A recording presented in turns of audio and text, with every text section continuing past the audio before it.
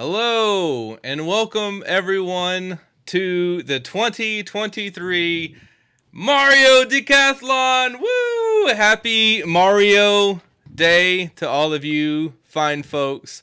Welcome in. We have a great event, a really long evening event, chock full of fun, good times, and all thanks to this guy right up here, Captain Caveman 910. This is kind of his baby brainchild. So let me introduce Captain Caveman 910. Say hi to everybody, Captain. Hello, everybody, and welcome on in to NES Mario Decathlon 2023, the third annual edition. And as Pico kind of already alluded to, this was just a small little idea that I had in 2021 in order to celebrate March 10th or Mario Day, to celebrate the origins of Mario on the NES. And I'm continuing to be grateful. I will continue to have now this third year worth of gratitude for you and the rest of the folks over at the Salsa Shack for just, putting the faith in this idea, letting me run with this idea, and for all of the help and support that you've brought along the way. But enough. That's enough sentimentality for now. I'm ready to get down to some Mario action. Is it? Because I don't know that it is. I'll just add to that. So we say a lot of times that the Salsa Shack is a community-owned Discord, and this little tidbit, this little story, is a prime example of that. Captain came to us and was like, "Hey, I have an idea for an event," and we were like, all right, tell us more. And, we just kind of like slowly trusted him and let him run with this idea and eventually gave him the keys to the Mushroom Kingdom. And boom! And all of a sudden now we have Mario Decathlon running for its third straight year. So if you guys ever want to get involved, just join that Discord, share them ideas, because this fun stuff happens. It definitely happens. And so with that aside, I guess we can get on to Mario Decathlon. Let's talk about some of the stuff that happened just before we went live a little earlier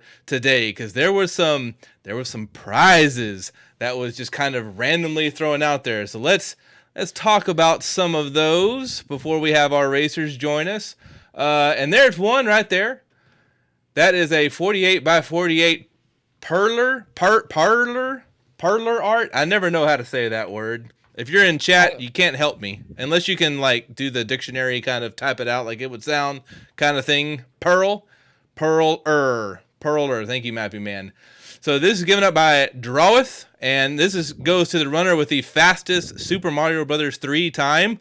Good luck to all the runners out there. We also have this wonderful, magnificent controller.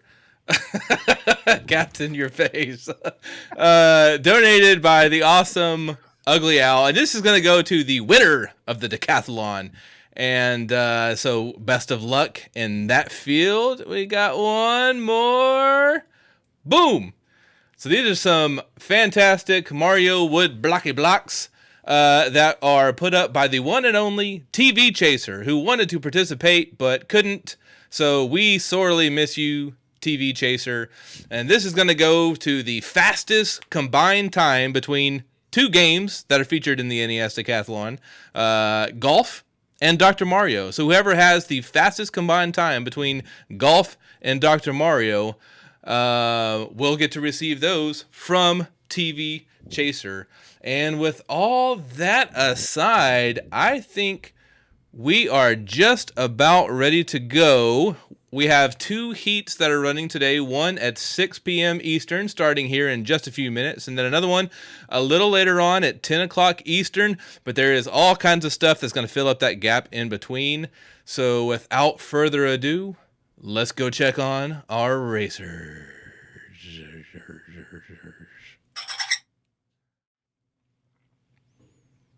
And here we are. We have, well, almost everybody here. We have one more to add to the party, and I'll just do that right quick. Do you want to talk about the games and the goals here, Captain? Yeah, we can talk about the goals and the games. And at any point in chat, you can use the command !goals to review those as well. But There are 10 games in the NES Mario Decathlon that represent the 10 of the earliest NES games to feature Mario. The first game is Donkey Kong, which is you're just completing one loop of the game. Second, we have Donkey Kong Jr., also one loop. Then in Mario Brothers, you need to clear Phase 7. In Pinball, you need to find Mario. So you're accessing the bonus stage there where you would normally rescue Pauline. You don't actually have to rescue her. You just simply need to find Mario to advance that goal. Up next is Golf, where our runners will be completing hole 18. Then Wrecking Crew, where they need to clear Phase 8. And then at that point, we get into what I believe is the meat of the Decathlon, and that is the Super Mario Brothers trilogy. And in all three of those games in succession, they will need to beat World 2 of each game without using any warps. And the final challenge that our runners will find today is in one of your personal favorites, I know, Pico, Dr. Mario. They need to just set right to level 10 and clear Virus level 10. They can run at any speed they wish. I know that we have kind of a variety of runners who will probably play different speeds. I think most people will kind of keep it on low and play it a little bit safe, but I know that some people have opted to go a little bit spicier by running on sometimes medium or even high, just to try to get a little bit of a core speed advantage. And there's a lot to be said about different strategies here. Do you play it safe? Do you play it risky? You going for the bisky? What are your thoughts on that, Captain? I think for the most part, I'm very much an advocate in general of consistent and race safe strategies. And when your definition of consistent and race safe obviously could vary based on your individual skill level. But as a general rule, something that you'll probably hear me say at least 4 times over the course of these 2 races is that surviving will almost always be faster than dying. So taking some potentially unnecessary risks to pick up a few seconds might not be as critical in a run that is, about an hour long, give or take. That there are just a lot of situations where it's okay to take an extra 10 seconds to save 8 minutes, is I think what somebody brought up in one of my streams about a week ago. It's not always, to that level, but we won't necessarily see all of the, the world record or PB attempt caliber strategies. I think it might be best sometimes just to play it a little bit safe and ensure that, you're making progress toward the goals. I can agree with that. However, there are some pretty significant prizes up for grabs. It's got to be, kind of tempting to want to just throw it all out there and try to get the fastest time you have. I mean, I know that I would maybe be doing it that way. Yeah. Yeah, I think the added prizes that no one, including you or myself, knew about prior to this morning, right. They all just kind of came out of nowhere. I think you might look to have some people play maybe a little bit riskier especially in some of those individual games that have the prizes, because I know there are some that are tied to performance in a specific game. So we might see a little bit more aggression in Golf, for example, or Dr. Mario or Super Mario Brothers 3, just because there's some cool gear on the line for performing well in those games in particular, even if you don't take the whole race home. I couldn't agree more. And as you can tell, we have lots of Donkey Kong going on the screen. We are 1 runner shy of being ready. If anyone wants to go tug on Mappy Man's sleeve and say, hey, pay attention to the Discord channel, because we are just about ready to get this race going. Just about ready. Got everyone lined up. And now we have a Mappy Man. So, Captain Caveman, would you like to count these guys down? All right, I will go ahead and let them know the countdown is about to begin. I'm going to count them down from 10.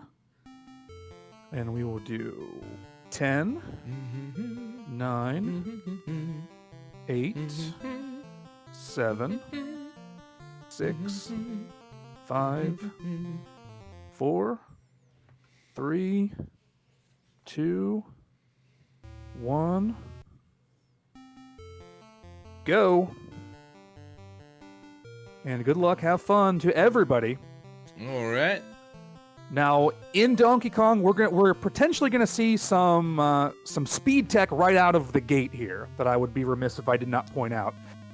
So there's a specific pixel that you can stand on at this very first ladder that allows you to climb down the ladder rather than up, which Mappy Man gets it on the first try. So this essentially allows you to skip the entire first stage, and it is, it's critical to be able to do that. Now, I see that Bokanon has already made his way into stage 2, which is the lift level.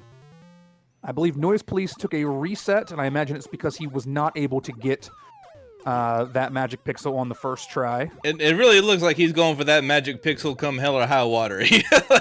There might just be a series of resets. No, okay, he's going up the ladder now. It is genuinely faster to probably try it 2 or 3 times compared to actually playing the entire stage, but there will eventually be a point of diminishing returns where you have completely bled time just trying to get it. And Deshauna, the first player to make it into the rivet stage, right, which is the last thing that we need here to clear Donkey Kong. So he's got a fireball. Deshauna's got a fireball on his tail. That is no good, and you got to improvise a little bit. Yeah, this stage is definitely one of the bigger causes of resets in PB attempts. Deshauna unable to walk around Donkey Kong. Yeah, walking into him is a death. So he'll need to start that level over from scratch. Now 5 runners in the rivet stage, but Noise Police not too far behind, although he's taking the long route, and he's got a fireball trolling him right there. That's unfortunate. There's a lot of fireball trolling going on. Does anyone know, do you pronounce it Bakanon or Bokanon? Is that an O? Bokanon? Bakanon? But he does finish it first. He finishes first, regardless of the pronunciation. So however you say it, declare him first to clear Donkey Kong. All right, I'm seeing in chat that I'm seeing lots of Bokanon. Boko, okay. I'm probably gonna forget that again just because it's me and that's what I do. All right, they're on Donkey Kong Jr. now. Bokanon. Yep, I was gonna say I believe this is the demo that's running because there is and there's an obligatory 30-second swap time in between games so that we can level the playing field between emulator players, flash cart players, and I know historically we've had a few players that have run on legitimate NES carts and have actually swapped physical original carts back and forth, all 10 of them. I know Camp Huna, who will be joining us for the 10 p.m. leg, is one of them, and I think Arn Pauly has run on carts in the past as well. It looks like everybody now will be high-fiving in Donkey Kong Jr. Ugly Al is proving to be very helpful in chat. Thank you, Ugly Al. Oh, that's a pretty significant mash there from Bokanon. Yeah, and that's one thing when you're traveling across those keys, it is faster to mash the button rather than to hold it. You do traverse those keys faster. So Bokanon here with an early lead. Deshauna missed the spring glitch, going for it a second time. Oh, okay. It just says I'll just bypass it and go the regular way. Yeah, it is good to do that. You can skip that entire bottom right quadrant of the screen by getting that skip. Although it's, the time saves are negligible compared to some of the other stuff that you can do later in this 10-game marathon, but it's always good to try for it. It really impresses me whenever I see Donkey Kong Jr. players just boot scoot over to the right so fast when they're just mashing in between those vines. And Bokanon's first to reach the 4th stage. He's splitting up his little padlock key thingies. Those have a technical term? All alone in the key level. I just call them keys. Keys, okay. So going with the ideal strategy, at least of having two 2 at once, and now trying to climb up with that last key. Got and a if he's able gator. to get that in, I think there Gator he trolling is. him. So he will move on to game 3, which is Mario Brothers. So these first few games they go rather quickly. And they do. Generally, most runners will be able to finish both of them, in under 2 minutes each. So definitely something to keep an eye on. Now, Johnny Link, Deshauna, and Mappy Man all in the key level, so not too far behind. Oh, and we got Bokanon starting Mario Brothers, which is getting a gross from the chat. Sorry about the bing bong. Thought I had turned that off. It just keeps wanting to sneak back up on me, and I don't know why. All right, Johnny Link finishing up. Noise Police still on Donkey Kong Jr. Mappy Man finishing up. Bird Base looking to close out. This is a fun stage. I like that one. That bird's like on. we are about to have 5 runners in Mario Brothers. Bird Base still only about a stage and a quarter away from Mario Brothers in his own right. So There he goes. good chance we'll see all 6 runners in Mario Brothers simultaneously at one point. As Bokanon about to take out the last turtle in phase 2. So he'll move on to the bonus stage, phase 3.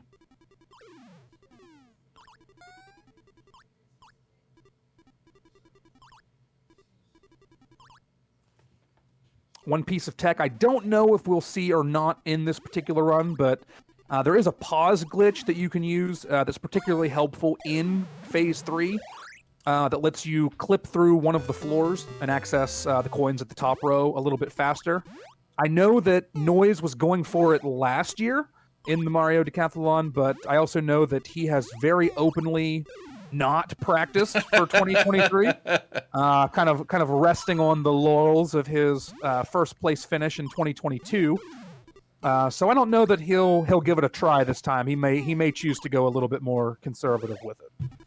Yeah, we're just gonna have to see what happened. Noise is always full of surprises if you know anything about him. But yeah, like you said, he didn't put in any practice before this decathlon. So it'll be interesting to see how it plays out. Bird Base has finished Donkey Kong Jr., so now Right on. all 6 runners in our, what I like to call our early Birdo showcase here, will be playing Mario Brothers simultaneously. I see what you did there. Oh, Bite Porter with a reference. I appreciate that.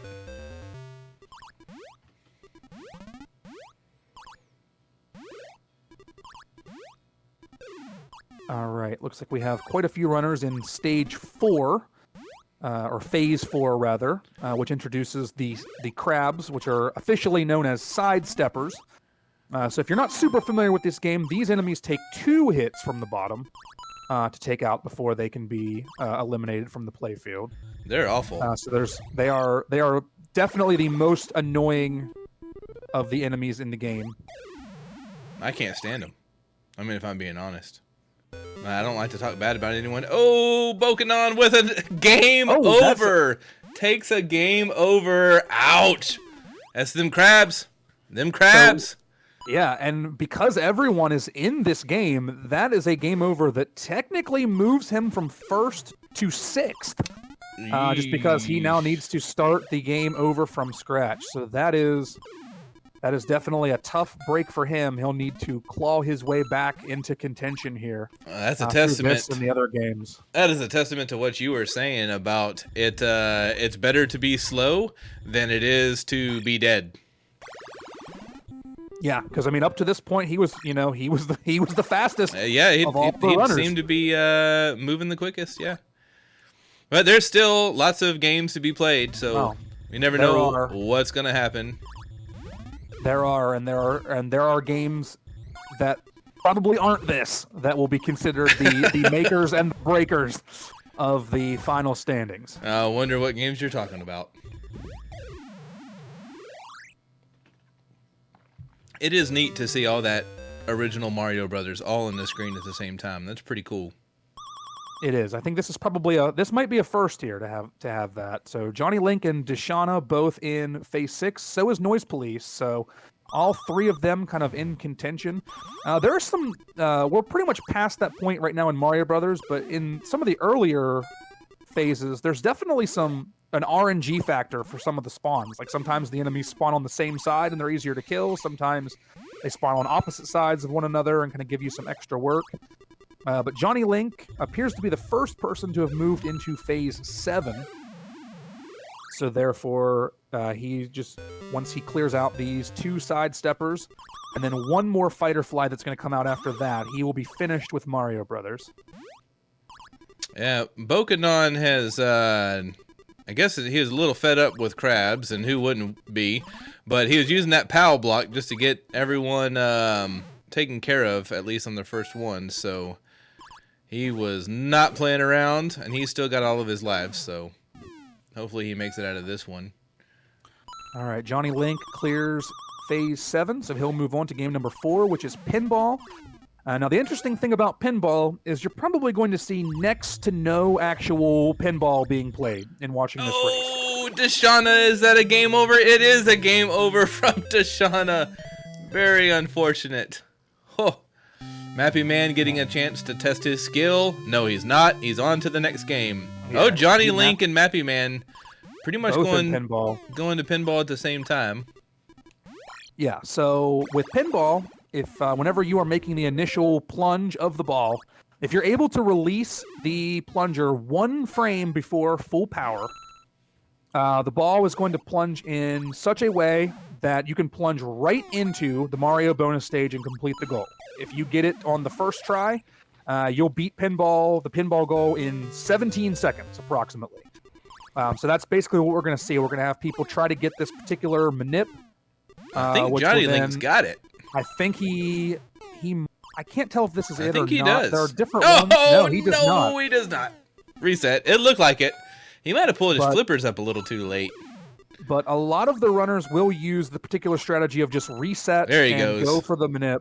Yeah. Yeah, I believe this is it. This is definitely it. So the flippers are up. Johnny Link is going to Noise roll right into that bonus stage. There he is. So Johnny Link is finished with pinball, and he will move on to golf. So very much in control here of this 6 p.m. heat. Noise and Mappy. Oh, it looks like Noise held it on a little too long. I didn't see Mappy. Oh, Deshauna starting over on phase 1 again. That is a mighty unfortunate.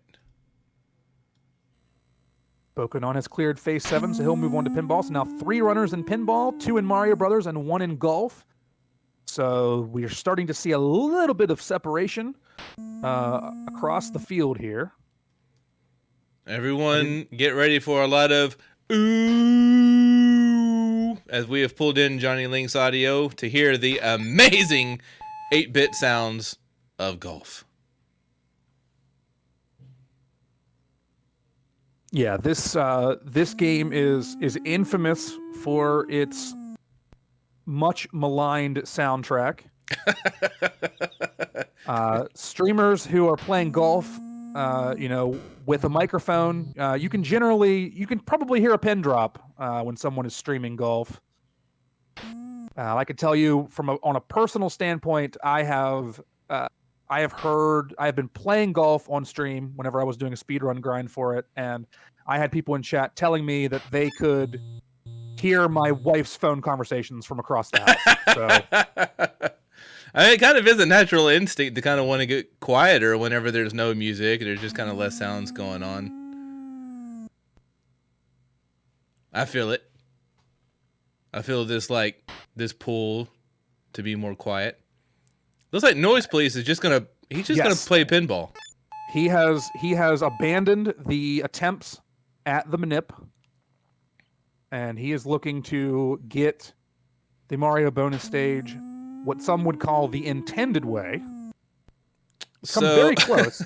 He has the right strategy, is to kind of cradle the ball into the left flipper, kind of let it roll down to a very specific point, and then launch it from the flipper. Now this, we're just seeing a colossal waste of time here of the ball just getting caught there and not making its way back to the flippers. Oh, Bokanon with the manip.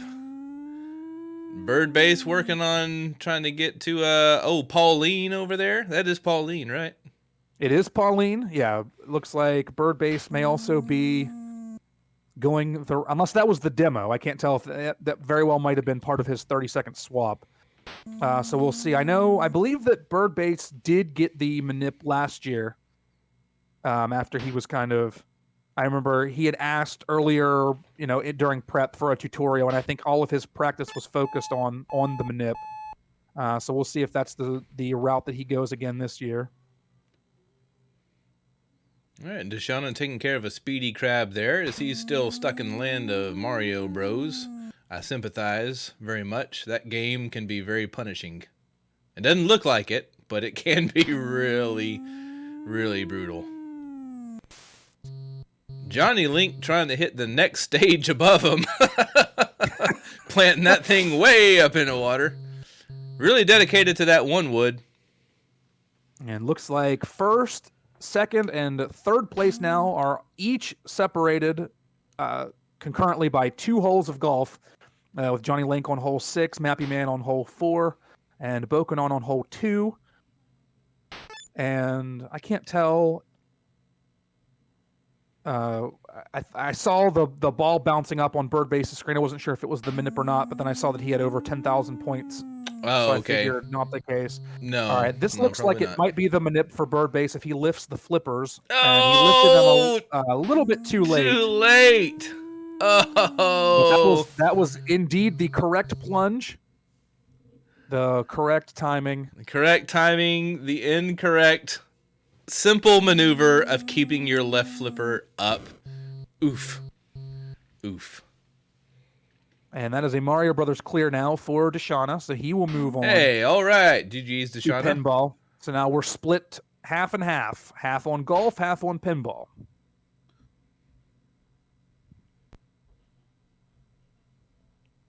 Did you play pinball growing up, Captain? I didn't play it much growing up. I did do a mini grind of it a year or so ago for the 100K points category, which was interesting. I don't know that I would call it fun, but it wasn't bad. I've played far worse games, but this was not one that was this was not a childhood staple of mine. I did not own this game until much later in my NES collecting phase. This was a title that I grew up. Actually, both of these games, golf and noise please just got close there. Golf and pinball. So I enjoyed these games immensely as a kid, and we just played so much pinball. There's so much that you can do in here, and when I looked at the speed run and saw the manip and everything, I was like, whoa. It seemed not right that could be done to a childhood game, like it was being taken advantage of against its will or something. Yeah. Now imagine, curating an event like this and trying to come up with goals that aren't too challenging and being like, I don't really think that we want to actually rescue Pauline, because I feel like that could be a little bit difficult and frustrating. Like, let's just get to the bonus stage. And then, within a few days of announcing the goals, we're like, hey, here's how to do this in 17 seconds and not really get to play the game at all. And I don't think Noise watched that video. But going for the manip has definitely become a staple of this race, and it's one of those things. Like, I could eventually, reassess this goal, but then again, I get to watch 2 people here playing pinball and not being able to clear it in that time. So I was like, okay, maybe it can stay as is. Well, there's a lot of exciting things to work on for next year when we get to have the 4th NES Mario Decathlon. Or Mario Decathlon. Will it be NES? We don't know. Who knows? Oh, Noise just coming frustratingly close to that hole. Meanwhile, Bird Base has moved on to golf. Deshauna is trying to get that manip, or is just playing the game. And we got Johnny Link on the 18th hole. Bokanon and Mappy tied on the 7th hole. Yeah, golf looking very in sync. It's an interesting case because it's arguably the most free of any of the games on the list, right? Because in theory, like every shot that you make is making progress toward the goal. There aren't game overs. There aren't things that can happen. Well, unless you out of bounds. As Deshauna clears, but even going out of bounds simply makes you redo the one shot that you missed. So for the most part, you're good there. But it also has the ability, to your point, to also be quite a bit of a time suck, because if you are hitting the ball out of bounds, if you are, going into the water, things like that, like you can definitely lose a lot of time in here. But yes, like it's definitely not. It's not difficult to clear. If it's the game that you could most easily just kind of not practice and just chip away at if your goal is simply to clear it. It's not difficult to clear, but it's also not difficult to lose an astronomical amount of time to either. Correct. Exactly. So now, hey, noise police! Welcome to golf. Yeah. All 6 runners on golf.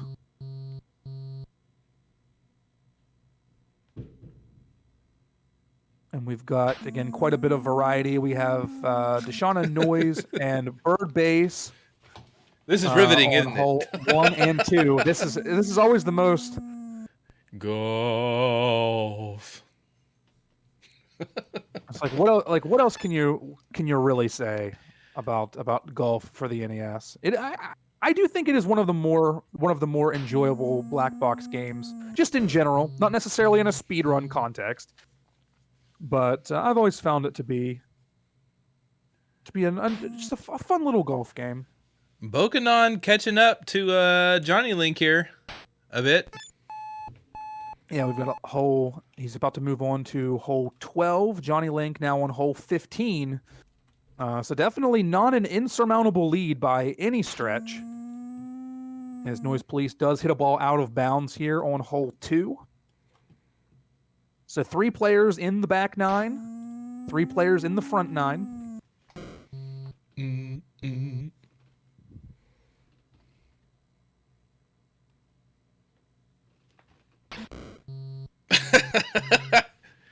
That bunker can be frustrating.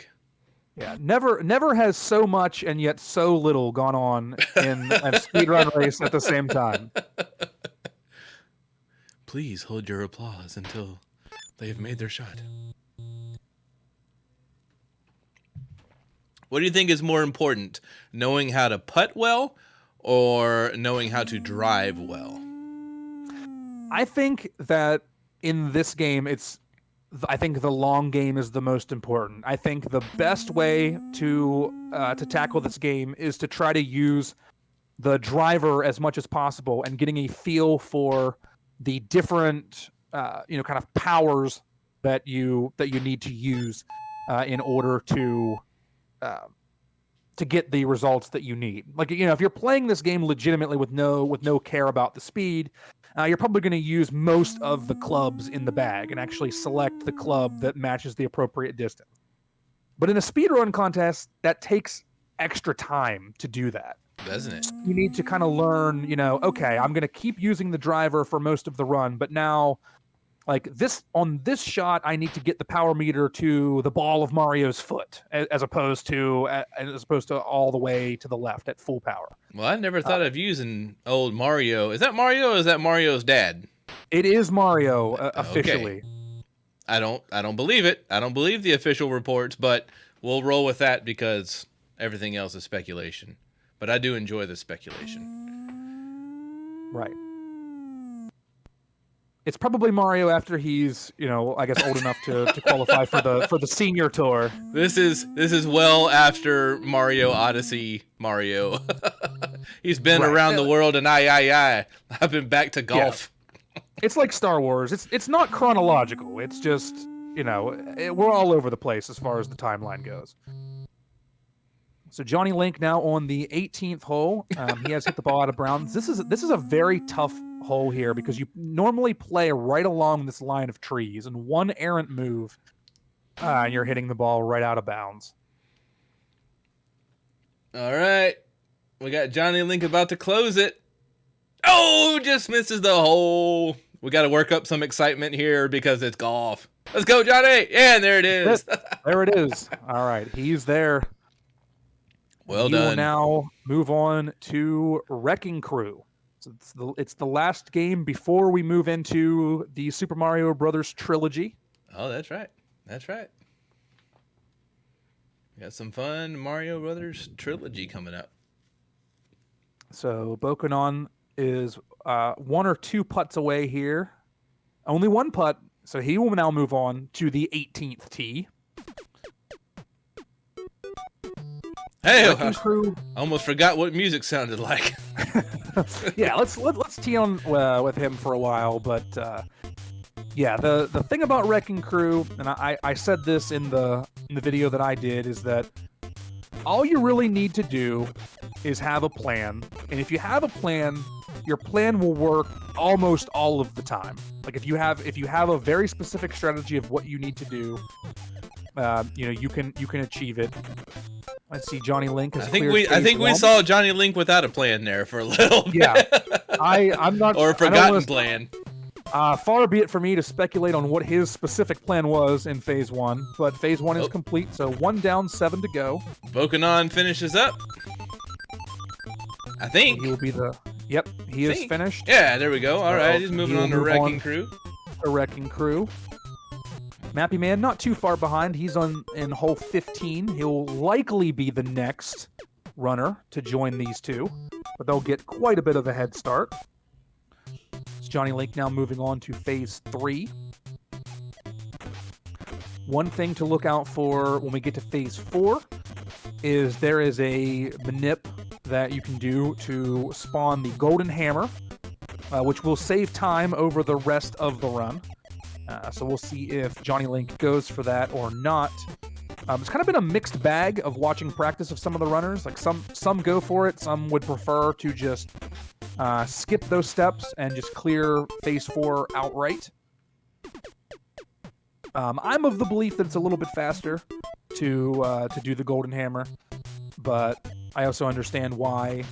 You also lose the Golden Hammer if you die, and then you've wasted that time for nothing. It does not look like Johnny Link will be pursuing the Golden Hammer, and he's just going to go with a more traditional clear of Phase 4. Bokonon already in Phase 3, so just now 1 phase behind Johnny Link. Now there's an RNG element here to this bonus stage too. I know you can waste a decent amount of time looking for this coin here, which is RNG. So someone might pick up some time on another runner just by the coin being accessible in an earlier door. It took quite a bit for Johnny Link to get it there. I didn't realize that you could wrap around the screen on there. I mean, it makes sense that you would be able to. I feel like a fool for not having realized on the coin screen that you can wrap around and not have to walk all the way back to the other side. And Bokonon does get the Golden Hammer, which you can see here makes every block breakable in 1 hit. Also makes Mario move faster. So he's probably going to pick up a little bit of time on Johnny Link here in Wrecking Crew, just by the virtue of Mario moving faster. We'll see what happens here with the coin RNG. He gets an earlier coin as well. Oh, that was an early coin. Corn? Not a corn. You don't want corns. Uh-oh. All right, Mappy Man now on the 18th green in golf. So 1 long putt away, and he sinks it. So Deshauna and Bird Base tied up. Oh, Deshauna going... He's hitting his ball out to no man's land. he thought that ball is going the distance, but it's not. You can't make that, Deshauna. The wind is it's not that much in your. It's working against you. Oh man, good time, Deshauna. Thank you for that. So Mappy Man clears golf. He'll move on to Wrecking Crew as well. Johnny Link in Phase 7 of Wrecking Crew, as is Bokanon. So they are very close now. There's an outside chance for Bokanon to pass Johnny Link here or get very close. He's just seconds behind. Yeah, look at that. They're almost synchronized. Very impressive. I mean, when you consider it wasn't that long ago that we were talking about, Bokanon taking the game over in Mario Brothers and getting bumped from first to sixth, and he's worked his way back admirably. I actually think he's taken a very small lead. Now, I don't know what the stream delays are like between the two runners, but Bokanon has pulled slightly ahead as he has only four ladders left to break compared to Johnny Link's 5. So it's looking like, as far as what we can see visually here, Bokanon is the first to clear Phase 8 of Wrecking Crew. That's true. There he goes. And he will move on to Super Mario Brothers. Johnny Link will also move in to Super Mario Brothers as well. So 2 runners there. Mappy Man now on Phase 2 of Wrecking Crew. Johnny Link opting to play the Super Mario Brothers Duck Hunt combo, which is perfectly legal. The game itself is identical. There's an extra screen you have to navigate here.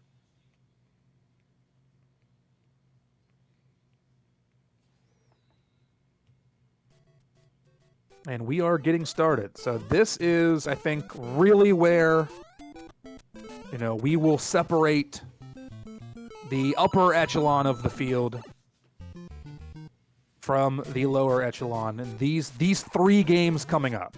Johnny Link playing it safe with a mushroom. If you stay Tiny Mario, you are a one-hit kill on every screen. But if you get you a mushroom and become Big Mario, you can at least take 1 hit.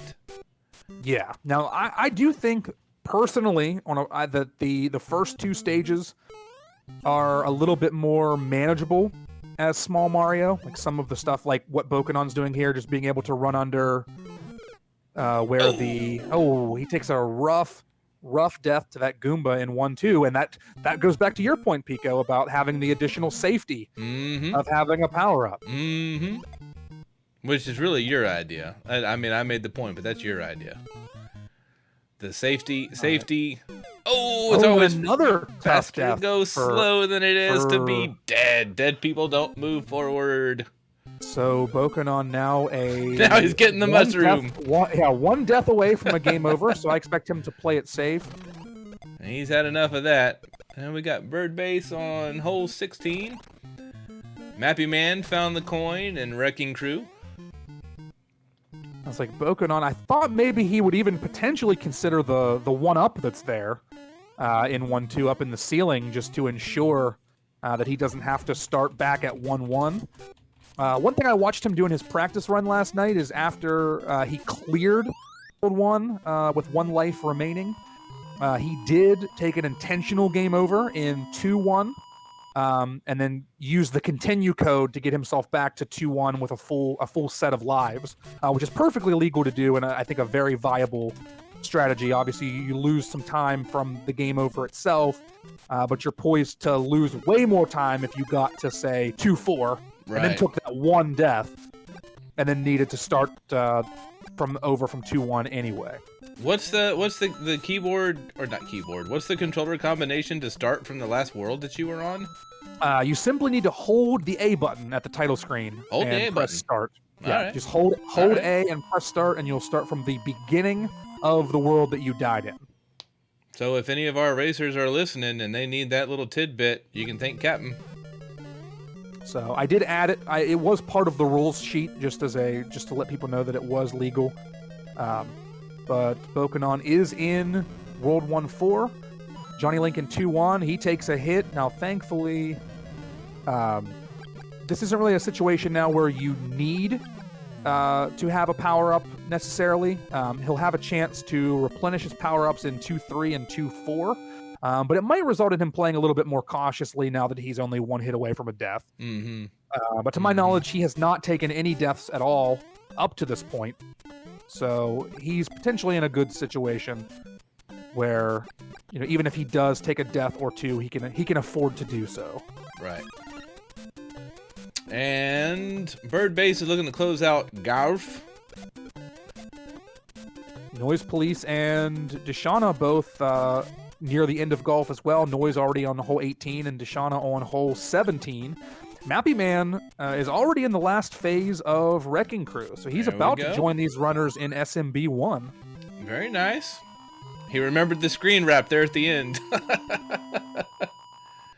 Oh, Tiny Mario underwater. That's always risky.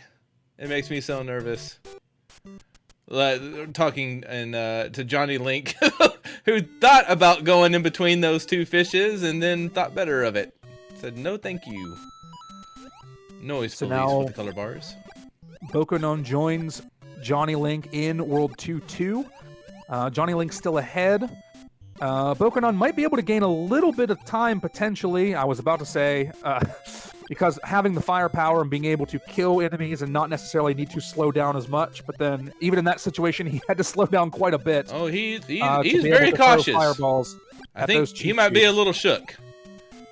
And I don't blame him, because the game over would be no bueno.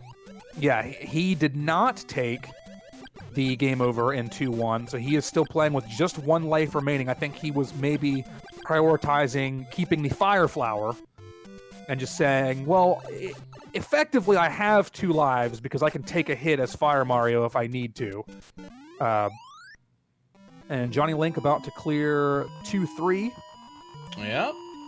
The GG's to Bird Base for making it through golf, and Mr. Bird begins his path wrecking it up in Wrecking Crew. And Deshauna has also cleared golf, so now we'll have Noise, Bird, and Deshauna all in Wrecking Crew. And we have Bokonon, Johnny Link, and Mappy Man all in Super Mario Brothers.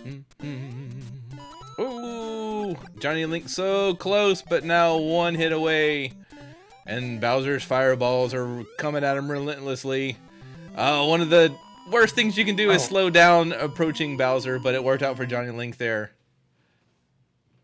And he clears Mario Brothers. All right, and we are now moving on to Super Mario Brothers 2. Johnny Link, the first one to get there. Now, I think there'll probably be quite a bit of variety in the strategies across these 6 runners and how they will handle Super Mario Bros. 2 as far as character selection. I know there are some more complex skips. I don't know how many of them we'll see in this race, but there's definitely some different safeties. As we mentioned, now Johnny Link is using Princess here in 1-1. There will definitely be runners, I think, who use Princess throughout. And there will be others who use kind of some of the faster characters, but kind of, again, with that overarching theme of, to me, the kind of marathon runs in general. Bokonon sure picked up that free man. Yeah. Sorry about that. That's something that you pointed out, and he took that strategy to heart. Yeah. By, picking a faster character, like I believe in this stage, Luigi is considered to be a little bit faster than Princess. You can pick up time, but you're also, assuming the risk of running with a little bit of a riskier character. Princess is emphatically the safest of the characters, but in most cases, there's almost always a character that is technically faster than her on every single stage. So we'll see if the character selection kind of creates any more separation between the runners.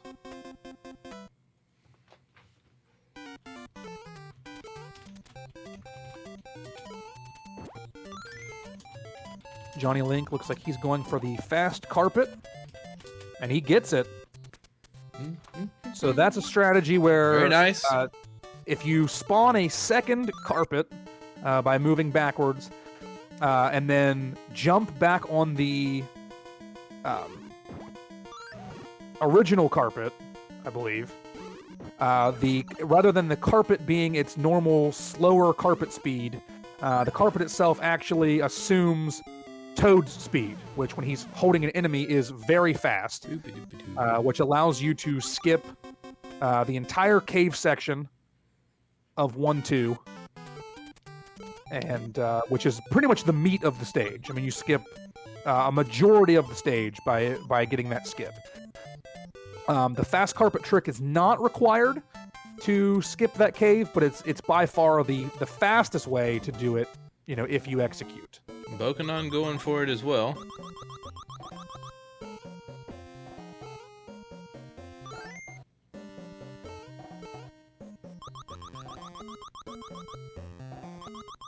Oh, he changed the tactics there. Yeah, but it's a version of it that works. I mean, you don't necessarily need the fast carpet to get you all the way to the door. You just need it to get you to that giant, you know, elevated platform there.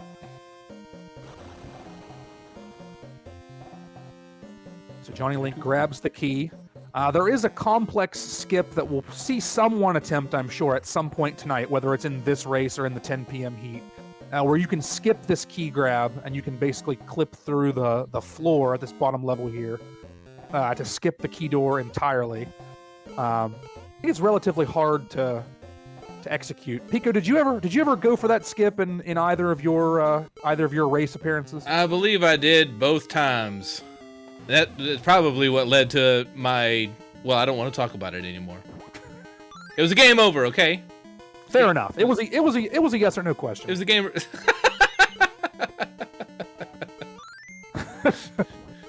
Sorry, man. I just got some SMB2 PTSD. Johnny Link taking care of Mouser. So he is now, technically speaking, halfway through the goal. He's one world down and one to go. Now, Bokanon selected Toad. I thought he might be going for the that skip there that you were talking about, but it doesn't look like it. He's now all the way up top.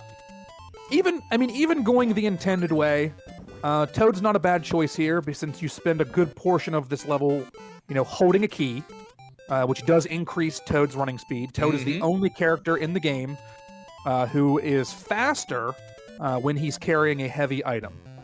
I don't know that it was intentional. It feels like a programming oversight to actually make him faster carrying something. But he is by far the strongest character in that regard. So therefore, he is a staple of the more, you know, traditional speedrun. But in a race context, you have to do what works for you.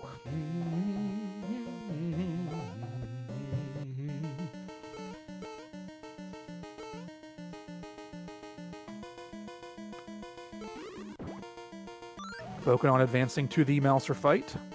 Johnny Link at the Birdo in 2-1. Oh, risky. Scared me. Bokanon throwing every bomb they can at Mr. Mouser. Just missing. That looks like a good one. Nope. Oh no, it just missed him. Just narrowly missed him. And when there's a pile of bombs over there on the left, it sure is difficult to... Yeah, it's always terrifying. It's always risky, especially with 1 health left. But there it is. There is the Mouser kill. Very nice.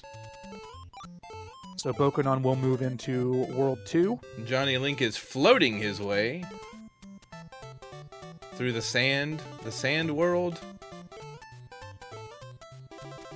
So this is another place where I think that Bokanon could pick up a little bit of extra time here, just because comparing Toad's digging speed to Princess's digging speed. Princess is the weakest character as far as from a strength perspective. I believe that her digging animation takes a little bit longer, whereas Toad's is faster. So Bokanon can definitely pick up some time here if he executes, although being down to 1 health might lead him to be a little bit more conservative.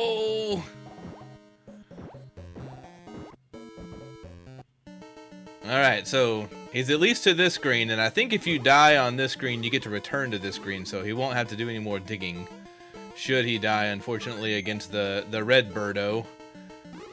Yes, that is the case. Every door in this game checkpoints you. We might even see some runners go through the door in the middle of 2-2, because that essentially checkpoints you halfway through that stage. Oh, that's interesting. All right, Noise Police and weaving his way through SMB1, and Deshauna about to join him. Mappy Man, meanwhile, on SMB2. And Bird Base only 2 phases of Wrecking Crew away. He gets knocked to the bottom by Foreman Spike, but it's completely fine because he already got the 2 doors he needed, so he could just hit the bomb there and clear that stage. So Bird Base now only 1 phase away from joining Noise and Deshauna in SMB 1. Oh, unfortunate death there for Mr. Base. That is a tough break, but you get a lot of lives in Wrecking Crew, and you also have the ability, if you game over in this game, you can start from the phase that you last died on. So basically, once you get to a certain point, you don't have to play that phase again. So even if he's kind of trying to figure out some strategies here, and even if he were to hypothetically lose all of his lives, he would be able to start right from phase 4 or from phase 8 here. So he at no point needs to go back to those original 7 phases. So he's in good shape. And now he's up at the top of the screen and just making his way down, destroying everything in his path. This, to me, is probably the ideal way to go, kind of wrapping around the screen, and now he's just 4 ladders away from moving on to Super Mario Brothers. Although now those eggplant men chasing him down here. I'm getting a little bit nervous, but I think he makes the right call. Oh, that was very close. He almost got landed on by that eggplant man, but he clears it. So now we have everybody here in our early Birdo showcase. Oh, and that's a completion from Johnny Link. It is. So now Johnny Link about to make his way into Super Mario Brothers 3.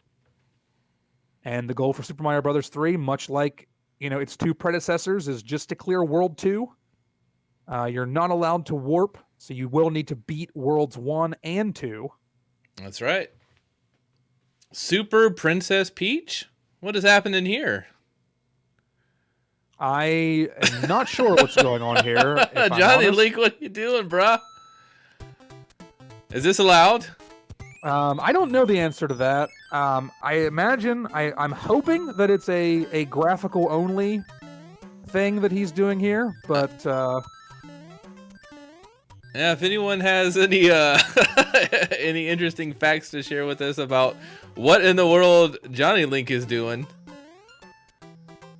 It seems to play the same, but why risk it? Why wouldn't you just get the go-ahead beforehand? And all right. Yeah, I can tell you for what it's worth, it was not discussed. But to Avodrock's point in chat, I mean, I suppose if it's a true reskin, I'm not necessarily completely opposed. I'm waiting to see her float.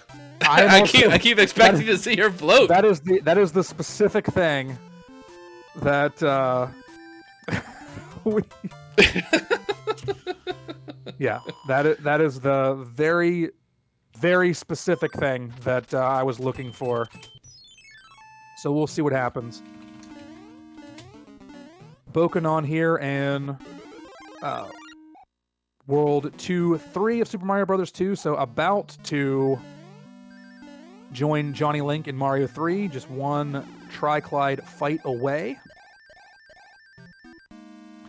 Deshauna now in World 2-2 of Super Mario Brothers. Noise Police in 2-4, so he is getting very close to making his way into Super Mario Brothers 2. Bird Base has completed World 1-2 just now of Super Mario Brothers. Mappy Man on the Mouser fight. But yeah, it's looking more and more like Super Princess Peach 3 is just a reskin. So as long as it doesn't play any differently, I think it's perfectly fine. I will leave it up to as far as the individual Super Mario Brothers 3 prize. If we want to allow it, I won't make that my call. But as far as for the purposes here, I think it's hilarious.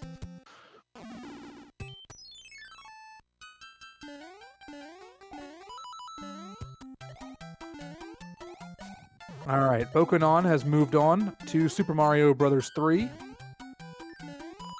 It's just princess with a raccoon tail. Look at her when she flies. I don't know what to think about that. It's kind of a beautiful abomination. So yeah, and there is somewhat of a precedent for graphical hacks being okay. I will say, I know in the first year I was specifically asked about a version of Dr. Mario that is designed for colorblind players. And I said, as long as it's strictly graphical, it's fine with me. So I think we're good, and we could probably stop talking about it now. Yeah, if we can always figure that out later.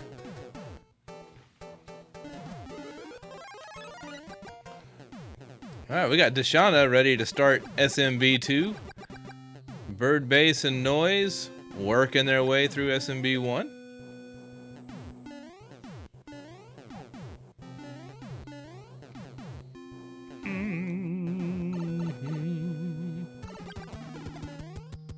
So Johnny Link on the verge of a World 1 clear here. I like how her dress turns white. Look at that, and she got. Does she have a mustache? She doesn't have a mustache, right? Okay. That's a nice touch when she gets the flower power. All right, so Johnny Link will move on to World 2. One thing that's probably not a factor, but we will point it out is, there is a Hammer Brother in World 2 that is carrying a hammer, and that's why they call him the Hammer Brother. Well, actually, I believe they're technically Boomerang Brothers. Oh, okay. Actually, Boomerang Brothers. They throw boomerangs, but if you defeat one, you get the hammer. And there is something called early hammer. It's a concept in Super Mario Bros. 3 speedrunning where if you're able to get that Boomerang Brother to the screen kind of early enough, that hammer can be used to break one of the blocks on the overworld map that will allow you to skip multiple stages. I think it's very rare to get naturally. There is a manip that you can do for it, but my understanding of it is that it's not race viable and it's oddly specific. And something that you're probably using more for like world record attempts as opposed to a marathon race like this one. That's unfortunate. I'm sorry. Go ahead, sir. No, I was gonna say so that's where we are with that. I don't think anyone's going to try to force the early hammer, but if fortune falls on someone, they could potentially skip a few stages of World 2, and that is perfectly legal. And it might honestly let somebody, pass another runner that's technically outplaying them at that point, just by virtue of being able to skip the sun stage, as well as at least one additional stage.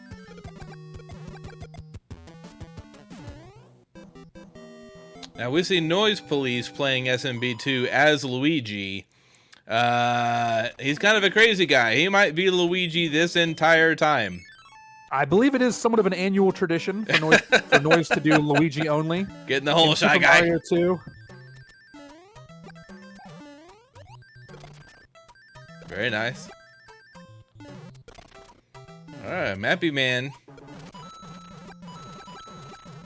So Bird Bass now the only runner who is in Super Mario Brothers, but he is on the final stage of Super Mario Brothers for the purposes of this run. So we may have everybody. What is going on with that flower? Did you see Boken on screen? There's a dancing flower. Anybody else see that? That was insane. The flower was dancing on the block, like bouncing up and down. I did not see it. That was incredible. Yeah, someone needs to clip that. I've never seen that before. Might be a common thing. Oh, hit by the sun. All right, and that is the end of World 1 for Bokonon, so he will move on to World 2. So now 2 runners in World 2 of Super Mario Bros. 3. Ooh, Bird Base has defeated the Bowser clone in World 2 of Super Mario Bros., so he will move on to Super Mario Bros. 2. So now 4 runners in Mario 2 and 2 in Mario 3. So we are moving along here. How much of a equalizer do you think Dr. Mario is going to be? So it can certainly be one. I know that I have seen people take multiple game overs in Dr. Mario. The only DNF in the history of the Mario Decathlon was based on kind of a Dr. Mario related forfeiture. So I know it can certainly be there. I know last year's race in particular, Noise was the first to get to Dr. Mario, and you got there behind him, and it was honestly kind of too little too late, because I think he was about half cleared with Dr. Mario whenever you got there. But I know that you cleared Dr. Mario like close to a minute and a half faster than him or something like that. So it was just kind of like, if you would have found that time elsewhere, like it would have made a big difference. You were definitely playing it at a much faster pace, and it can make a difference. Like I've seen people spend over 5 minutes in it. I've seen people spend even more time than that. I've seen a runner game over with just 2 or 3 viruses left. Oh, that's painful. So it's, this is not over by any stretch at this point. So with Johnny Link being here in the airship of World 2, he does take a hit, so now he will be small. Bokonon refusing to go into the pipe there. I guess Johnny Link did just get that power up, so he picked an opportune time to take a hit because he was able to power back up.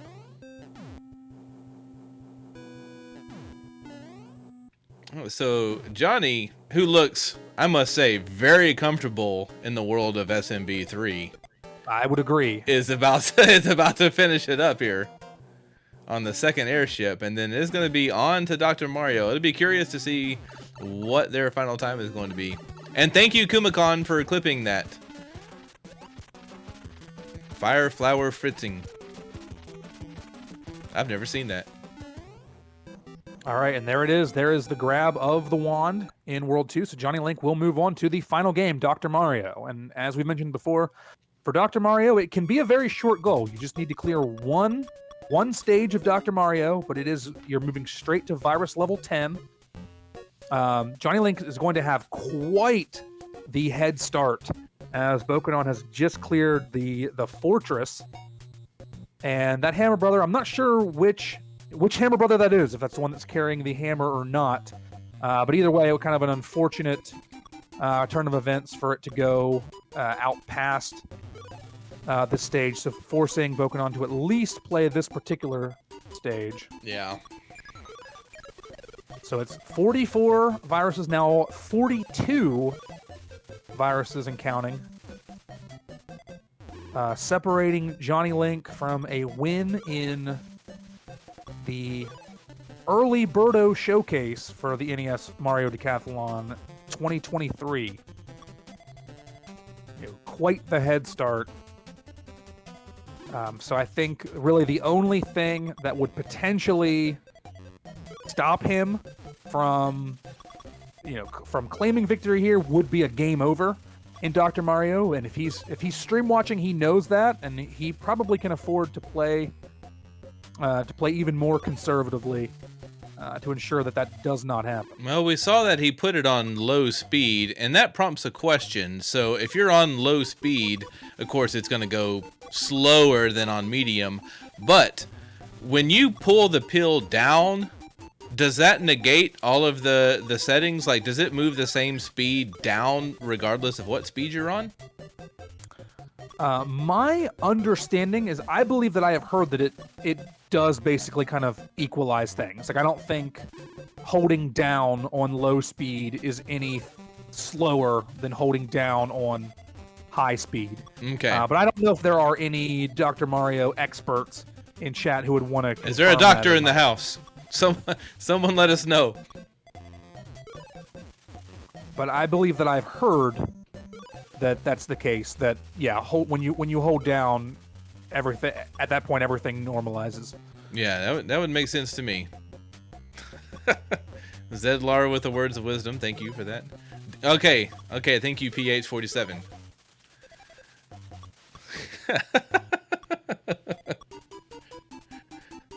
You don't want to call Dr. Feel Good. All right, now just 14 more viruses for Johnny Link to clear. Noise Police being sure to get some coins here in SMB2. Oh, and he got a mushroom, and good thing he did, because he's getting abused by these pea-shooting millipede things. That is their technical name. You can find that in the manual. I wouldn't make up something like that. Oh, he's stuck! Oh, Pokey got him.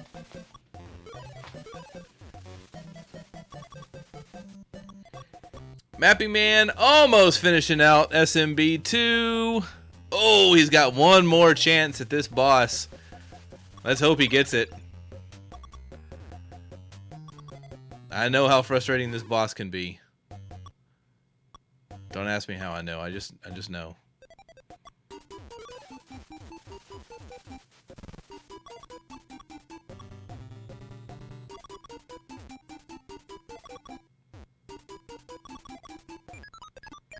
I'm so nervous for Mappy Man. Oh, but he's got it. He's got it. Okay. And he's going to be moving on to SMB3.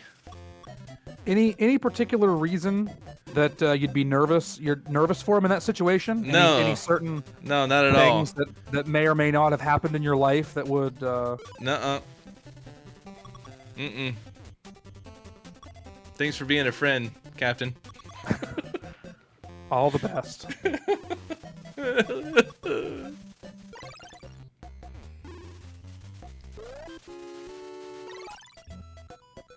All right, and that is game, set, match.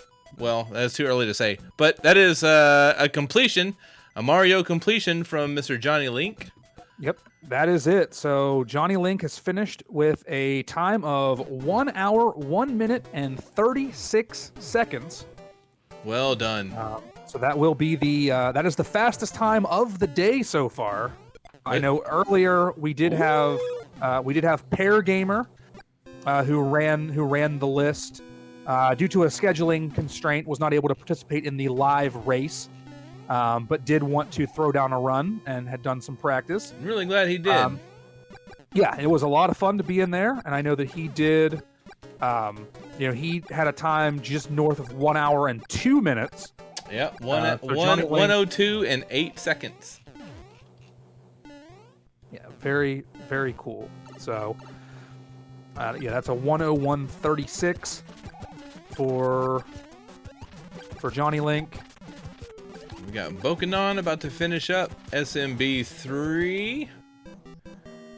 Noise Police. What stage is he about to start? 2-3.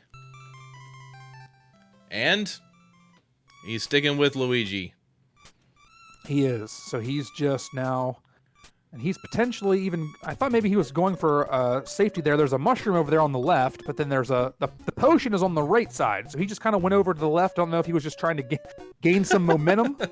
He just wanted to see what was over there. Or what the case was there. Curiosity got the best of him.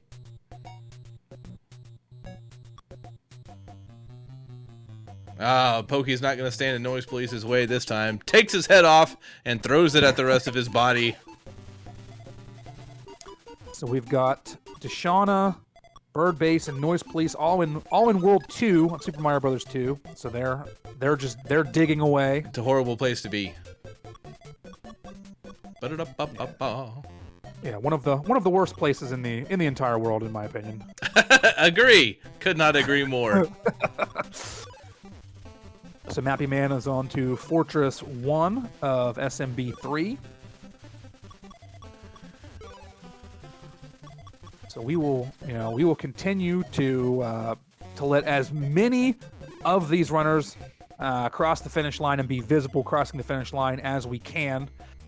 In the context of a larger event, there are sometimes some time constraints. But I want to stick with this group, as long as we can before we absolutely have to move on. That's right. To other things. I know we have some cool Salsa Shack related announcements coming up. I don't want to say too much, but I will say, I know for a fact there's some.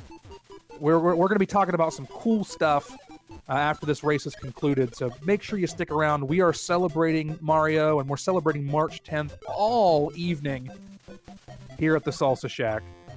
So the fun does not stop when these 6 runners cross the finish line. We have another race coming up at 10 p.m. Eastern, and there will be fun all leading up to that race as well. There will be. Some would say the Salsa Shack is synonymous with a good time, with a cool time. If you're one of those people, howdy. If you're not one of those people, we hope to convince you to become one of those people. All right, Bird Base grabbing a mushroom in 2-2, playing it safe. Now, I will say, Bird Base ran the Mario Decathlon for the first time last year. His time was, I believe, just north of 3 hours. He finished in 3 hours and 4 minutes, I believe. And he is on pace to shatter that time. He is in a situation where I think we will have probably the largest improvement of a time between 2 years in the history of this event. I think that's very fair. And he's about to grab this star here. Hopefully, no, he does Bird. not. Bird got plucked from the sky. He was so close. Yeah, if anyone has not seen Bokanon stream live, he's got a pretty good get up going on.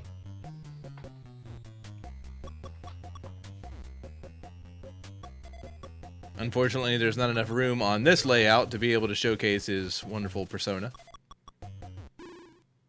There's not, but definitely give Bokanon and for what it's worth, give all of these runners a follow if you have not already, and check them out. Good friends here at the Salsa Shack, and always glad to just see more people every year discover this event, participate in this event. I find it to be very humbling to see the interest in this. That this race is now big enough to have 2 distinct heats, two different time slots for people, and they're both chock full. This being the smaller of the 2 heats is kind of wild to me too. So I'm really looking forward to it, and not to get ahead of myself, but what are we gonna do next year when March 10th is on a Saturday? What will we do? I mean, we're gonna have a lot of time there.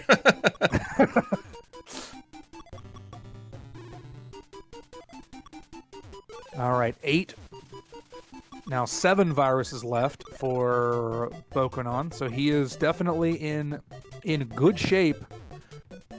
Looks like Mappy Man is behind, would be the next to be there, kind of third amongst this crop of runners. He's about to move on to World 2. Bokanon doing pretty good with Dr. Mario here. He has slowly worked that pile down to 4 remaining viruses.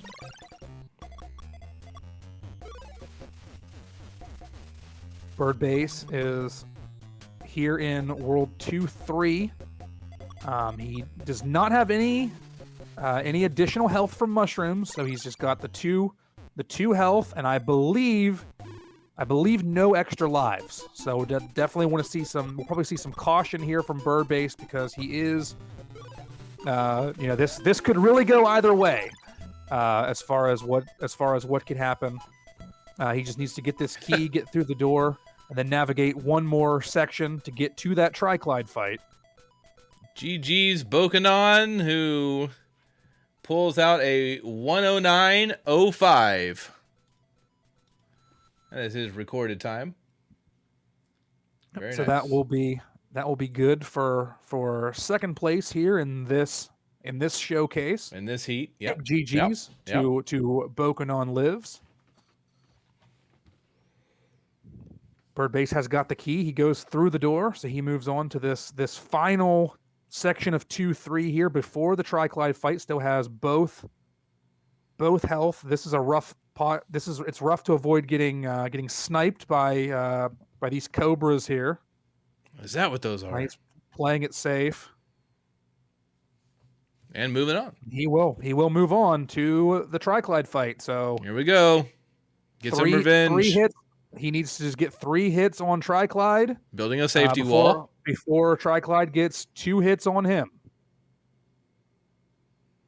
So the wall has been built. There is the first hit. Very nice. Intelligent strategy here. Got to throw it with some oomph. Bird Base brought it this year as far as the strategies. I think he did his homework this year, and there it is. He's gonna ride that little bird to the door. Absolutely. So good, nice work by Bird Base. Moving on to Super Mario Brothers 3 as soon as he goes through that door. So Noise Police, I believe, is was chasing down a mushroom house here.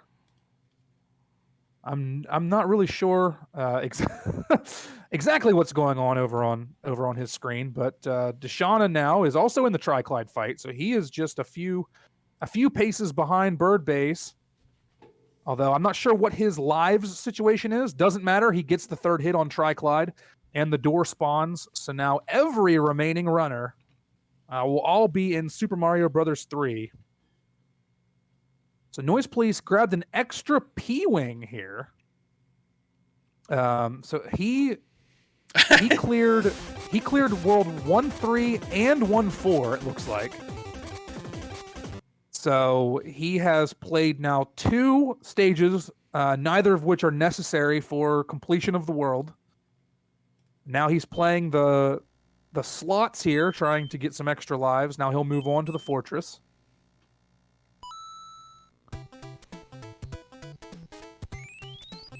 Mappy Man heading down that pipe. And will now make his way to what I believe is the infamous sun level. He will use the P-Wing here. Certainly a viable strategy. The only really non-viable strategy would be to not use the P-Wing once you have it. And now that Noise has 2, he's in even better shape.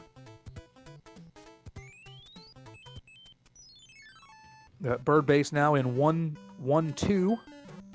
Super Mario Brothers 2 narrowly dodging a fireball there. Deshauna in world 1-1. So Mappy Man definitely in no suntan for Mappy Man. Yeah, in good shape to be the next one to clear everything, but anything can happen. We talked about Dr. Mario being a great equalizer. That very much could be the case.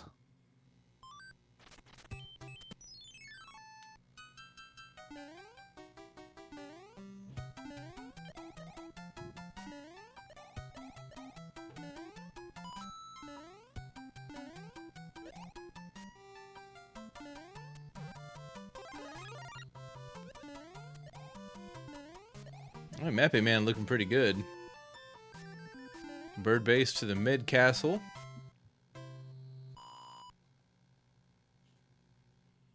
Noise Police, I believe, is about to head toward the fortress. He's going to play the in-spade game first, though.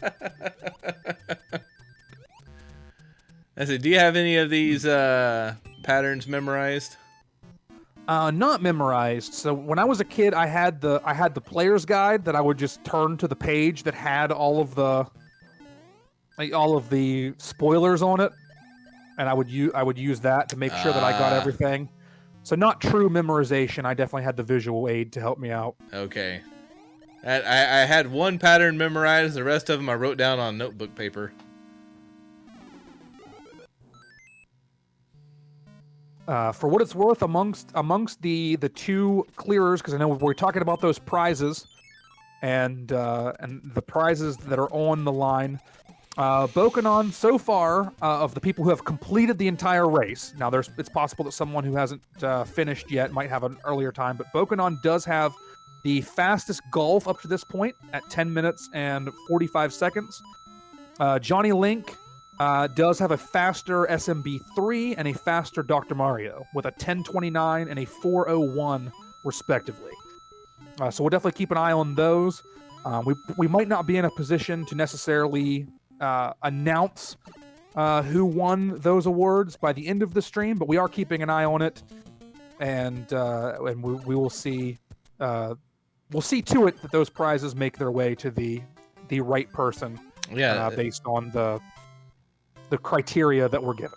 That's it's interesting because Bokanon had a faster golf than Johnny Link did, but Johnny Link had a faster Dr. Mario, and so it just require a little bit of math there to see who actually comes out faster on those two games combined for the TV Chaser prize.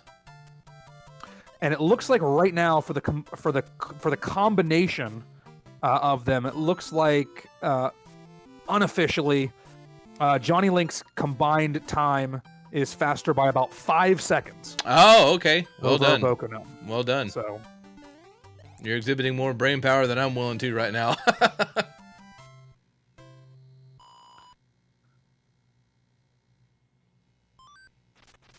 yeah, it looks like a 16:10 combined for Johnny Link and a 16:15 combined for Bokanon. Very nice. So Mappy Man is finished with World 2 of Super Mario Bros. 3. So he is moving on to the final game in the Decathlon, Dr. Mario. Oh, very nice.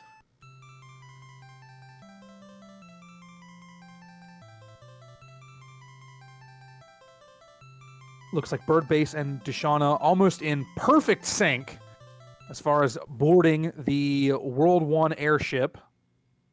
Birdbase a little bit ahead. Although it's a margin slim enough that it could be, stream delays could make it different for all we know. There's noise clearing out a stage in World 2. The defending champion. No bouncing flower. Yeah. Defending champion definitely more has just kind of having fun and enjoying the games in mind this year rather than he definitely did not prioritize a repeat, and that's more than okay. I think it's just a fun time. Very willing to share his crown. It's not all about wins and losses. It's about celebrating Mario and his origins on the NES, and that is certainly what Noise Police is doing by playing every superfluous stage and minigame in Super Mario Bros. 3. Oh man, Birdbase and Deshauna, are they clearing the same castle there? They are. I believe that they are. They are. Very nice. So the bottom left corner here is going to have some really, really close action. But let's not lose sight on Mappy Man and make sure that we have a chance to absolutely to see him cross the finish line here. But yeah, those two are neck and neck. So we will see what happens. Mappy's getting some unfortunate pill drops. It seems like he left it on medium speed, and that's the thing. If dragging your pill down renders the equal speed across all three options, why not give yourself a little extra bumper there if you need it by choosing low and then just dragging pills down as you want to and still moving just as fast. I think that is the belief of probably what most of the competitors will do. Okay. But I think that some of the really high-level Dr. Mario players would rather not be like bogged down by You know, like they want to, I guess, advance those pills closer to the bottom before they have the time. Oh, okay. To, That makes sense. But I can tell you that if I ever, hypothetically, were trying to clear these goals myself, I would be low speed all day. Yeah. You would be.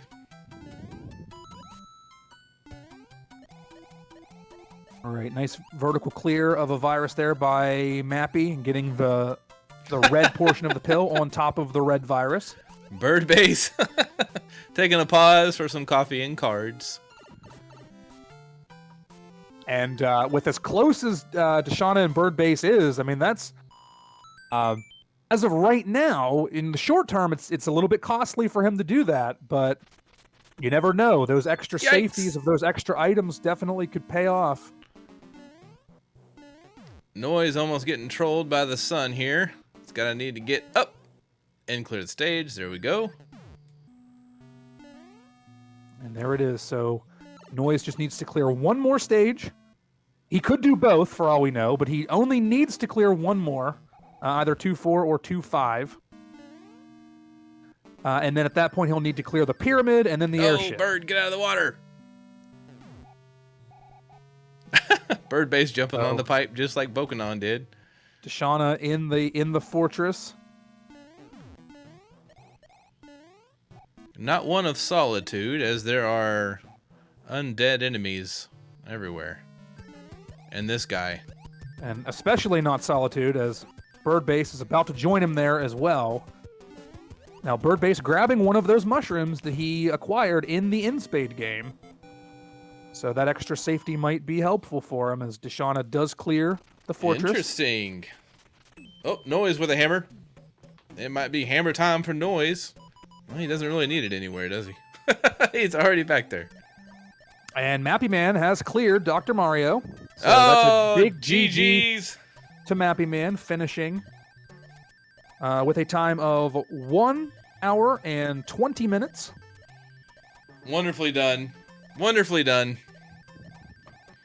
I saw some practices of Mappy Man earlier on, and they were not nearly that fast.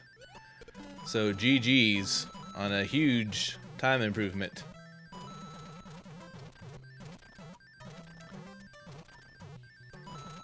All right, Bird Base gets into the door to get to the Boom Boom fight.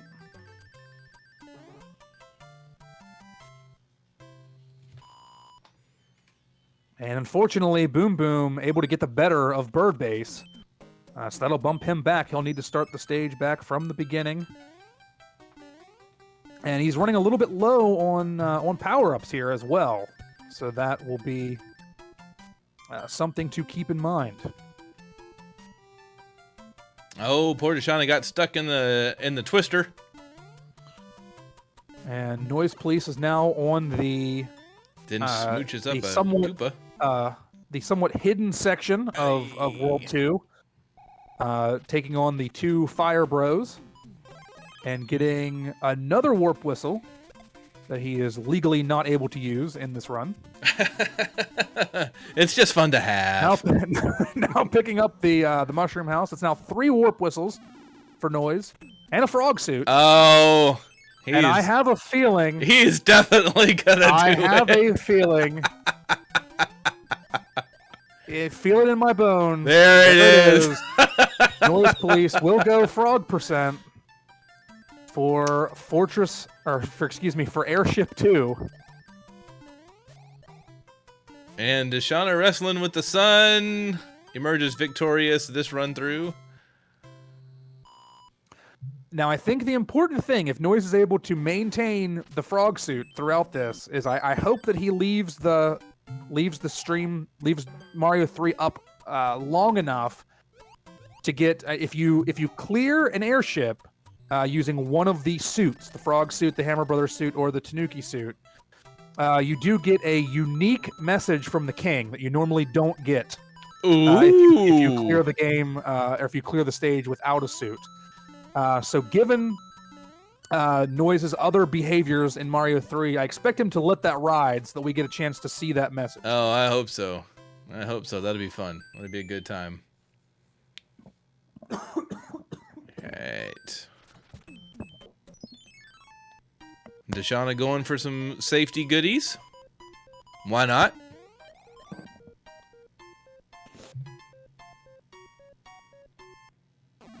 And Noise Police will enter the battle with Morton Koopa Jr. And I think he'll be extra careful to not lose his frog suit here. Oh, and he keeps it, and here we go. Ah, he leaps over the wand. Hard to control that slippery frog. Yeah, now he technically doesn't have to do this cutscene here, but I think he's doing it for the fans. He wants to. I'm a fan. And here it is. Count me. Oh me, oh my. You've been transformed. Well, we got a piece of it. Thanks for that noise. Oh, yeah, he said, "Shall I change you back with this wand?" He did let the whole thing load, but he reset pretty quickly out of there. Okay, I didn't know there was more coming. That was a surprise to me. I guess I was never good enough as a kiddo to complete an airship with a frog suit, or it's a Nuki suit. So yeah, just a little piece of Mario trivia there that occurs. All right, Deshauna, moving on to the airship and World 2 of Mario 3. Bird base soaking up some sun.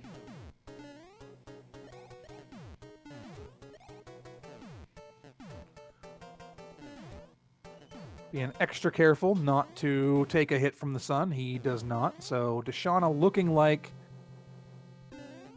he's in good shape to be the next to clear here. Keeping the raccoon tail. I am not familiar with Deshauna's Dr. Mario prowess. No, me neither. So not really able to speculate on how that may go. We're about to see how Noise is doing with Dr. Mario. Oh, and that's a bad start. That's a unfortunate start for Mr. Police. Yeah, so Noise might want to be careful here because Deshauna's now one hit on Morton Koopa Jr. away. Well, now none. From grabbing the wand, which he does, and he's about to head into Dr. Mario too. So we could see a swap in placement for these two runners.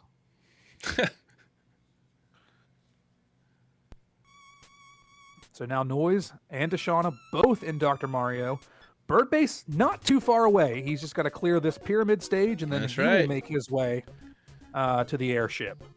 But I mean, like you said, vast improvement over Bird base of 2022. Absolutely, he's getting through this so much faster. He came in with a plan this year, and I think he is executing his plan very, very well.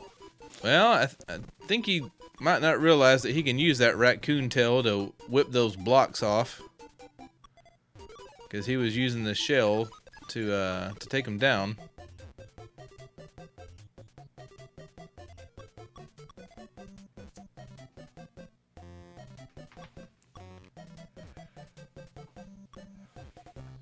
Why level 10?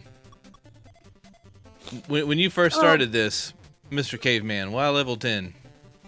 I went with level 10 because I did want there to be a little bit of an extra challenge, just with it being the final game.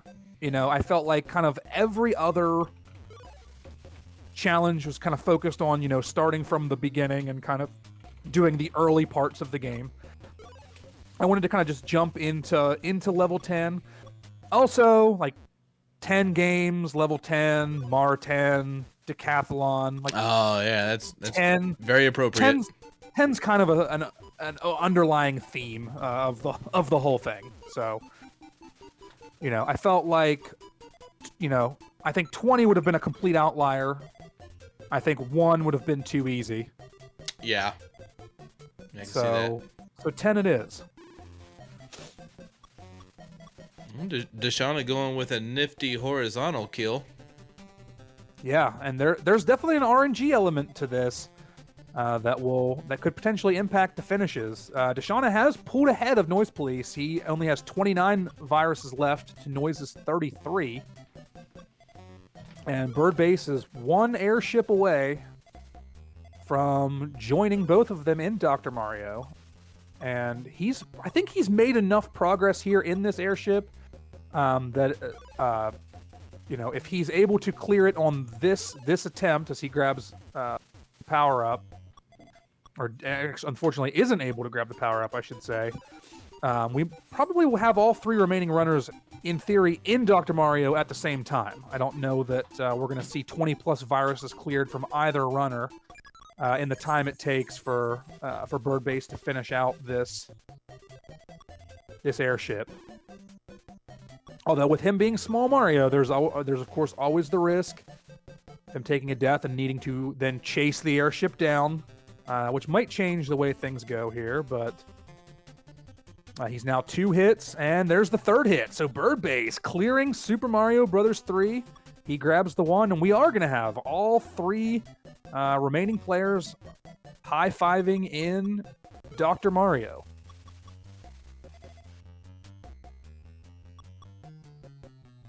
That is a big, again, such a big improvement for Bird. He brought it this year, and he's going to be, I don't think we're going to quite be there, but he is nearly cutting his time from last year in half. So that is impressive.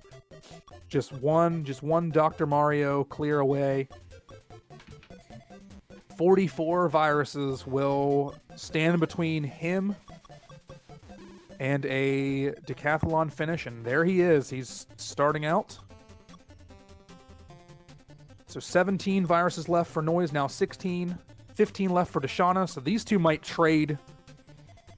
Yeah, I think Deshauna is actually already below Noise Police. Yeah, he's there now. But they're very, very close to one another. So Noise we might see them trade the momentum back and forth here in these final minutes.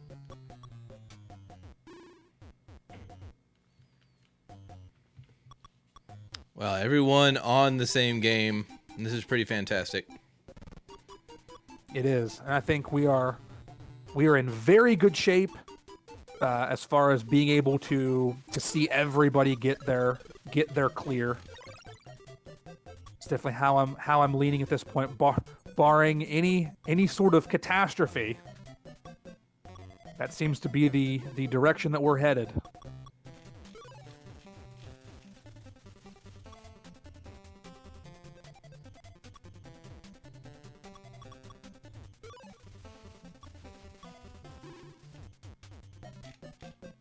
So yeah, Noise has once again overtaken Deshauna. But right now, neither of them appear to be in any real danger in Dr. Mario. Just taking now, it Pico, easy.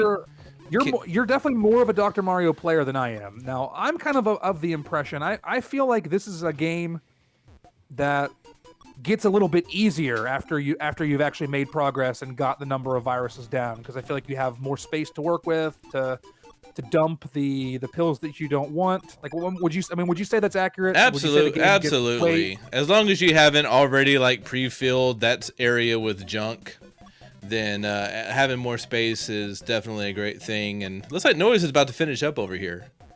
He is, which is one virus away, just needs a yellow. Last one. And he places Boom. it, and there it is. GG.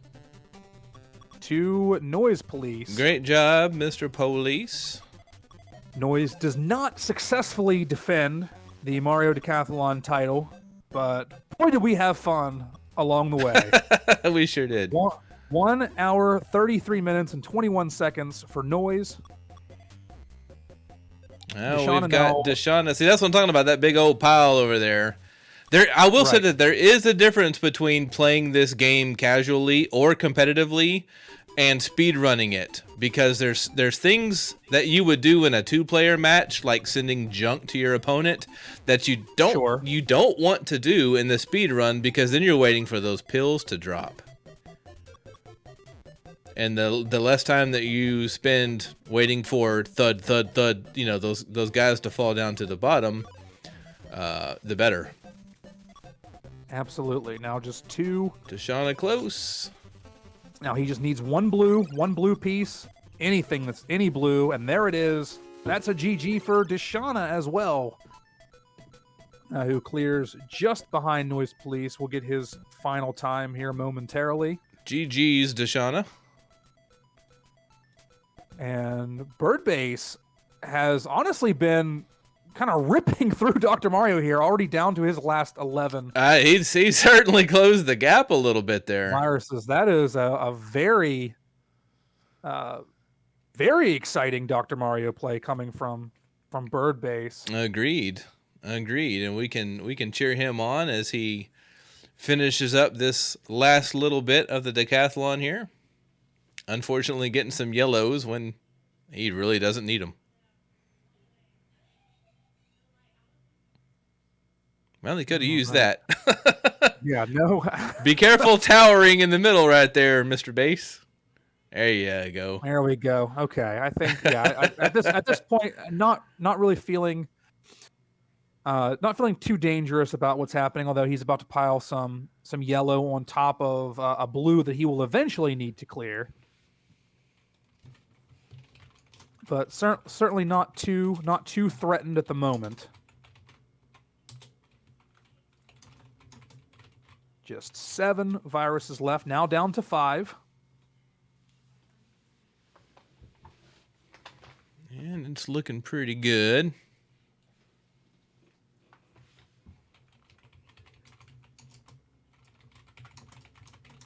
Down to the final 4 viruses here, about to take out 2 with that red piece, and he does. So just 2 viruses left. Has a pretty clear path to both.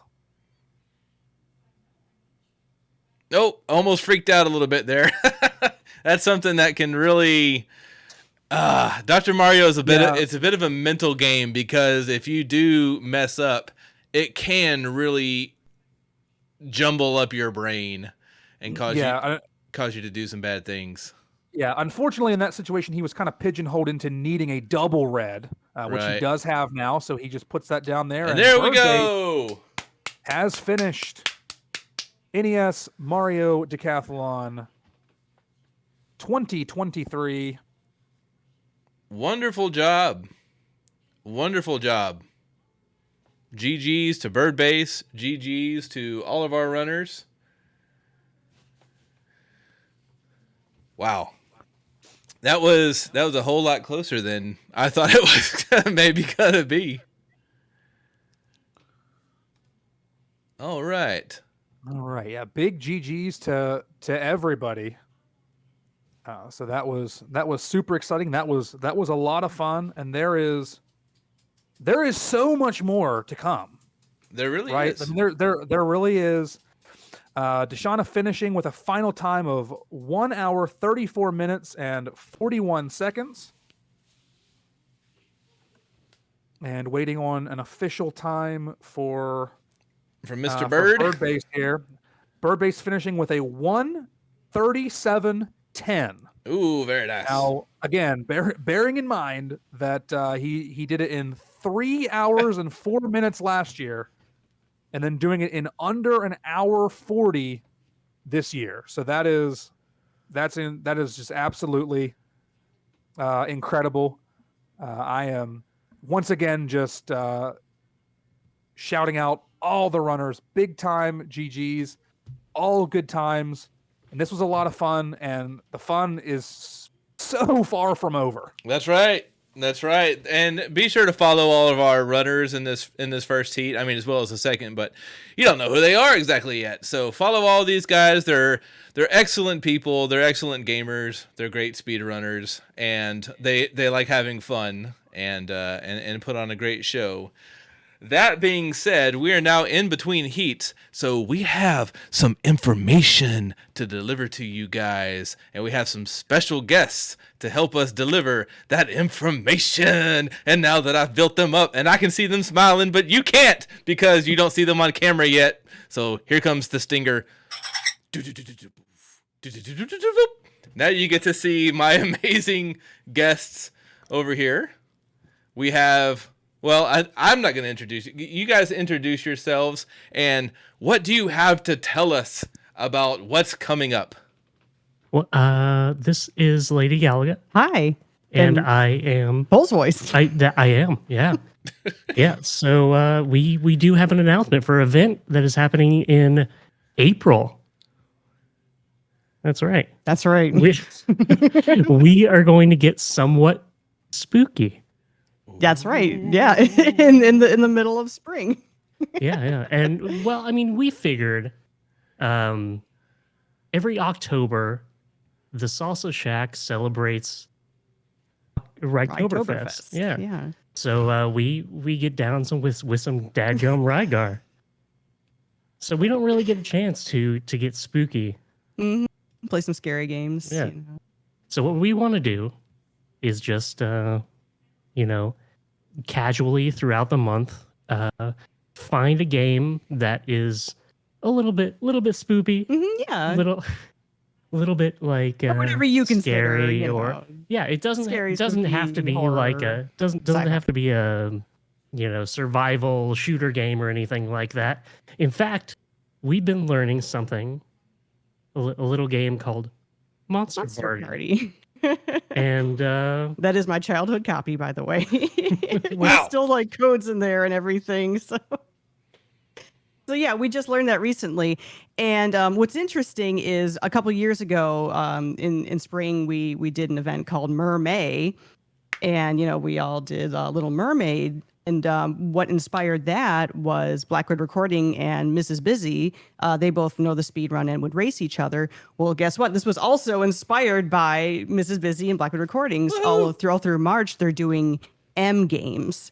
So they're doing Metroid and Monster Party. So it's funny that they inspired us yet again. But that's the thing. Like, I've been wanting to learn this game for a long time, but October is just so busy. So it's like, when I saw them playing it, I'm like, now's the time. Gotta do it.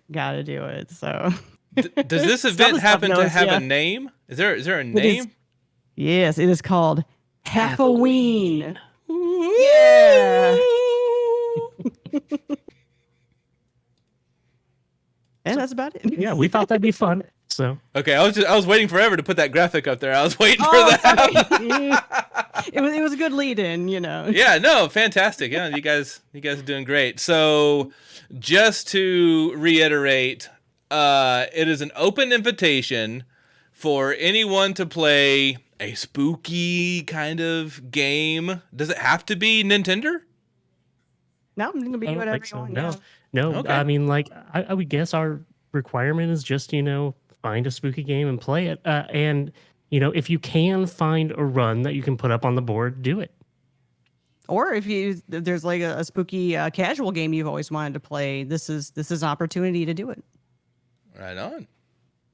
So we're going to create a special Halloween channel in the Discord. So look for that if you are already in the Salsa Shack Discord. If you're not, what are you doing with your life? No, just hit !! Discord and you'll get a nice, convenient little link there. And you can share your progress, what game you might be learning for Halloween, and see what other people are learning. You might find something that looks pretty incredible, pretty inviting. I already see like some great suggestions in here. Bram Stoker's Dracula. Typing of the Dead. Yeah. See, people are already ready. That is awesome. Bram Stoker's Jack. I wonder if that game is any good. I think that's a different game. Oh dear. I accidentally put an R in there. Sorry about that. Joker, I love it. Let's go back to talking about Nintendo. Please. Anywho, Nintendo. Please. Now all I can think of is Gary Oldman. Oh dear. Oh no, the wooden stake jokes are gonna ensue pretty soon. All right, well, let's move on. Let's move the heck away from that talk. Would you like to buy an oak steak? Yeah. What a horrible night for an accidental R. Well, I look forward to Halloween and look forward to seeing all the amazing games that are going to be run. I suppose people could go ahead and get started early if they wanted to. There's a lot of March. If you're worried about 1 month not being enough time to learn a speed run, wait, does this have to be a speed run for Halloween? Doesn't have to be. You can just play it casually? Exactly. Okay. Get you one of those nice Salsa Shack badges. Those are nice. Super shiny Got badge. it. Nice bragging rights. So yeah, if you need some extra time, I mean, we're only on March 10th, so there's some time in March to learn what's coming up next. And awesome. Well, thank you, Lady Galaga and Poe's Voice, for sharing about Halloween. Yeah, thanks for having us. All right, we'll see you guys later. Bye. Bye. He's looking for the red X. Let's see. How do I get this back to... Okay. All of us. I'm not going to kick you out of Discord. If you want to leave, you have to vacate on your own. I'm not booting you. I don't have the heart. I don't have the heart to do it. There we go. Okay. Right on. So... if you are familiar with Salsa Shack events, you know that we kind of have two things going on all at the same time. There is typically a monthly event that's going on. Here for March, we have Mario. For April, we have Halloween. Too early to start talking about May yet. But going on simultaneously to those are longer, usually more casual, quarterly events. So, for spring, summer, winter, and fall. Not in that order, but we do have quarterly events, and we are coming to an end of Win Turn. So Win Turn was during winter. You just play a turn-based game, and that is coming to a close. If anyone has the date on that, that might be helpful. But spring is just around the corner, and so to celebrate that, we have... Let me cut to it. Excuse me. Spring training. Yay! Bump, bump, bump, ba-da-da-dum, bump, bump. So during the spring, you can play any 3 baseball games of... Okay, March 20th. 10 days away. Any 3 baseball games of your choice for any console. You want to play an Amiga baseball game? Go ahead. You want to play an NES baseball game? Go ahead. If there's a CDI one that exists and you want to play it, go ahead. Just any 3 baseball games, and you will be one of the chosen few who will be invited to join the Spice City Peppers. You'll be a lifelong member of the super totally legit minor league team Spice City Peppers that exists here in the Salsa Shack. Monster Party does not count as a baseball game, but baseboards would. And you would be a lifelong member, have your name in the Cooperstown Hall of Fame as a Spice City Pepper.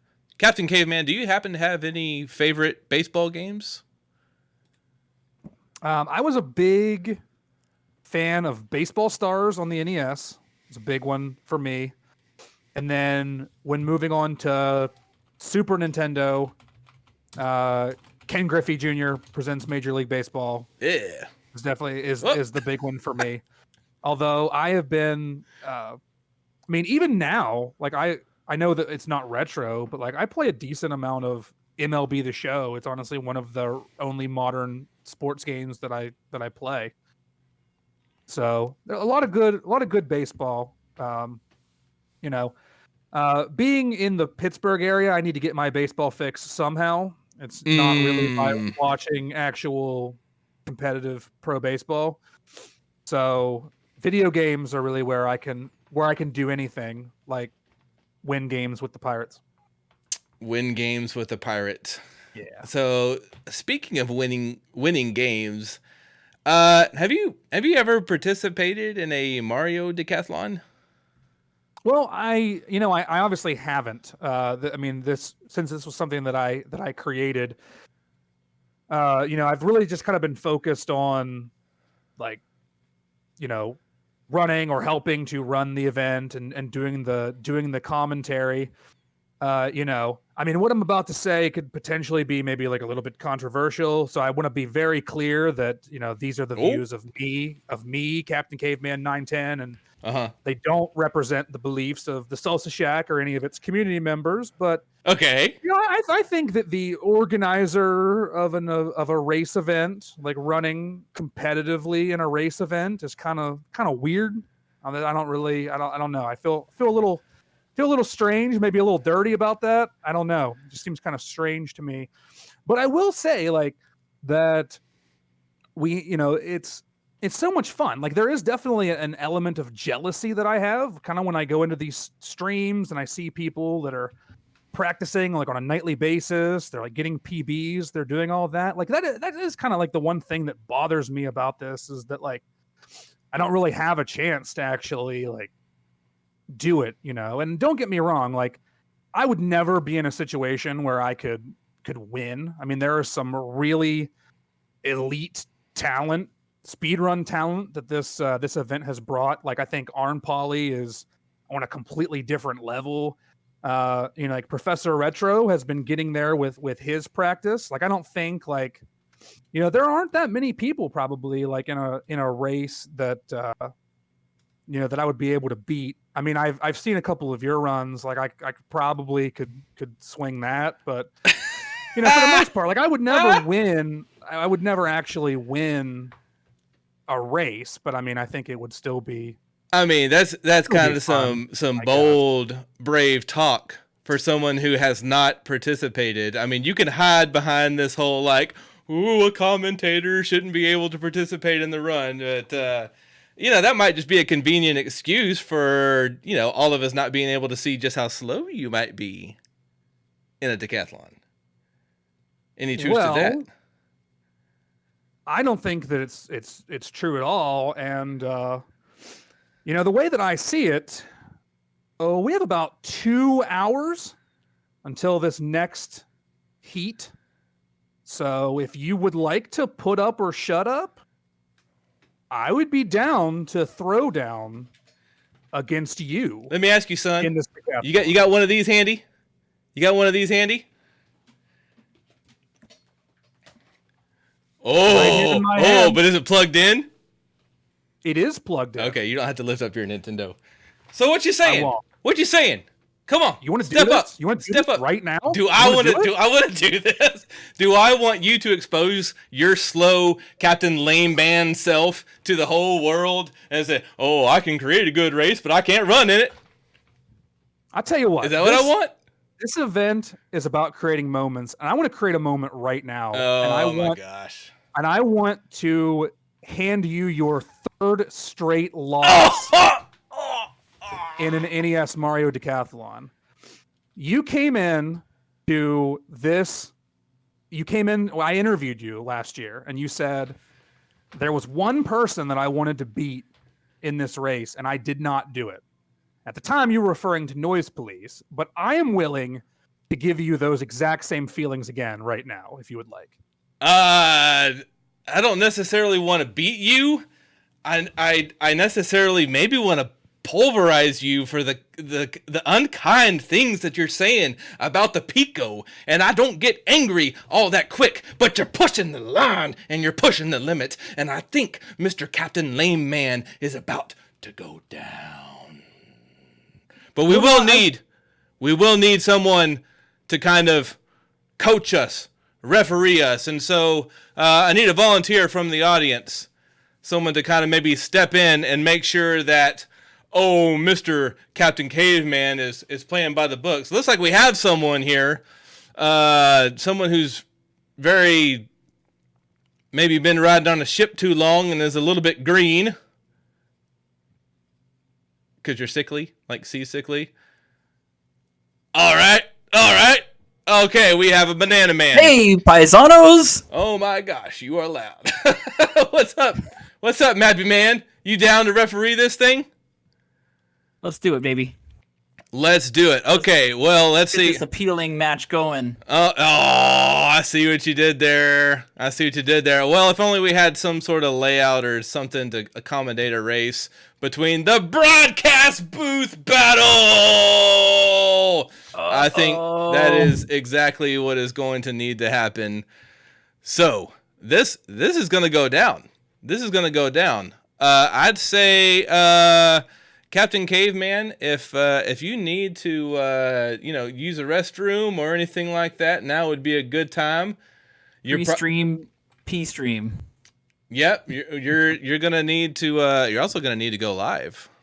I am going to need to do that, aren't I? So let me just throw up something that's easy for you to capture, like Super Mario Brothers. Obviously not where we'll start, but a lot of contrast there. If you want to just grab me and throw me into that layout. All right, go ahead and I get live. am live now. And if you don't mind just if you give me like 2 minutes, I'll be back and we'll do this thing. All right, we'll be here saying very kind things about you in your absence. I'm sure you will. I have no doubt about it at all. Captain Lame Man. Captain Lame Man. I thought Pico de Bile. I thought of that. There can be two ways of smack talking here. Let's hear some from the other end. Oh man.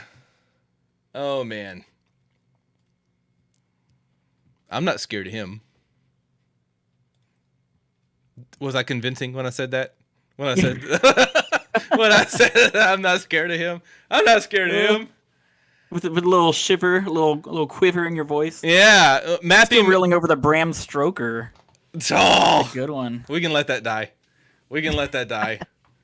Not safe for work. So, guest referee, Mr. Mappy Man, thank you for officiating this super spontaneous, we were totally not prepared for it, broadcast booth battle. This is me all the time. This is me every day. Yeah. This is the average Mappy Man, banana suit, banana I believe bunch. Look. I believe it. It just happened that I'm staring at Mario's crotch this entire time.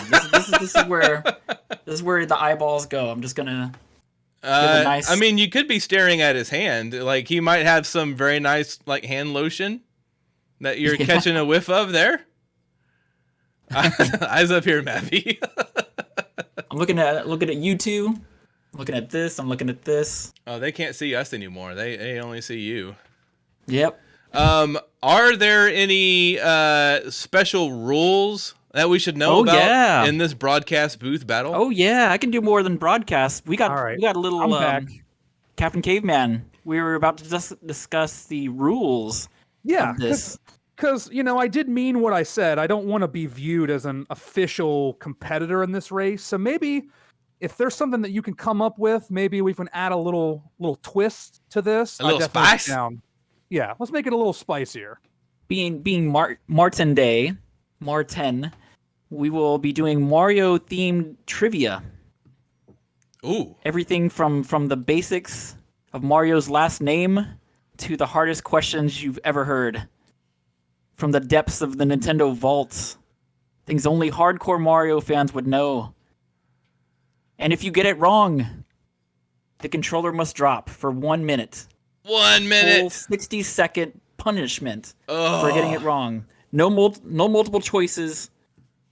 No close. You gotta get it. You gotta get the answer right. Or the controller is dropped. The controller must be completely out of the hand. You could be in the middle of a stage. You can have your Dr. Mario pills falling. You gotta let go for a full minute. This will happen every 5 minutes. I will alternate between you two, so that way it's not who goes first, who gets it first, with the delays of the internet. Yeah, that's true. That's true. And we turns. don't know who you're going to be selecting first. Ooh. And we don't know who gets the first question. Can feet? Oh, good question, Bokonon. Can you continue to play with feet? I don't know if we even put that in the equation. I mean, the controller has to go down and I think be untouched. Untouched by any means. Let's see. All right, I should be live. I see you. I'm trying to pull you in. I'm having some technical difficulties, not by choice, just Taskmaster, just because of the way it happened.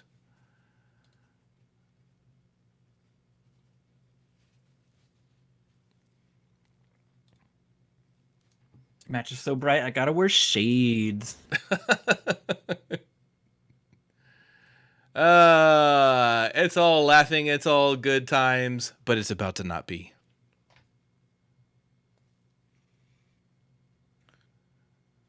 All right. It's gonna get sweaty, folks. I do have the match of a century. I wish I had the RSCW a knowledge of wrestling moves or Mario moves. I'll do my best. I'm no Peg Leg Pete, but I'll see if I can come up with stuff. Oh, we've got lots of fans, lots of them wrestling fans in here. All right, I have almost got Captain in here.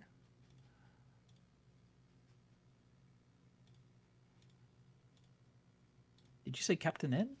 Captain? Definitely not Captain in. Got some Captain in emotes. I think he deserves that credit.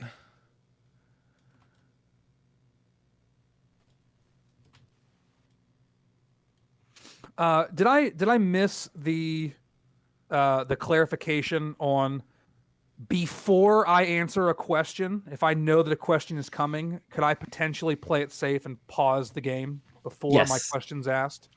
But obviously, like if I get it wrong and I didn't make the choice to pause, I would have to let it sit and actually accumulate time. Okay. So I guess you'll just call out the name of the person that you're asking the question to. I know it'll alternate, right? Yeah, it'll be back and forth. Okay. Do you want to flip a coin to get the If you have a coin, either literal or figurative, figurative. I mean, what about flip the banana? All right. Well, we now have Captain Caveman on screen, and I think I'm ready. Do you have live splits open? I have live split open, so I am ready to go. Do we want to do the coin flip first?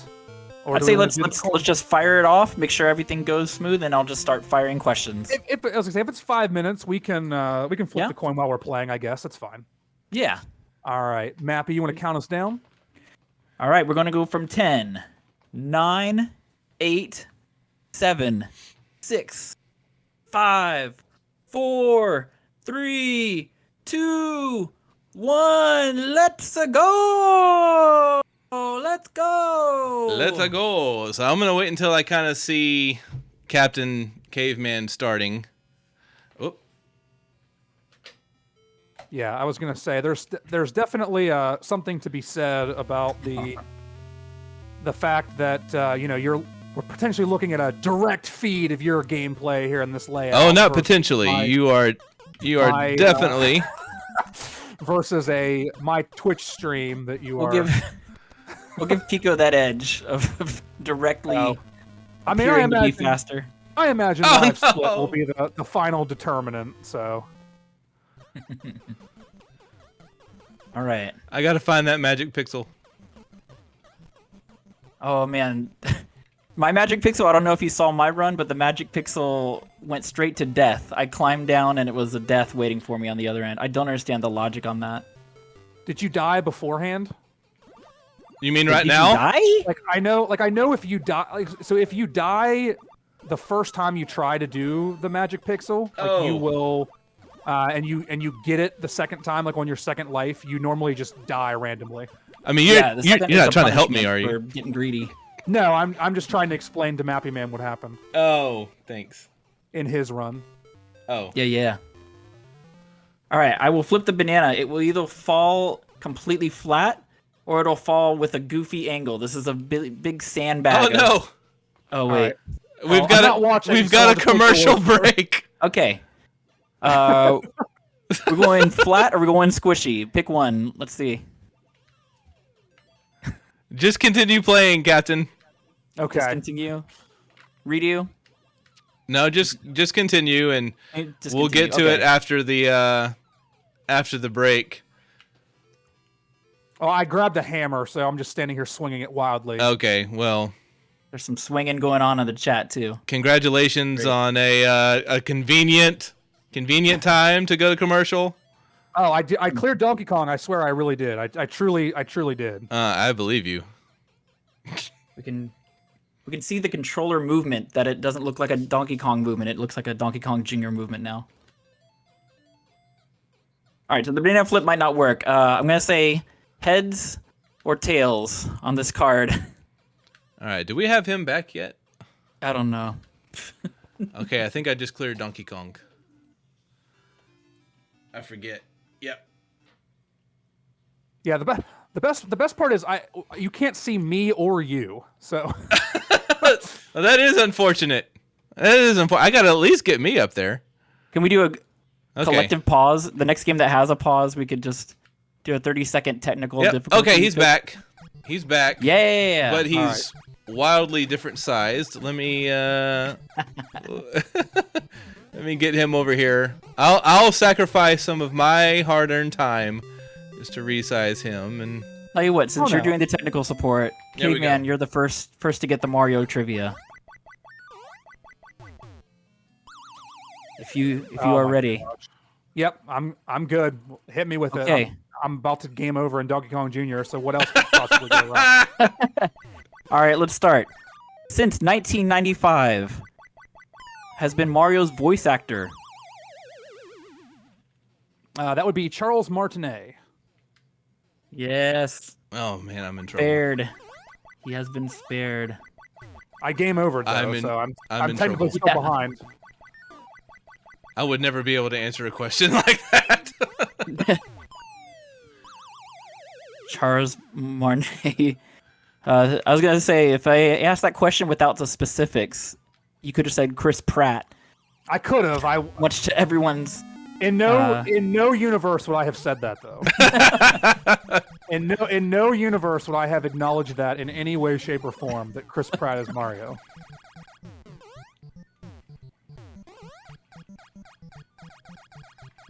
That movie looks good though. Oh, it looks beautiful. Emphasis on looks, but.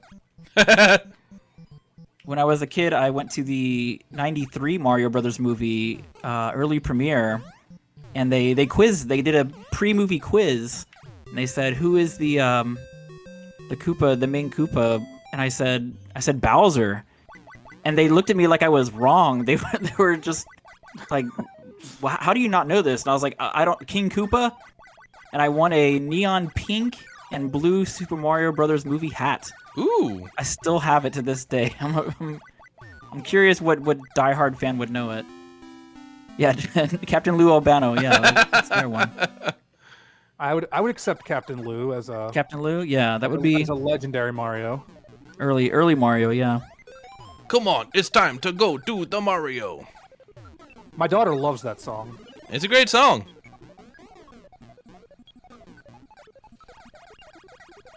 All right, we're doing this. We're knocking chains up. Man, Pico really grabbing the keychains by the hair. By the top. By the tippity top. That was a good caveman strat. I learned so much from watching that how-to video. Yeah, I know. Still never mastered the pinball though. Oh no, now it's time for Mario Bros. Time for Mario Bros. Watch out for crabs. Don't get crabs. That's good life advice, really. Alrighty. Alright, we swapping. Alright, I think I'm trying to swap too.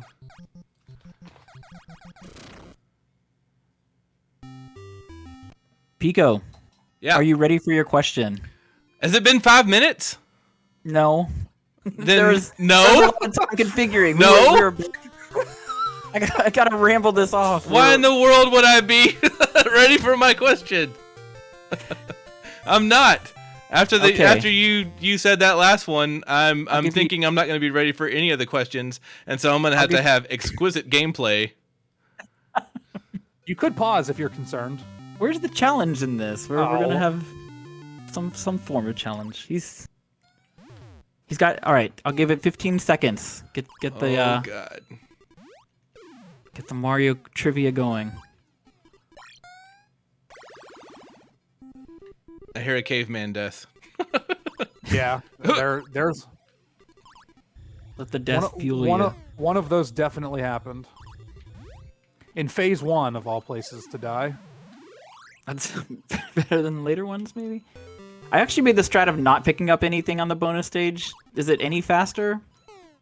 No, I don't think that's faster at all. Look, I saved maybe 5-ish seconds there. Oh, because it stops on the timer. That's right. Yep. Never mind. Yep. All right, smart. Pico, are you ready for your question? Yes, I've paused it. The question is, how many total stars are in Super Mario 64? 120? Yeah. Yeah! I knew something. Okay. Oh man, you shouldn't have paused. You should have. They're gonna get harder. I know. They're gonna get harder. I know, but you know. The nerves. What's a Pico to do? I mean, I was concerned. I'm still concerned. These crabs, they very much crabs worry are the me. worst. This is the worst stage. And they're me. both coming. I don't know. Did some people get game over on the crab stage? There was a game over on it. Totally not planned in Uvito. I was gonna say there were several game overs in Mario Brothers in the first heat.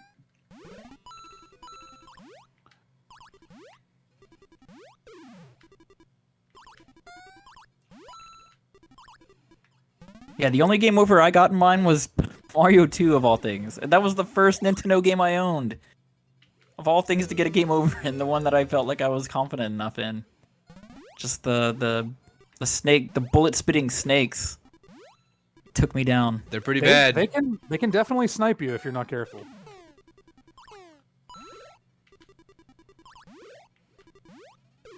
Oh my gosh. Oh, I love to hear that. I am. No. The thing is you're gonna see it like 8 seconds after it happens, probably, because I'll probably hear it before I see it. Oh no! Run! Maybe I'll just run more ads. Conveniently run some more ads. Look away. All right, is it? I've still got phase 6. Another minute, and then we'll have quiz time. Quiz time bunch of with them. Mappy Man. There's some easy ones, but I feel like you're both pro level. I feel like we need to see at least one controller drop. There has to be one controller drop throughout the quiz. I guarantee there will be. I meant to study for this and look up some trivia. I mean, I had no idea this was going to happen. This is definitely not the agreed upon question interval, but it's fine. I'm fine. You mean you didn't know this was going to happen, but you studied trivia anyway? No, I'm just happened to celebrate Mar10 Day. Yeah, I'm I'm concentrating. I don't even know myself right now. I'm just playing my Nintendo. Okay, what did I just clear? Is that 6 or 7? Oh, that was okay. All right. I think we're pretty much neck and neck because I just finished Mario Brothers also. My timer is all catawampus. Let's change that. I think somewhere Caveman, are you ready for your next quiz question? I am. All right. What color is Birdo's bow? I believe it's red. Yes. What would a lot of people would answer pink. I would have immediately said pink. Well, I mean, Birdo cuteness. is pink. There's no way she's gonna have a pink bow. Like that's pink just on pink. Yeah, who does that? Okay. It's got to be a little bit of contrast. Who would dare think of such a thing? Well, that was definitely not it. Here comes the manip. I've missed it twice already. Oh, so. Me too.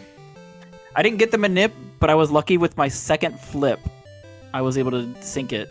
I was just gonna say brute force it. Out of 40 attempts, I would say 40, 50 attempts, I only hit it once. So finding that sweet spot was just not fun.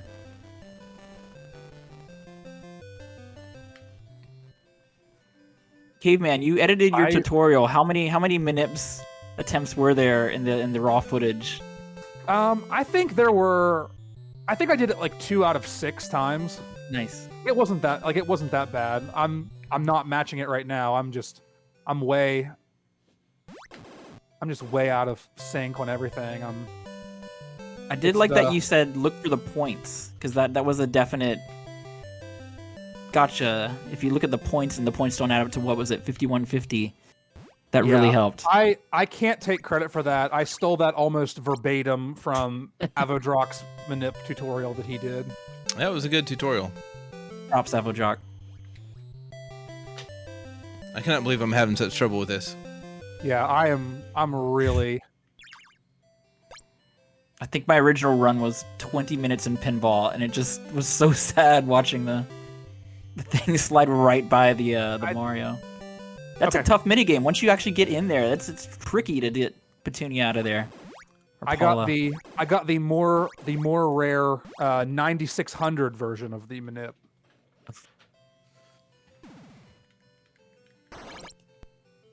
And we're in. Good job, Cave. Whatever. Out of Pinball Land. Oh wait, what am I doing? I need to. First of all, I didn't split Pinball.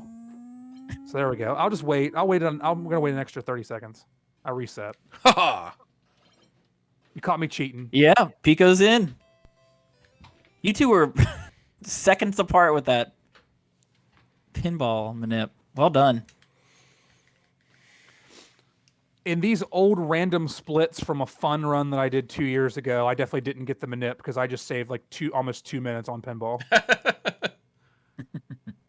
Okay, now I'm officially in golf. All right. And I'm a few seconds away. I'm not used to actually needing to wait 30 seconds. I did it for the other games, but I just, as force of habit, just didn't.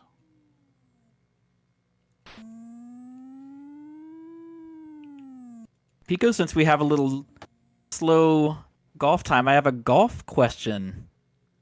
Is this for you? Is this one of the questions? Yes, it is. Oh, it's that time already, huh? Okay. Okay. Which golf doesn't really punish you too much for dropping the controller. No. You just sit and enjoy the greens for a little bit. All right.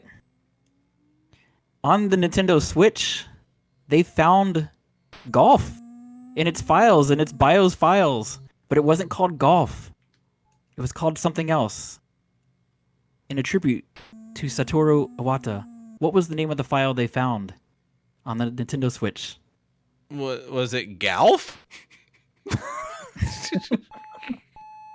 It's just as dorky. Pico de Guile, drop your controller. Oh, no. 1 minute. All right. The name of the file was Flog. It was golf backwards. Flog. All right. Flog is the file. Are you gonna tell me when a minute is up? Yes, I will. I'll assume it's been dropped for a minute, for at least a few seconds. My hand's up here. Mappy can see him. My hand's up here. I can visually confirm his hands are not in his crotch area. It's been a minute. Has it been a minute? Been a minute. There's a Nickelodeon ads. Oh, time is moving so slow right now. You just enjoy the greenery. It's nice no, weather. I hear Captain Caveman making progress. Winds. Just 2 mile winds at your back. Just enjoy watching me play golf. Pico de Guile, you are live in 5, 4, 3, 2, 1. Let's go. Let's All go. Right. Thank you. Alti recommends ask questions faster. I hit it in the I'm other side. Asking the questions. I've definitely waited a full 5 minutes every single time. There is a perfect 5-minute gap to anyone counting. There's no way I would try to force more questions into this 5-minute gap. You know, we have timers up, right? Like we can clearly see how long. Well, my timer's messed up. I don't know what happened to my timer. I don't have an accurate time. What is time? A human construct. We're gonna have to go back and watch the VOD to see just how much I beat you by. Okay.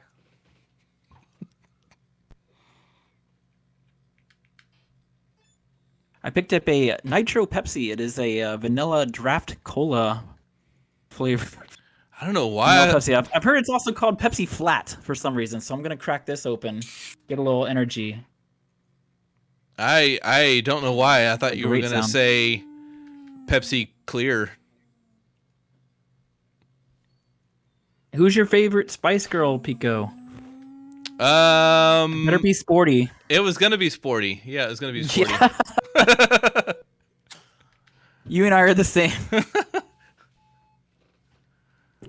Yeah, Sporty went on to doing Eurodance. Her style got really cool. Oh. All right. I did not know that. I don't know what Eurodance is. Caveman. Yes. Are you ready for your next question? Thank God. I am. Super Mario Brothers 2 was originally another game for the Famicom Disk System. Oh, God. You don't need to tell me the full title, but I will take partial. What was the name of this Super Famicom Disk System game? What the hell? Yeah. It's most popularly referred to just as Doki Doki Panic, which I assume will be an acceptable way to answer the question. That is correct. An acceptable way to answer the question. Yume wa Doke Paniku. Yume wa Kojo. Yume Kojo. Anyway, that is correct. I was gifted this from a friend, the actual physical disc of Doki Doki Panic years ago. Because someone was like, oh, Mario 2, I have that in Japanese. I'm like, there's no way you actually have the Famicom Disk System game. I'm thinking he just has it, maybe the USA release. He had the Famicom Disk System game. I have never played it. I have no way to play it on that broken belt Disk System game. It could be something else. It's a floppy disk that could be overwritten by someone else at a kiosk. They wrote things on kiosks back in those days. Strange. It is true. It's all true. It's all true. Super Mario USA! Ha ha! That's pretty good. All right. They might have you understudy Chris Pratt. Charles Martinet? This stuff had some kiosk discs? That's insane. Nope, I'm in the water. I didn't go far Did everyone enough. see Pear's double, what was it? Double Eagle earlier. Oh, man. No, I didn't. Oh, I it didn't. was beautiful. We clipped it in Pear's thing, but it was just like, I was like, this man plays golf in real life, because he was switching his irons, his woods. He knew what he was doing. Man, it was like, I just whack the one wood until it gets to the hole and then put it in. That's basically everyone's brute force strategy. Yeah, Pear's run was insane. I seriously thought he was gonna get sub-hour, the rate he was going. Golds across the board.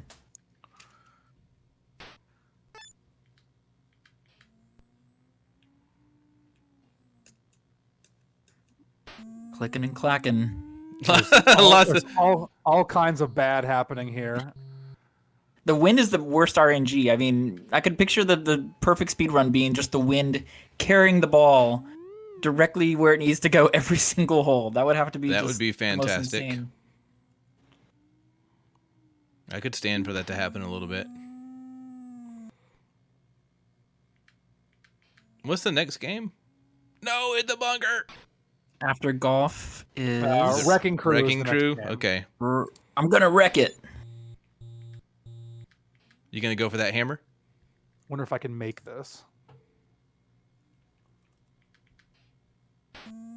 Oh, that was a heck of a putt.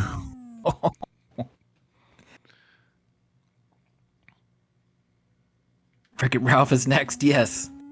Wreck-It Mario, I guess. Oh, I almost got a hole in one right there. Pico, that was so close.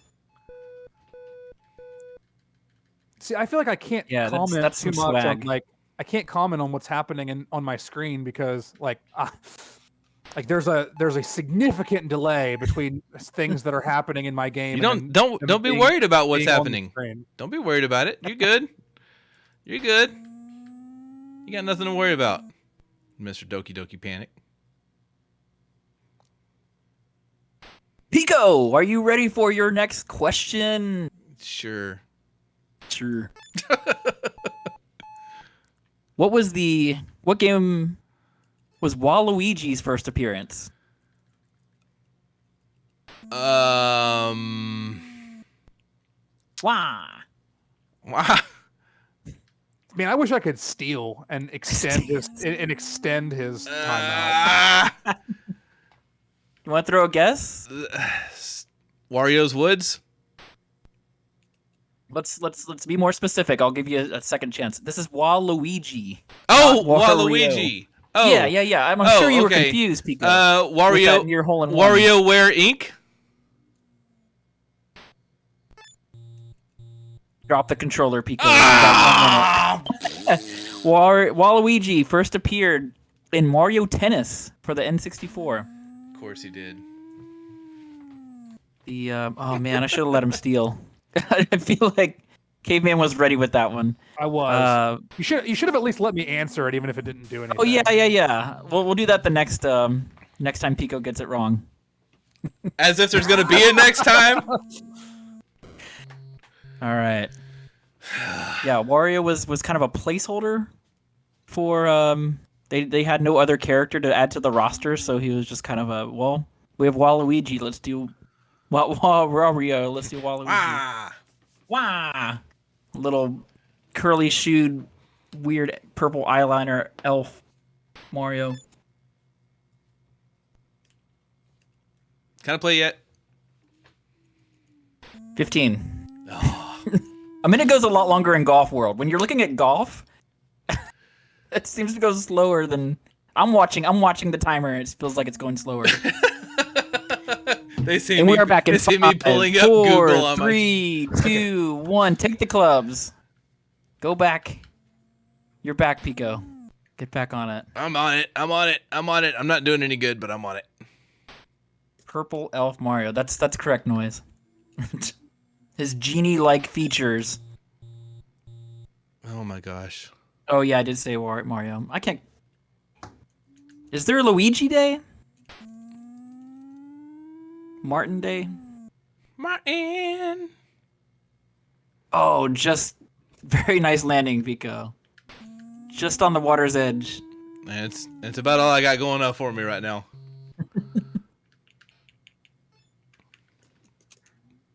I'm not regretting my smack talk just yet, but it's very close. All right, that's golf for me. Oh God. Caveman, congrats on finishing golf. Are you ready for your next question? I am. Although, I mean, is it really is it fair for me to get asked a question during my swap? Like, I mean, do you think, yeah. Get the swap. Let me get my swap. Take your time on the then, swap. In fact, I'll even say that if you let me wait till my swap is done, I will not pause to answer my question. Fair. Okay. But I just feel like there are really no stakes here if I get to answer during my swap. Mm-hmm. All right. Go ahead and hit me with it. You ready? This is a little advanced. Okay. In Super Mario Sunshine, what does... All right, Mario uses a tool strapped to his back to clean up messes, right? On an island of Fino called Fluid. F-L-U-D-D. What does the acronym Fluid stand for?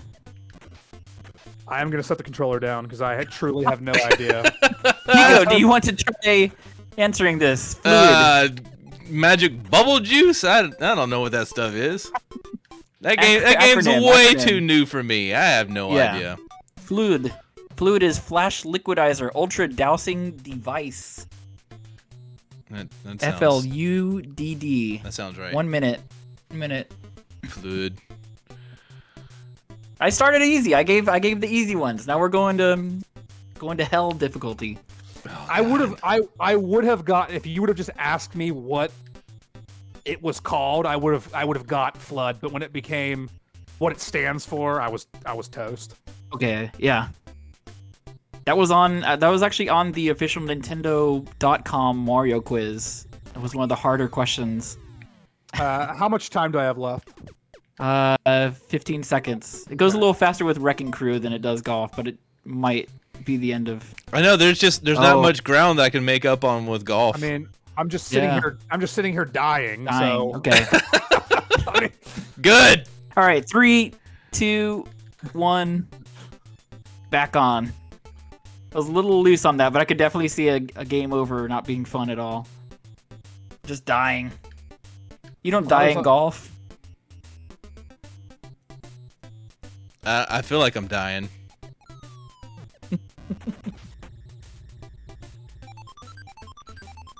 Oh.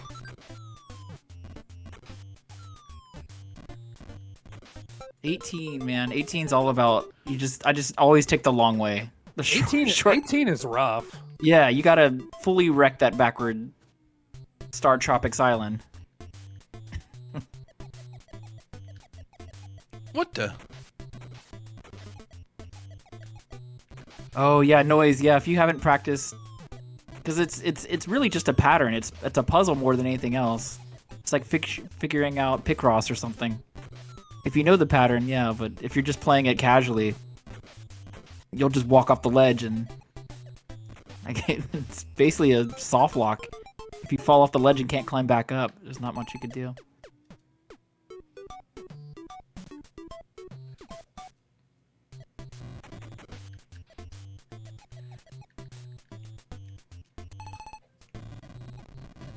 Dang, Deshauna, first time ever playing Wrecking Crew? Nice. I didn't realize that you could spell Mario in the stages. I saw on Retro Achievements, it's one of the kind of extra things that you could do. And if you hit the bricks in a certain order, you see little green letters that spell out Mario. And I didn't even notice it playing the first few times because I didn't hit the order. So that is actually technically how you're supposed to get the golden hammer. But there is, in certain stages that have the golden hammer, spelling Mario is how you get it. Mm-hmm. But there's basically like a programming oversight that if you just like swing at empty spaces, the game thinks that you swung at the letters. The correct ones, yeah. So wow. So you don't actually spell anything out and you still get the golden hammer.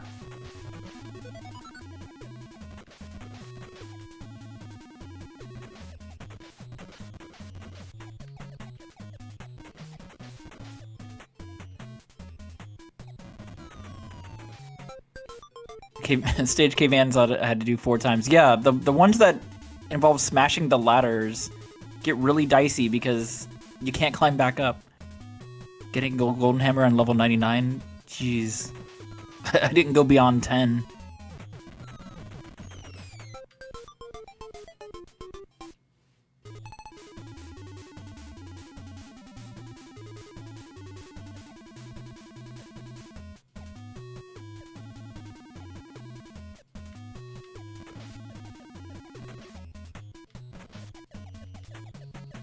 Yeah, and some of them are just straightforward, like the one you're on Caveman. It's just kind of start at the top and work your way down. It's like there's very little enemy threat from the eggplants. They're just kind of doing their confused shuffle.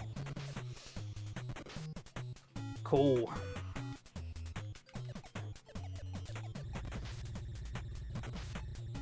All right, it's time to go. Time to go where runs start going to die.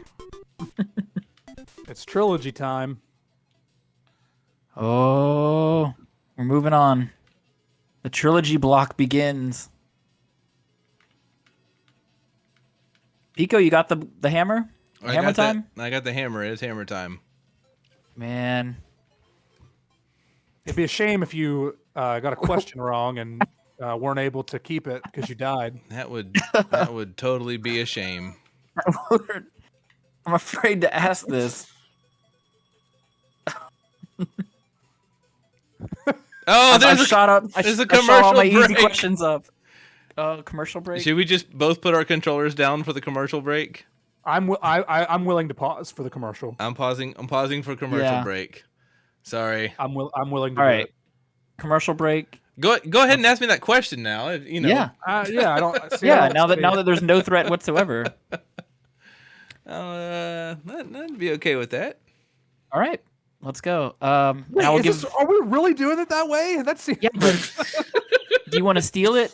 You can steal it too. During a mutual timeout, we're gonna give him a question. Do you wanna have the ability? That sounds to pretty steal fair it if to he gets me. it wrong? Sounds pretty fair to me. Double or nothing. But if you get it wrong and Caveman gets it, get really dicey. I just like seeing Caveman angry. That's the truth of it. Yeah, you don't normally see this in my extremely rare streams. No. Okay, I'm gonna ask the question. No. If you get it wrong, just Pico. Just wait. And Caveman, no. Just wait. It's Just okay. wait. Alti thinks it's perfectly fair. I think it's perfectly fair. But I'm going to be the bigger man here and just, say, don't ask the question yet. Is that a mushroom? Yes. Got a mushroom head. It's called a plush room. Oh, very nice. It's made by he's back. Plushrooms.com. He's back. Is it actual question time? Can you count us in, Mappy, so that we start at the same time? All right, we're going back in 5, 4, 3, 2, 1. Let's go. Is it actually my question time or no? Yes. That commercial was another 2 minutes. Okay, go ahead. Okay. Do you want to pause the game for this question? I did. I'm paused. All right. The P-Wing in Mario Brothers 3. What does the P stand for? Power? Caveman, would you like to take this? Oh. No, I would have also said power. Okay. The P officially is Paratroopa. Whatever. Paratroopa. Yeah. Not Yeah, happy. that's- Perineum, says Noise Police. Paratroopa. So, a minute. Man, that's If I'm tough. wrong, then Mario.fandom can suck it, because I found several sources confirming P is Paratroopa. I mean, I would not have said that. it makes sense. I just had no idea. Like, it's perfectly logical that it would be like the wing of a Koopa Paratroopa. Yeah. But I 100%. But see, but I also think of it like it's, there's the P meter, and I know damn well that's not the Paratroopa meter. So, I don't know. All right, Pico, you got 10 more seconds. 9, 8, 7. Princess Wing, that's a good one. 5, 4, 3, 2, 1. We're back. All right. Whack those walls. I'm playing. I want to get you to the trilogy. In Johnny Link's run, it was definitely the Princess Wing. Since he played as princess. That's true. I guess Mappy might not have known that because he was focused on his own run. Yeah, which makes sense. Princess Wing.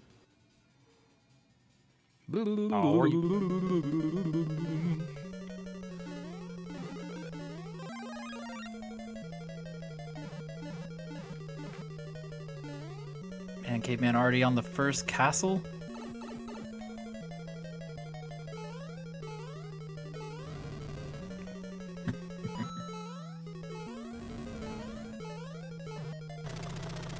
All right.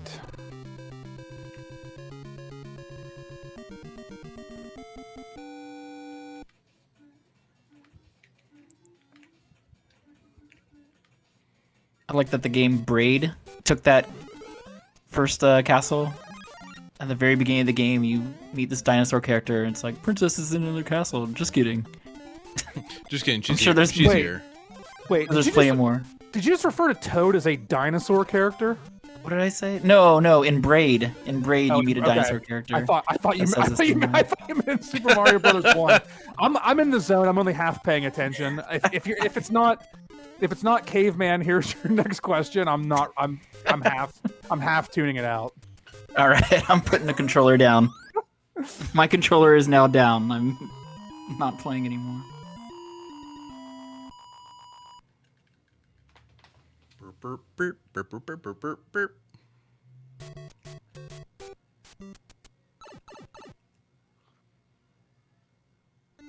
Captain Caveman, are you ready for your next question?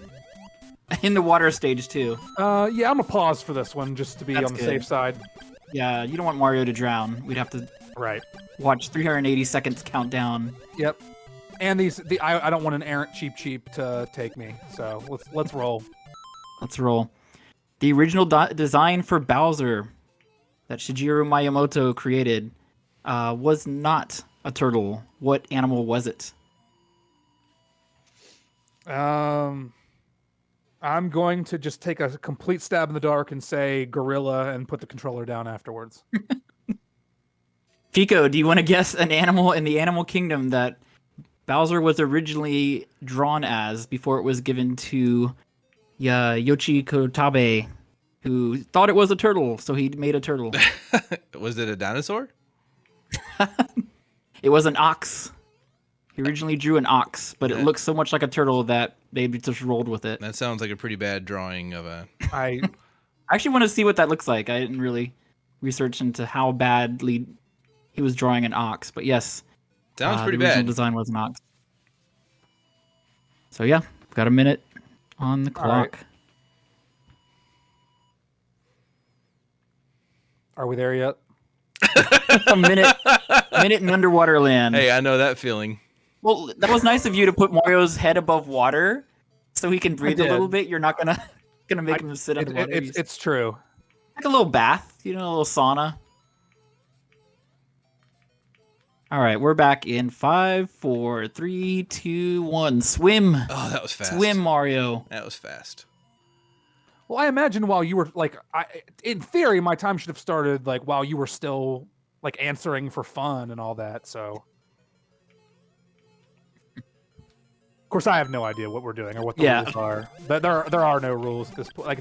Again, watch the VOD. All my timing is exact, down to the millisecond. I've waited specifically for all these questions. All right, Pico just discovered the first castle dinosaur toad character. frame perfect questions being asked.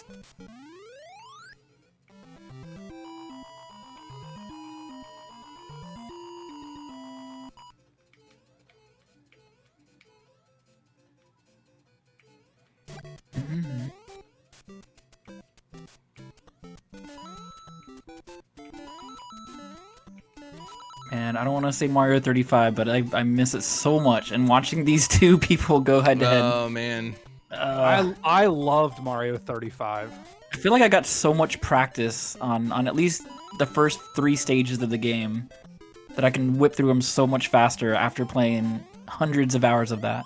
You can still play it if you mod your Switch, but now it's more like Mario 6 because not very many people.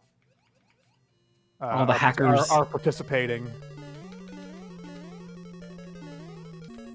Oh. Went swimming with a blooper. Is it blooper or blooper with a B or a P? I believe it's blooper with a P. Like a blooper in a movie. It was definitely a blooper. There was to me no real justification for taking away Mario 35. No. It even got siphoned off of my most played games list. I was like, there's no way this isn't going to get into the hundreds of hours.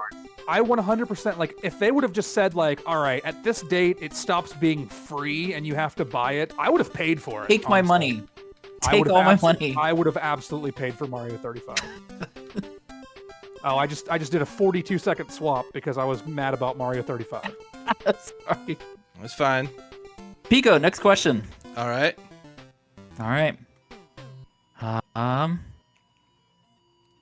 When? Man, this is kind of this could be 2 answers. So I guess. All right. When did the? He should get both of them. He should need to do both of them then. All right, both either or and. Just ask the question. I'm paused. Give him 30 seconds if he gets one of them, and a minute if he doesn't get either.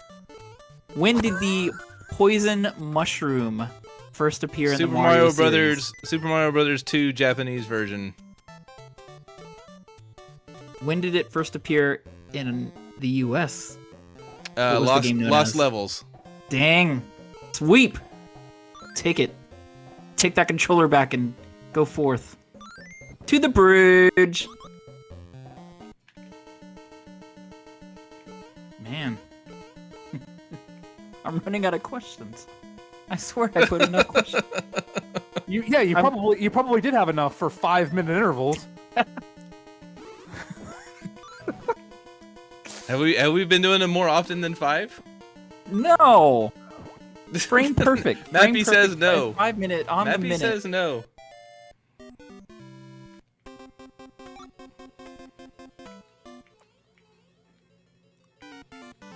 Oh wait, Peg Leg Pete's in the chat. Yes. We need some RSCW. Just hard hitting commentary to back me up. It'd be great. All right. Oh God. Super Mario Bros. Moving on. 2. A double Mario 2. I'm not looking forward to this one. You're not. Why? I think you know why. What do you think's gonna happen? I think I'm gonna do really well. I think I'm gonna do amazingly well.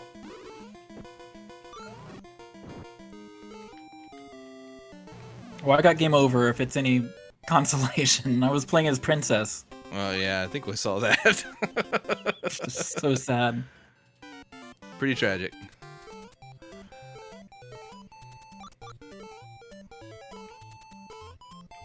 Alright, come on, Pico! Come on, Pico, do your thing, bro!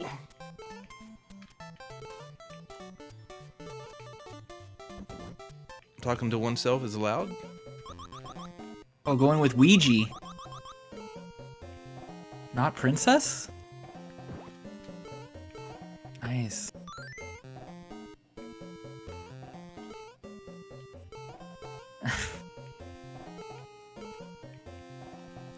Yeah, that's right, RSCW put me in the cat suit. We never explored the banana RSCW. I think that was when it was just I was more of a cat streamer, I guess, with the cat cam and all that.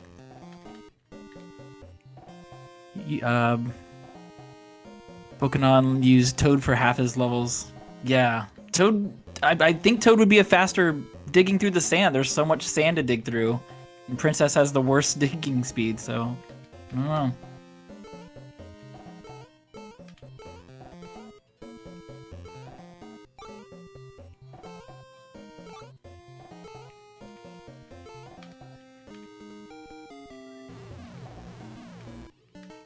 Hey, whose turn is it? For questions. It's definitely Captain's. Okay. Yeah, the last one was the Lost Levels Mario 2 question. The double question, the double answer. Single question, double answer. All right, Captain. Caveman. In pinball, and this could refer to the game and also in real life.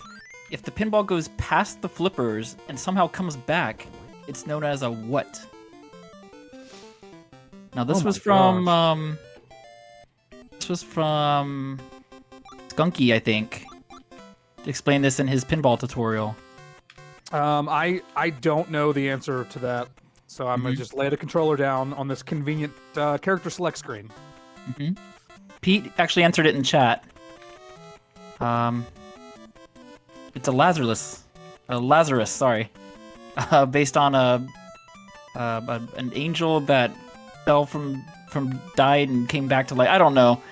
Just watch Skunky's tutorial on pinball. He says it. I confirmed it with some other pinball. You know what? Now that I think about it, I have heard that, but there was no way I was going to pull that out of thin air.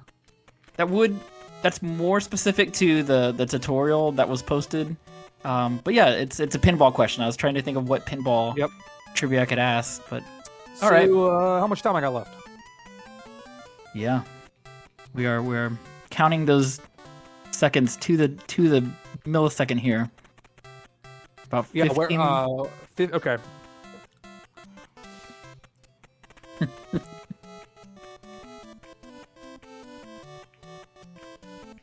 Five, 4, 3, 2, 1. We're back. We're back. I am taking on deserts. That was enough to put me behind. So. Well, I got the key skip. I did see that. Yeah, I've never actually seen that, Pico. You just slide through the spikes and you pop out the bosses area. That was cool.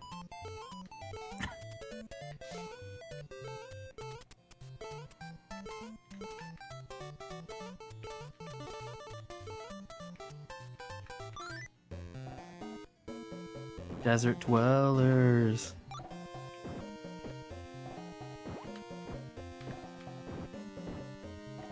I definitely miscounted cherries, so I have to do this fight. It was a really fun hack around Christmas. It was just a Christmas Mario 2 where the entire game was on ice, and they replaced Birdo with a snowman. Ooh. They were looking for runners for it, but after one stage of just slipping and sliding, like you basically have to play as Princess. And even then, you're still slipping and sliding everywhere. It's tragic.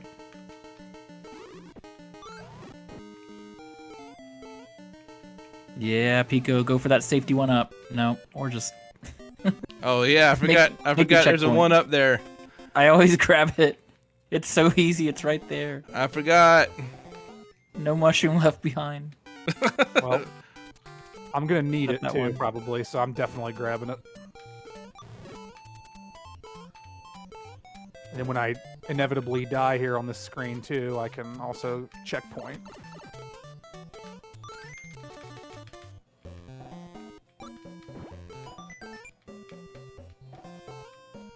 Oh my gosh. Okay.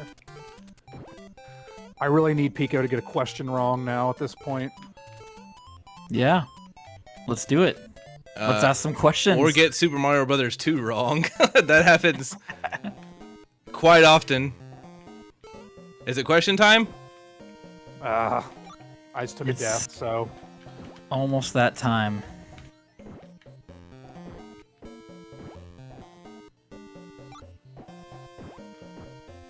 Doopy-doopy-doo.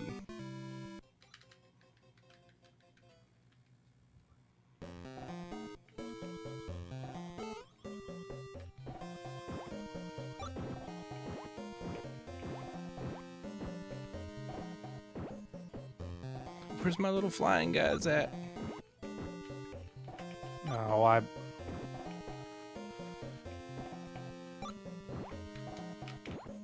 Pico. Yes. Mario's. Okay. Overalls. Yes. They're blue. But in the original Mario Brothers, they are not blue. What color are they? They're brown. Caveman? Do you want to answer that?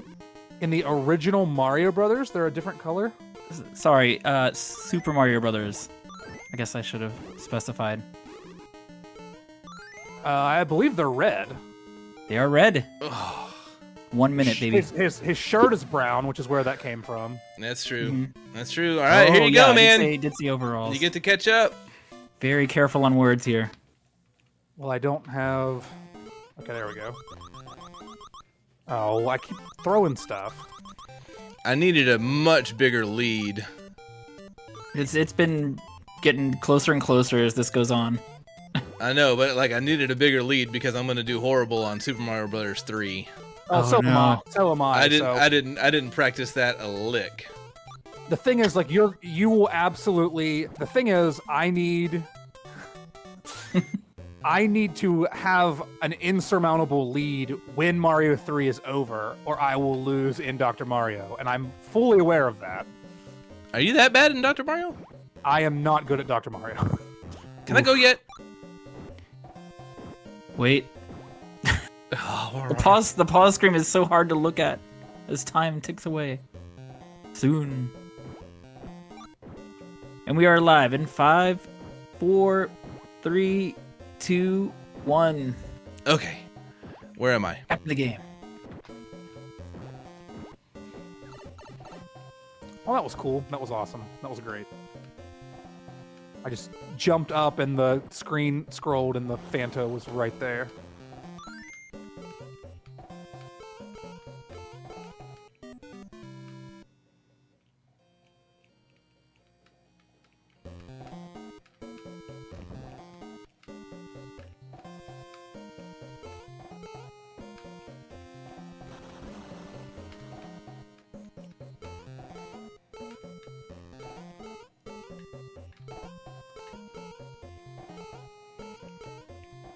Oh no.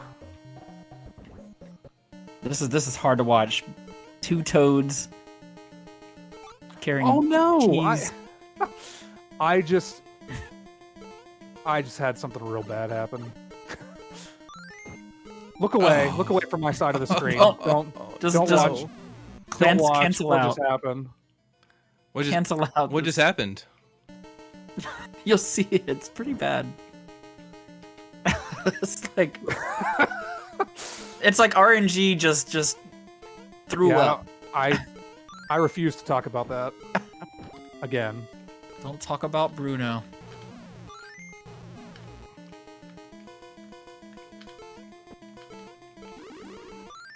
Man, if you guys, I guess you can see, but yeah, the double triclide fight is pretty wicked. This is excellent. I'm afraid to break it. It's neck and neck. Oh my goodness. I don't want to ask these questions. I saved the hard ones, guys. This is bad. This is too close. This is too close. Too close. Naked neck. Ooh. Even the Mario 3 curtain pulled back like very close to each other.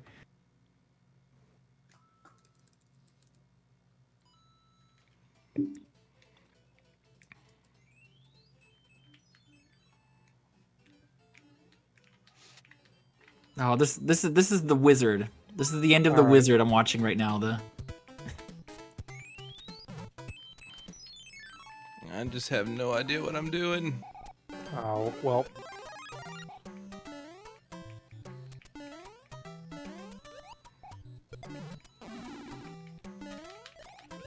Yeah, I mean that's the other thing. I mean, we're obviously not practiced up here, so it's fine. I'm over here getting sniped at the boss door. You're both doing frog percent, right? That was an agreement too. both of you end with the frog. Frog or riot, says Pokenon.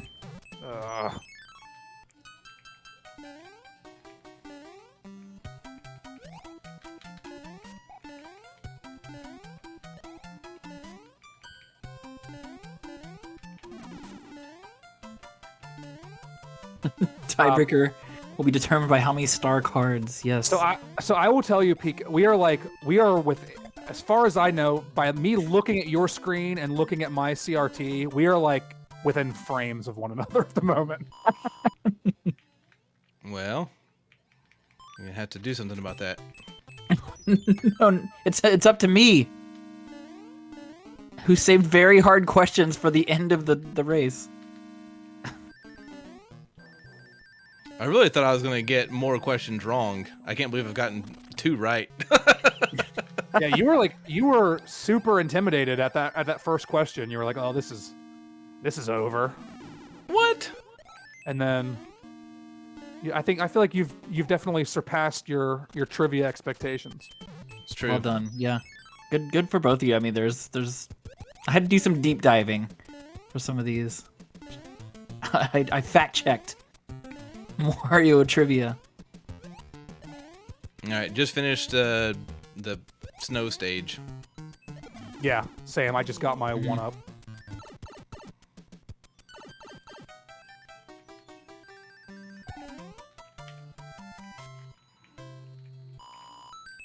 No swag here. You guys are just going for it. It's like just brute force, get it done. I wish I had the tail here. I had to bop through it too. I do have it, and I still didn't really do anything about it. Like I didn't feel confident. I haven't played this game since Big 20, with the exception of I played it to do the YouTube video. But even that, like I wasn't necessarily trying to go fast in some of these stages that I knew that I didn't have like real strats for.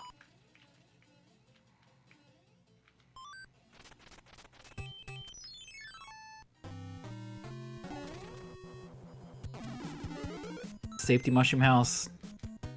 I I was debating, is it worth it? Should I just go for it? Yeah. It's good to have that extra buffer in case things go south. Just in case. Man. Double screen, the text is scrolling a pixel faster on one. Well, I went for the bonus mushroom. That cost me. Pete's saying he can't compete because he'd be going for swag like white mushroom houses and hammer suits. I mean, definitely frog percent. That was the noise police race. That was a great finish. Let's see if I can get bouncy flower here. Nope. Regular flower.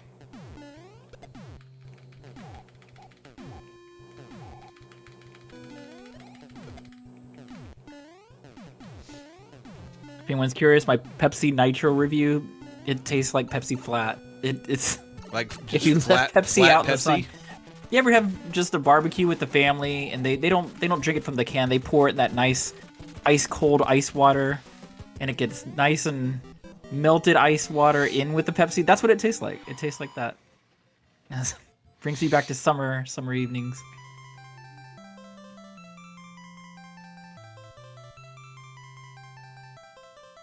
New race rule: Koopa kids must be defeated by fireballs. That seems unfair, considering I didn't have one. Yeah, can you whack them with your tail, or they? I did. Is Chad on my side in this? I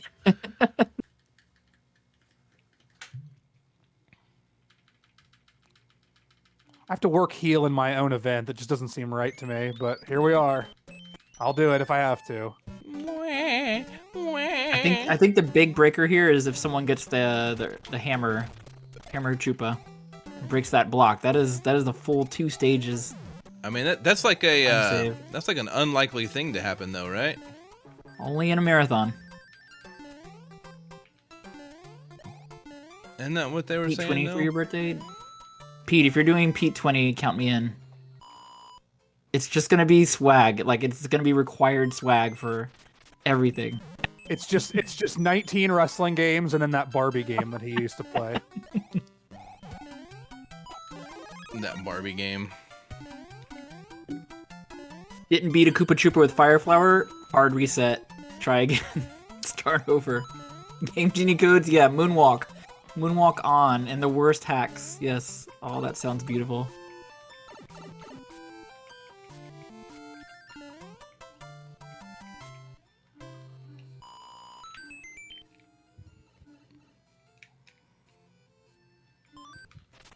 Woken on. That's some interesting knowledge about Pepsi Nitro and why it tastes like crap. A fun explanation. Anybody see the documentary about the guy who got the jet? Oh yeah, he saved up enough Pepsi points to get a fighter jet. Yeah. They said like 50 million, which was like $8,000 worth of Pepsi products. I still have my Pepsi points from a kid. I was saving up for a sweet windbreaker. Oh. It was like 6,000 points. That would be a sweet thing to save up for.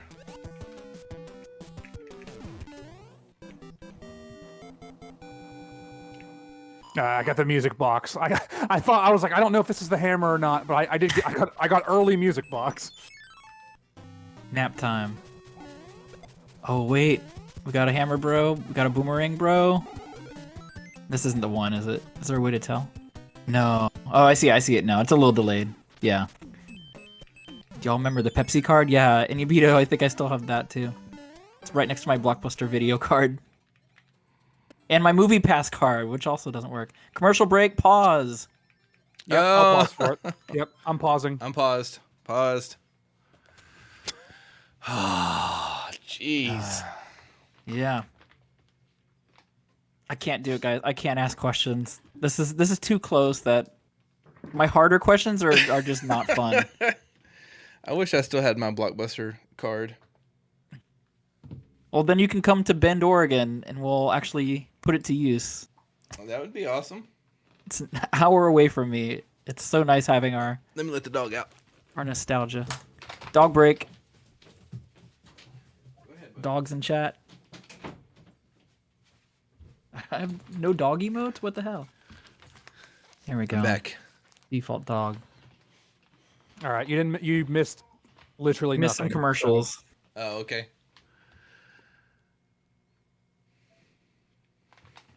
Look at those puppers.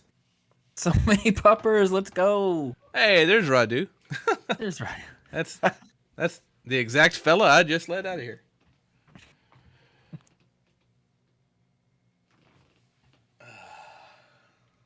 So if we ever do this again, I'll disable ads. I didn't realize that something I would have potentially had to have done. Yeah, I'm really surprised that we didn't run into that before. Oh, countdown. And we're ready. 5, 4, 3, 2, 1. Let's go. Finish it up. In theory, there definitely shouldn't be another ad break. We've had 2 so far. I think 3, because there was one like right near the beginning. There was one during Donkey Kong.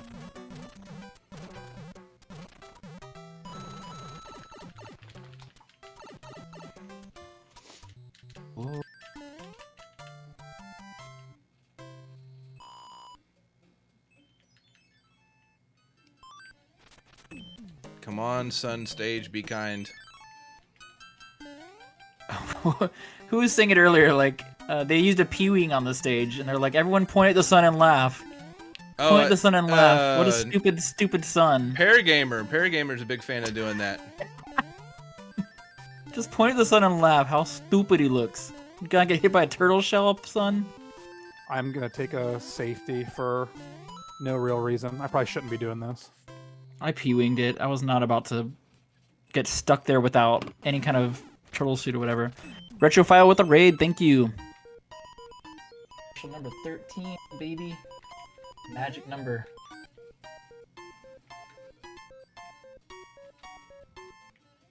Any frog suiters? Getting frog suits? Oh, we're almost there, okay. Dang, this is close. There's the P-wing. Yeah. Top side, baby. No. What's up, Retrophile? You missed a grueling set of trivia earlier. I've since run out of questions. Oh. Wait, are we truly out of trivia? Is this just it? We're just playing now?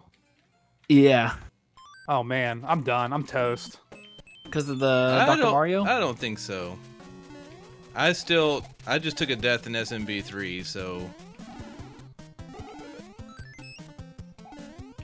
Yeah, Retrophile, we basically had a back and forth trivia that if someone got a Mario trivia question wrong, their punishment is a full minute, no controller.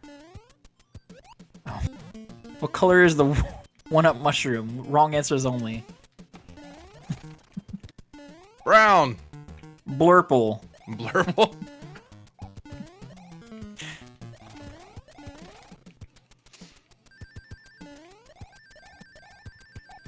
Oh my gosh. I have some nonsense questions. I'll just ask them anyway. See if either you know them. What are the biological father and mother's names for the Koopa kids? They are not Bowser, by the way. This isn't fan fiction. This is canon. I Mama, feel like Papa? There's no way that's canon, right? Mama, Papa. It's Bowser's cousin Frederick Von Koopa and Gwendolyn Koopa. Frederick. Like these are made to be answered poorly. Rick James. Rick James and Mama Cass. Wait, I can't. Wait, is that real or is that something that you just made up? I can't. tell. It was waiting on me to push a button to skip past. Oh, I didn't push it. You're just sitting there. Just sitting there. Castle for a little bit. If you were a frog, they would have kicked you out. I would say it was at least 2 sources that said that, but it could have been someone just making up stuff and then someone backing it up and saying that sounds about right. That's definitely canon. Anyone ever watch the Mario cartoon? I always like Ludwig von Koopa's voice. I'll get those Mario Brothers if it's the last thing I do. That's pretty good. I thought Von Koopa was right here.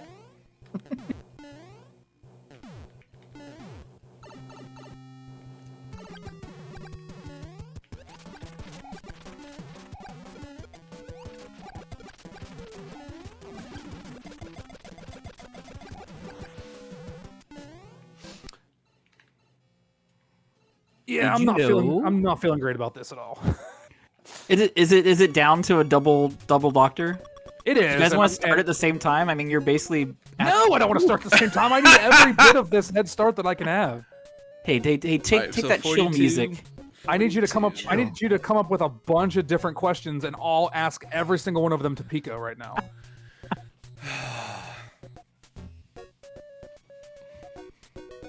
Captain Chillman. Oh my goodness, this is it. Call the doctor. Are you both going chill? Go Fever, go chill? Okay. Can we get the audio from both games playing at the same time? How crazy would that be? Just remix it. This is kind of RNG too. Because the pills just... They could put all the blues at the bottom. I already messed up, so... There's no pill manip. I don't know. Man.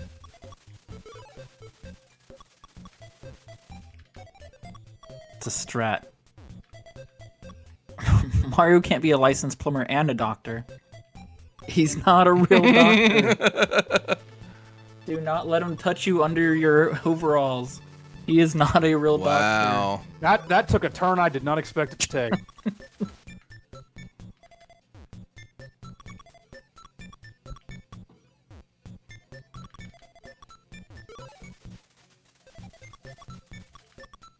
Oh man.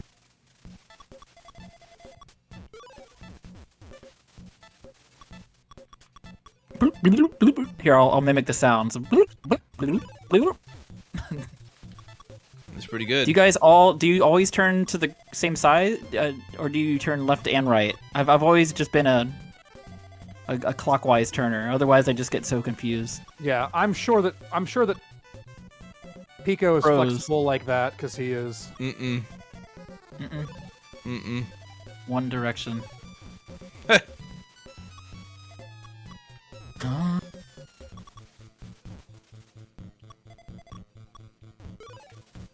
I don't know what I'm doing.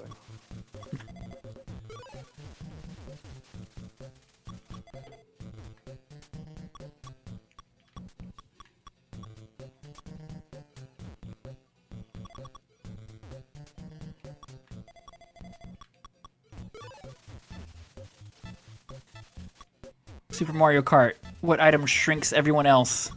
The tiny mushroom. Oh no, the lightning bolt. Hey, 1 minute, go. 1 minute. For real? Let's do it. Let's do it. I don't have a minute. You can pause it. You can pause. I don't know that it was even his question, so I don't know. I don't know. I don't know how I feel about it. Okay. 15-second mini punishment just to get this as close as possible. Well, that tells me that it's not close. So it's so close. It's so close. This is guaranteeing a little tight competition. I don't know. All right. Bonus question. Pico de Gallo before you. You better hurry. Oh, where was Shigeru Miyamoto born? What city in Japan? Tokyo? 30-second pause. Sure, that sounds great. I'll pause it for 30 seconds.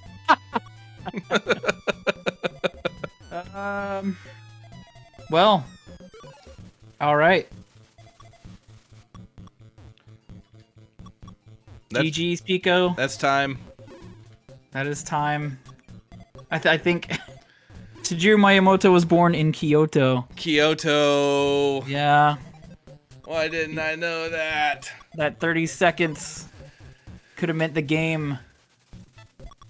It definitely didn't, though, so it's all good. Oh, you know what? I thought my timer was off, but it wasn't. I'm sitting at 1 minute and 12 seconds. I mean, an hour, 12 minutes, and 15 seconds. Except I'm done. It's just not responding.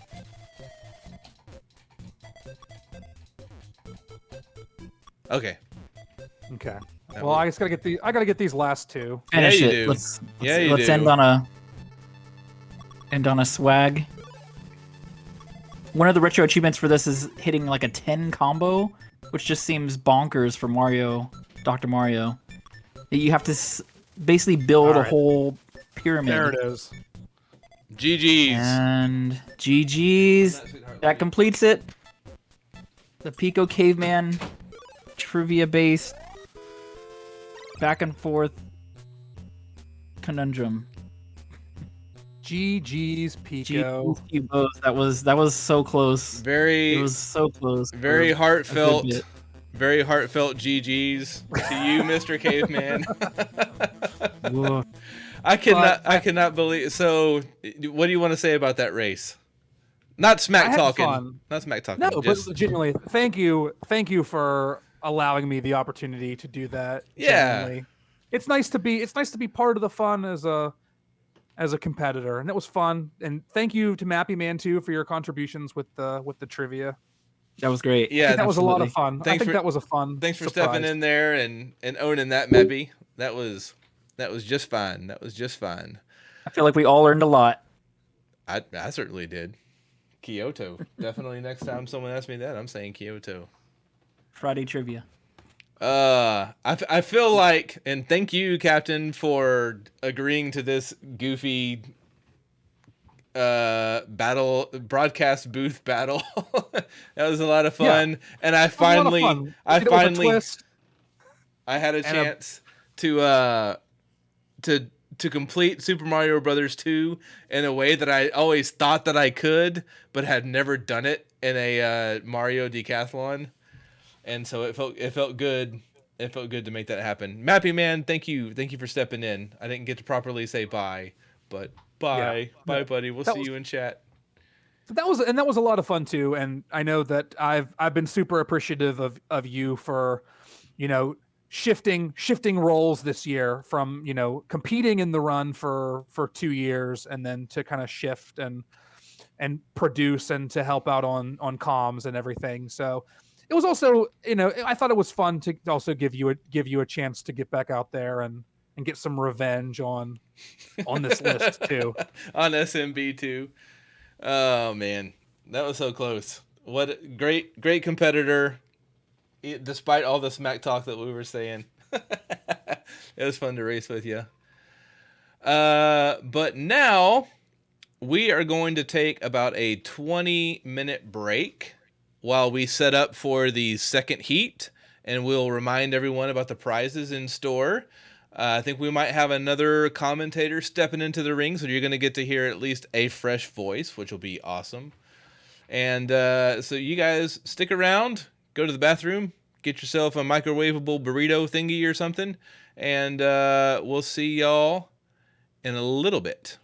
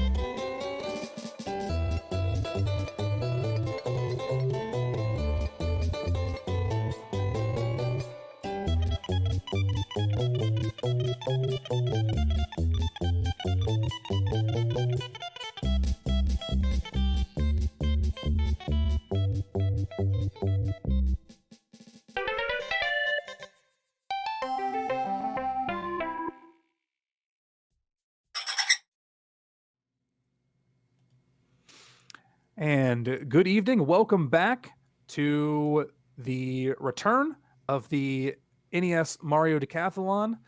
I'm here, and I'm now joined by Retrophile TV, who will be providing some additional commentary for this 10 p.m.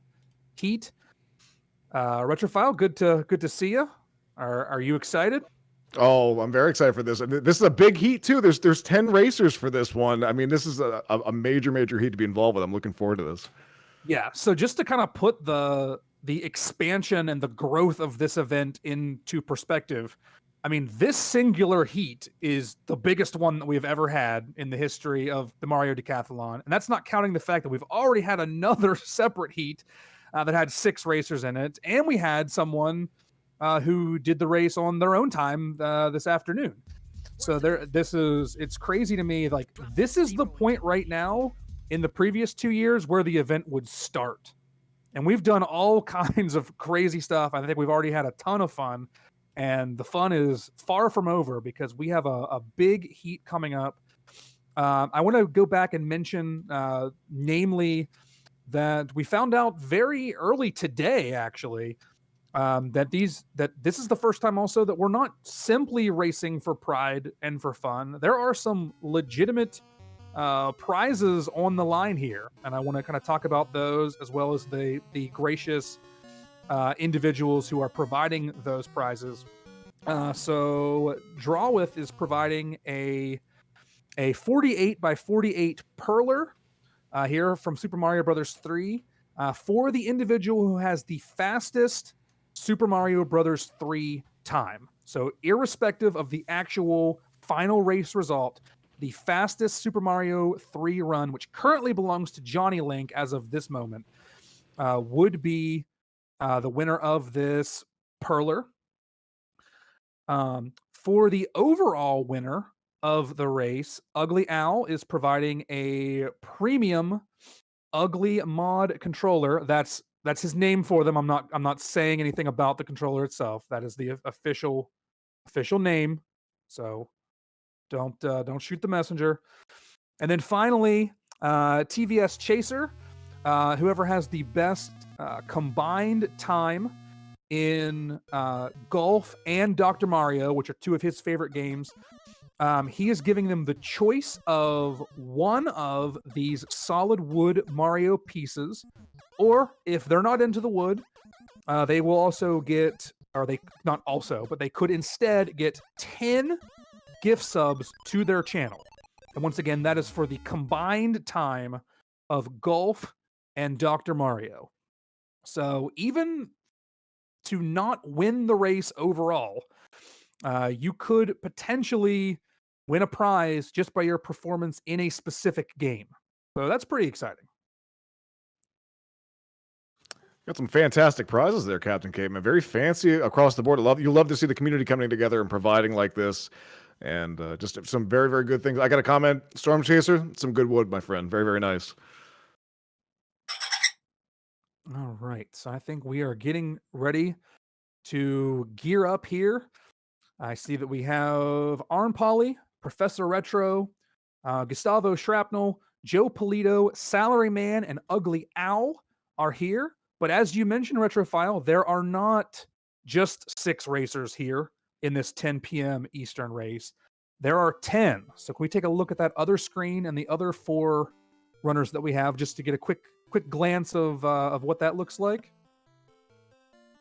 I know the racers are readying up, so I know there's definitely some multitasking going on here.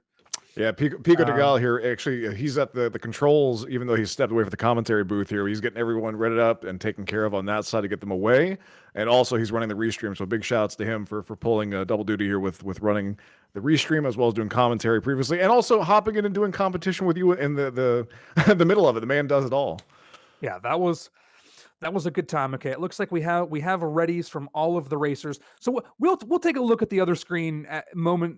We'll get there. We'll definitely get there. But yeah, there will be 4 more runners over on the other screen, which are AK Potatoes.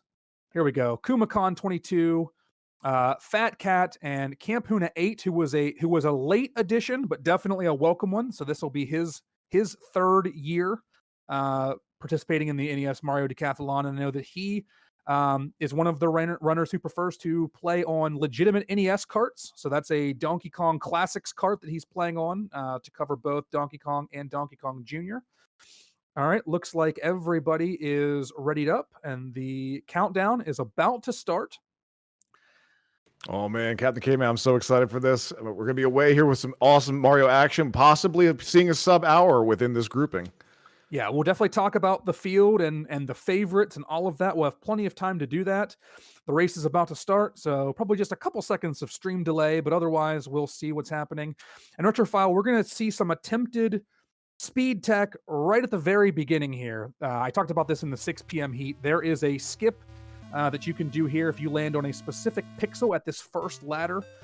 You have the ability to climb down the ladder rather than up, wrap around the bottom of the screen and climb down. And you have essentially skipped the entire screen. You can see it on the Gustavo's screen up here in the top right. He got it. He's going to wait a little bit for the barrel to pass.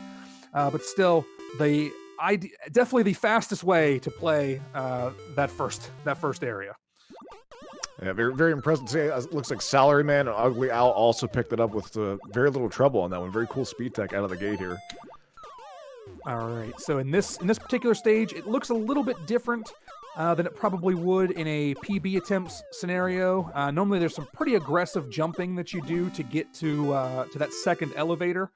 But in a race setting, it's probably safe to wait out the extra second or two just to get a friendlier pattern. Looks like we've already got 5 of the runners here on the Rivet stage. This is where we'll probably see some Fireball RNG come into play and kind of separate the runners a little bit. The ideal state is to clear the bottom half and then clear one top corner and then the other top corner. But fireballs are going to force you to do the non-optimal things. You can see it's happening with Arn Polly. He's kind of stuck on that ladder waiting for the fireball to pass. Salaryman and Ugly Owl both have already cleared Donkey Kong. They'll move on to Donkey Kong Jr.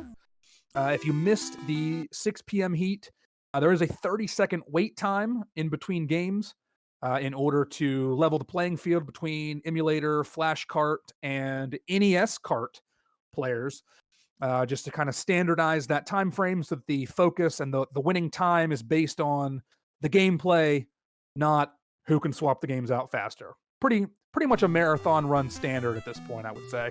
Right, yeah, we've seen that in other marathons as well. So that's really good for leveling the play field, allowing people to play on what they're comfortable with and what they have.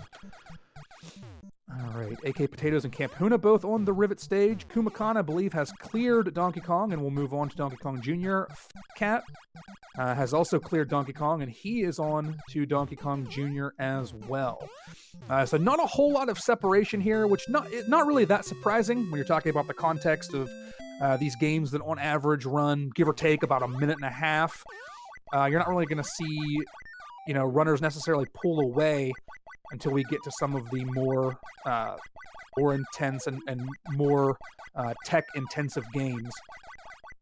Joe Polito has caught a couple bad breaks. I can see here that he is down to his last life, meaning he's had 2 deaths here in Donkey Kong. So that's a tough break, but still plenty of race left, and he'll have a chance to catch up, certainly. But it looks like we've got Arn Polly and Salaryman out in front here in the penultimate stage of Donkey Kong Jr. These first 2 games are just fast and furious, and then you kind of chug along a little bit, and you hit that brick wall that is golf with 18 holes, and you have a chance to kind of breathe and kind of think about it. But it's just so much that you're going through these so quickly, and then you have to go through a full round of golf afterward.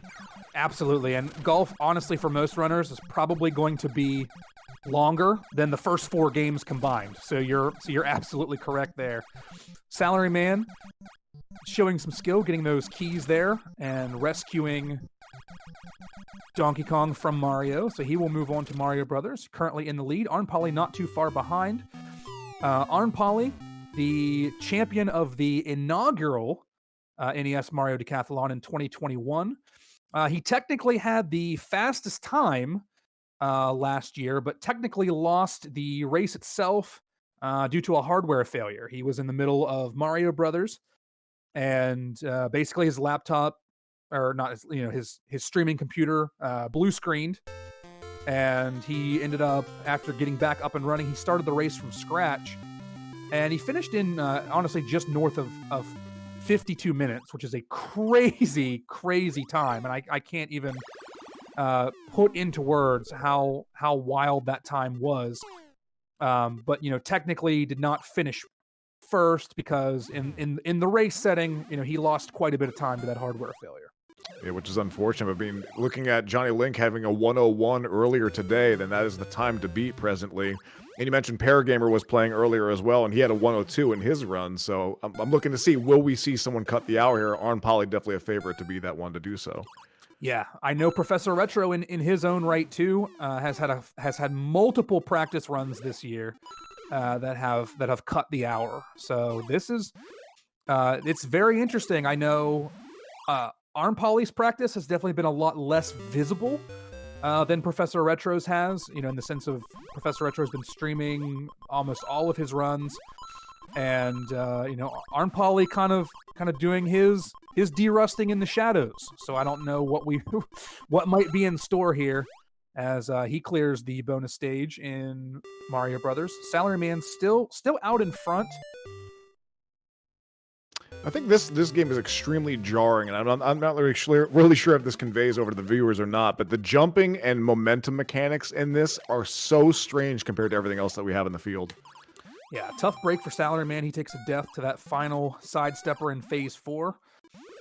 So that might cost him a little bit of time. Yeah, he's really struggling to get an angle to be able to hit that crab. So the other runners will get a little bit of a chance to catch up. He might have to wait for this one to go back up to the top again. So definitely the first big mistake that he has made after starting in the lead. Yeah, Arn Polly is able to get past and move on to Phase 5. He's going to use that POW block strategically to take those 2 sidesteppers out.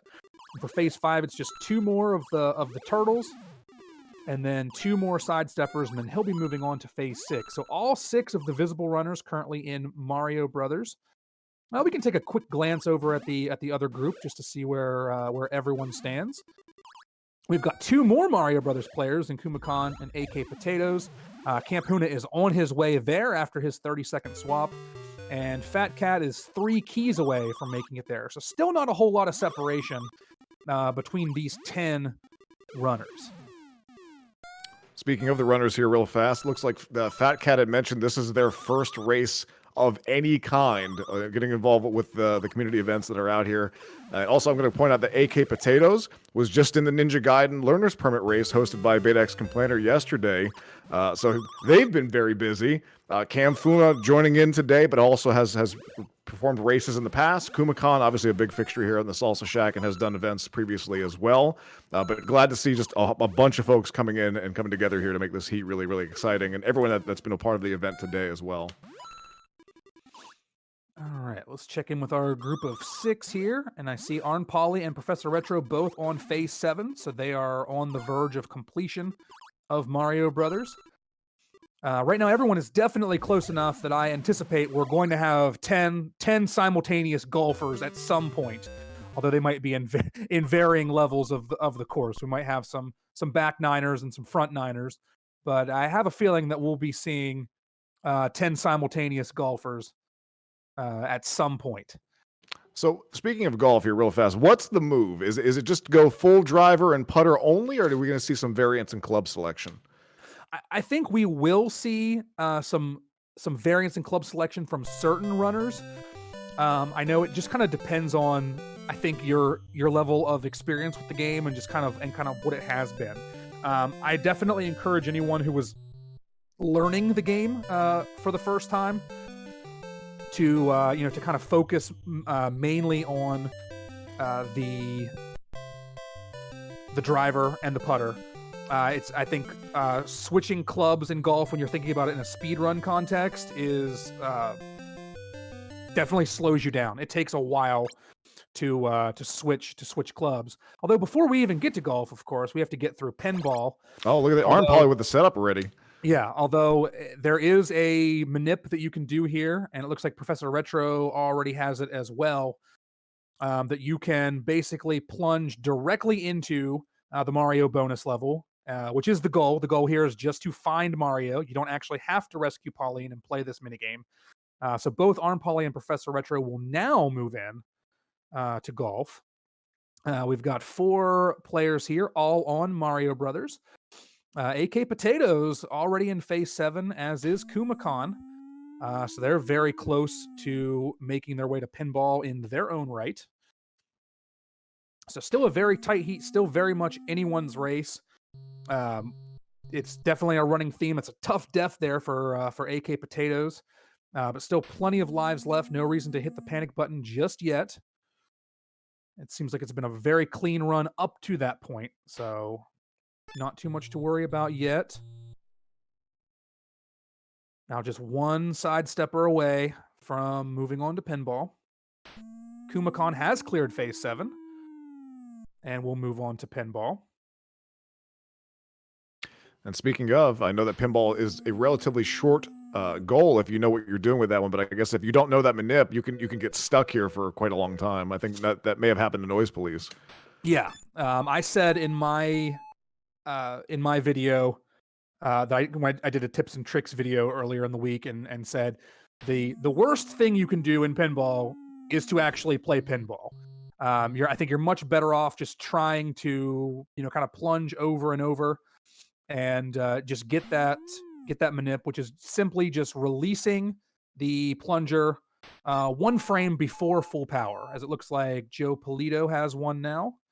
You hold up that flipper, it just bounces off the tip and right in.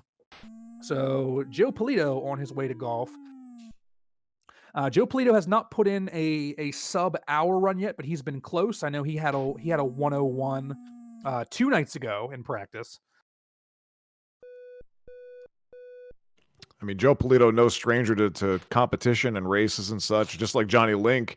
who also would be a big part of Overswarm's Learn Fast races. Definitely a fixture alongside like Alti and Avidrock on that side as well. I think that having that race experience and that multi-game ability to learn things definitely carries over to a decathlon like this, even with short goals to kind of dig into. And I know that amongst the literal hundreds of speedruns that Joe Polito has done, at one point he was very focused on doing the black box games. And as you know, many of the games in the NES Mario Decathlon are black box games that he already has, some experience with. So even though this is his first time as a competitor, I know he's watched the event, both of the previous years. He definitely kind of still had a leg up over some others potentially, just because of his prior time getting leaderboard times for a lot of these games. So it looks like on the main screen we had 6 golfers. On this one we got 2 golfers right now. Camfuna going into pinball, and we see Fat Cat trying to wrap up Mario Brothers on this side here. But overall, I mean, like you said, we're going to see 10 golfers at one point at different legs of the course. I'm pretty sure that's going to be the case here, assuming that Cam's able to get that manip.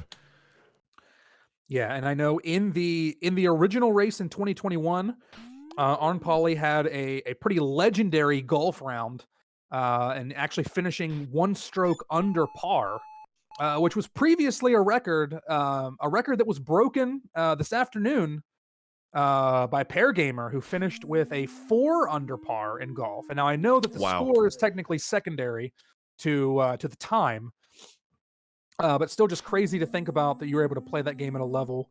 It's so easy for this game to go south, especially as far as score goes. Like I have a sub 9-minute time in this game, and I guarantee that I finished many strokes on over par in that time. The time is not necessarily reflective of the score, and vice versa. But Professor Retro is currently 2 under par, so he's also doing a very good job here as far as both score and time. So correct me if I'm wrong here, but the wind is not fixed in the golf run. It is random RNG throughout. Is that correct? It is. So you truly never know. I think it is based.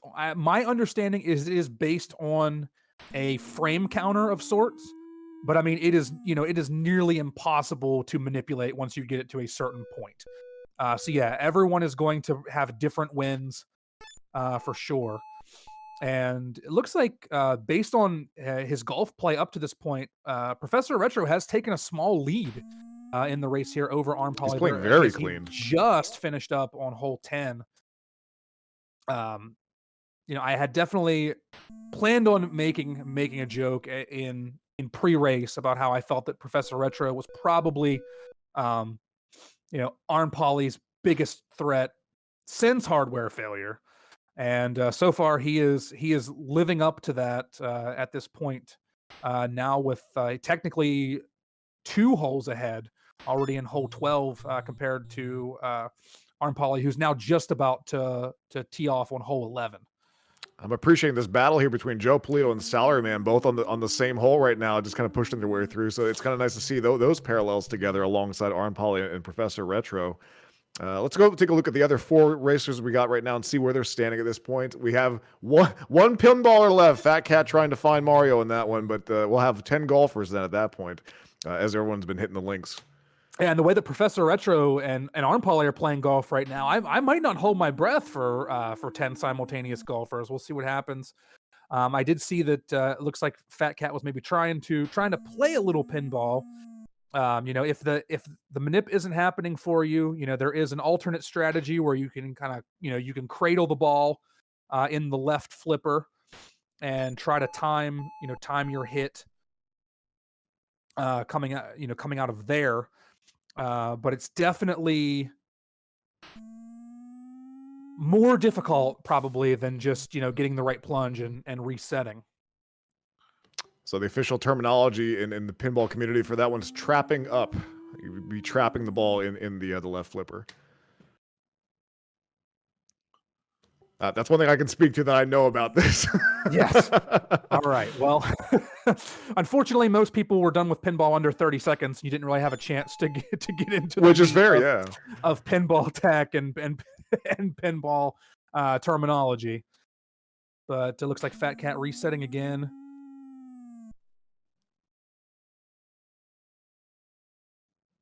And I'm not sure. Yeah, this looks like it might have been full power, so no manip here either.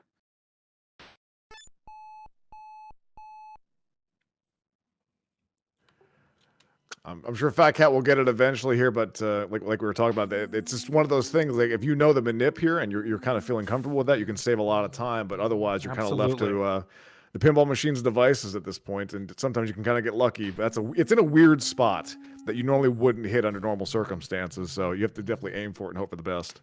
Yeah, and without a tutorial kind of telling you exactly what to look for, like there's no way that you would make that particular plunge and go, oh, this is going to go straight into the bonus game if I just hold the flippers up. Like you definitely have to have that knowledge and understanding going in. And looks like we have a couple players getting ready to finish up with golf here. Professor Retro on hole 17, Arm Poly on hole 16. Joe Polito and Salaryman and Ugly Owl, all in the back nine though. So still not, still definitely anybody's game. We've definitely seen mistakes that have moved people multiple places down. An errant death somewhere in the Super Mario Brothers trilogy, especially in the wrong place in the wrong situation, could prove to be extremely costly with how close everybody is right now. Trying to look at the general scores that we have here at this point. Professor Retro, though, sitting at -2. Arn Poly, is he at -4 right now? As I'm looking at it, I think those are pluses, not minuses. I think they're +4. Oh, okay, fair. Respectively. But it's definitely hard to see in a six screen layout to kind of tell. Professor Retro does clear hole 18, so he'll move on to Wrecking Crew. At one point, Professor Retro was a top 2 Wrecking Crew runner in the top score category. Now, in the Mario Decathlon, we play a little bit more than just the top score category. Top score category is the first 4 phases, and then you need to get the coin on the first try in the bonus game. We play 8 phases here in the Mario Decathlon, so he did have to learn a few extra stages to be able to race this. But either way, I think especially through the first half of Wrecking Crew, expect him to put on a clinic. It looks like we're over the middle point of the race here now. It looks like Wrecking Crew is going to be game 6 at this point, but definitely a lot more still to go and can go in either way. But getting over that initial wall in golf, you're off to the races now in Wrecking Crew. Yeah, this is not a game that I expect Professor Retro to concede an inch on. Like I think that Arm Poly will have some opportunities to catch up and possibly take the lead from him, but I don't think the next couple minutes are part of that. I don't think they're going to be a factor. I'm very curious to see how the trilogy run goes, because I think the term that I had saw earlier, I think Arn Poly had said that the trilogy runs are where runs go to die. So we'll see how things go with that.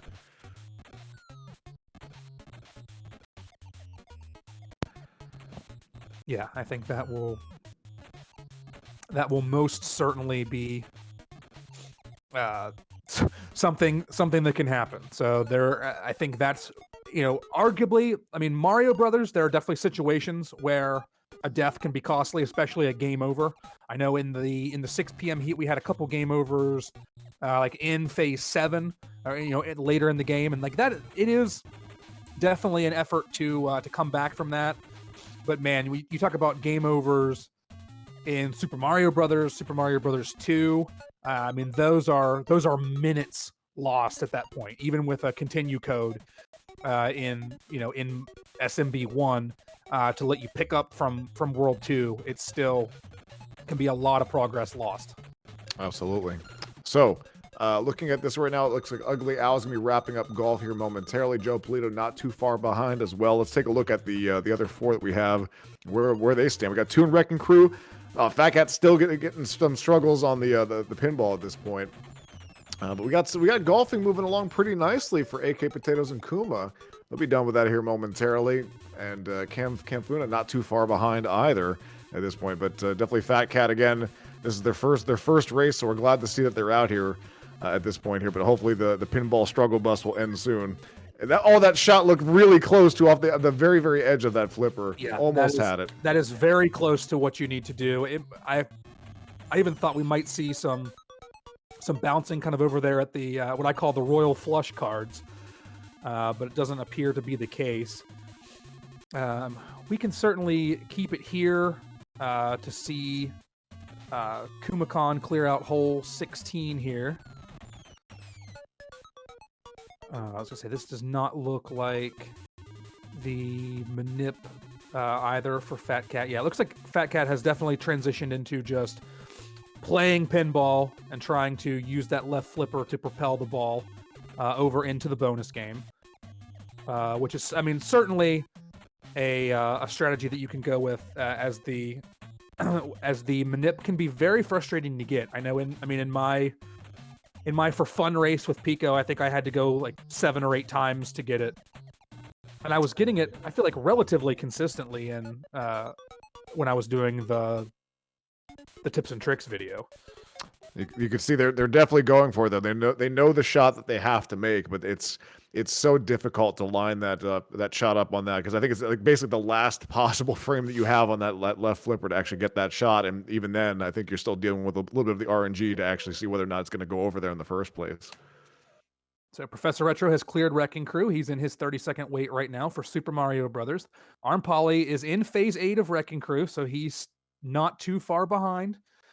Again, just at this point, misfortune will start to become a lot costlier.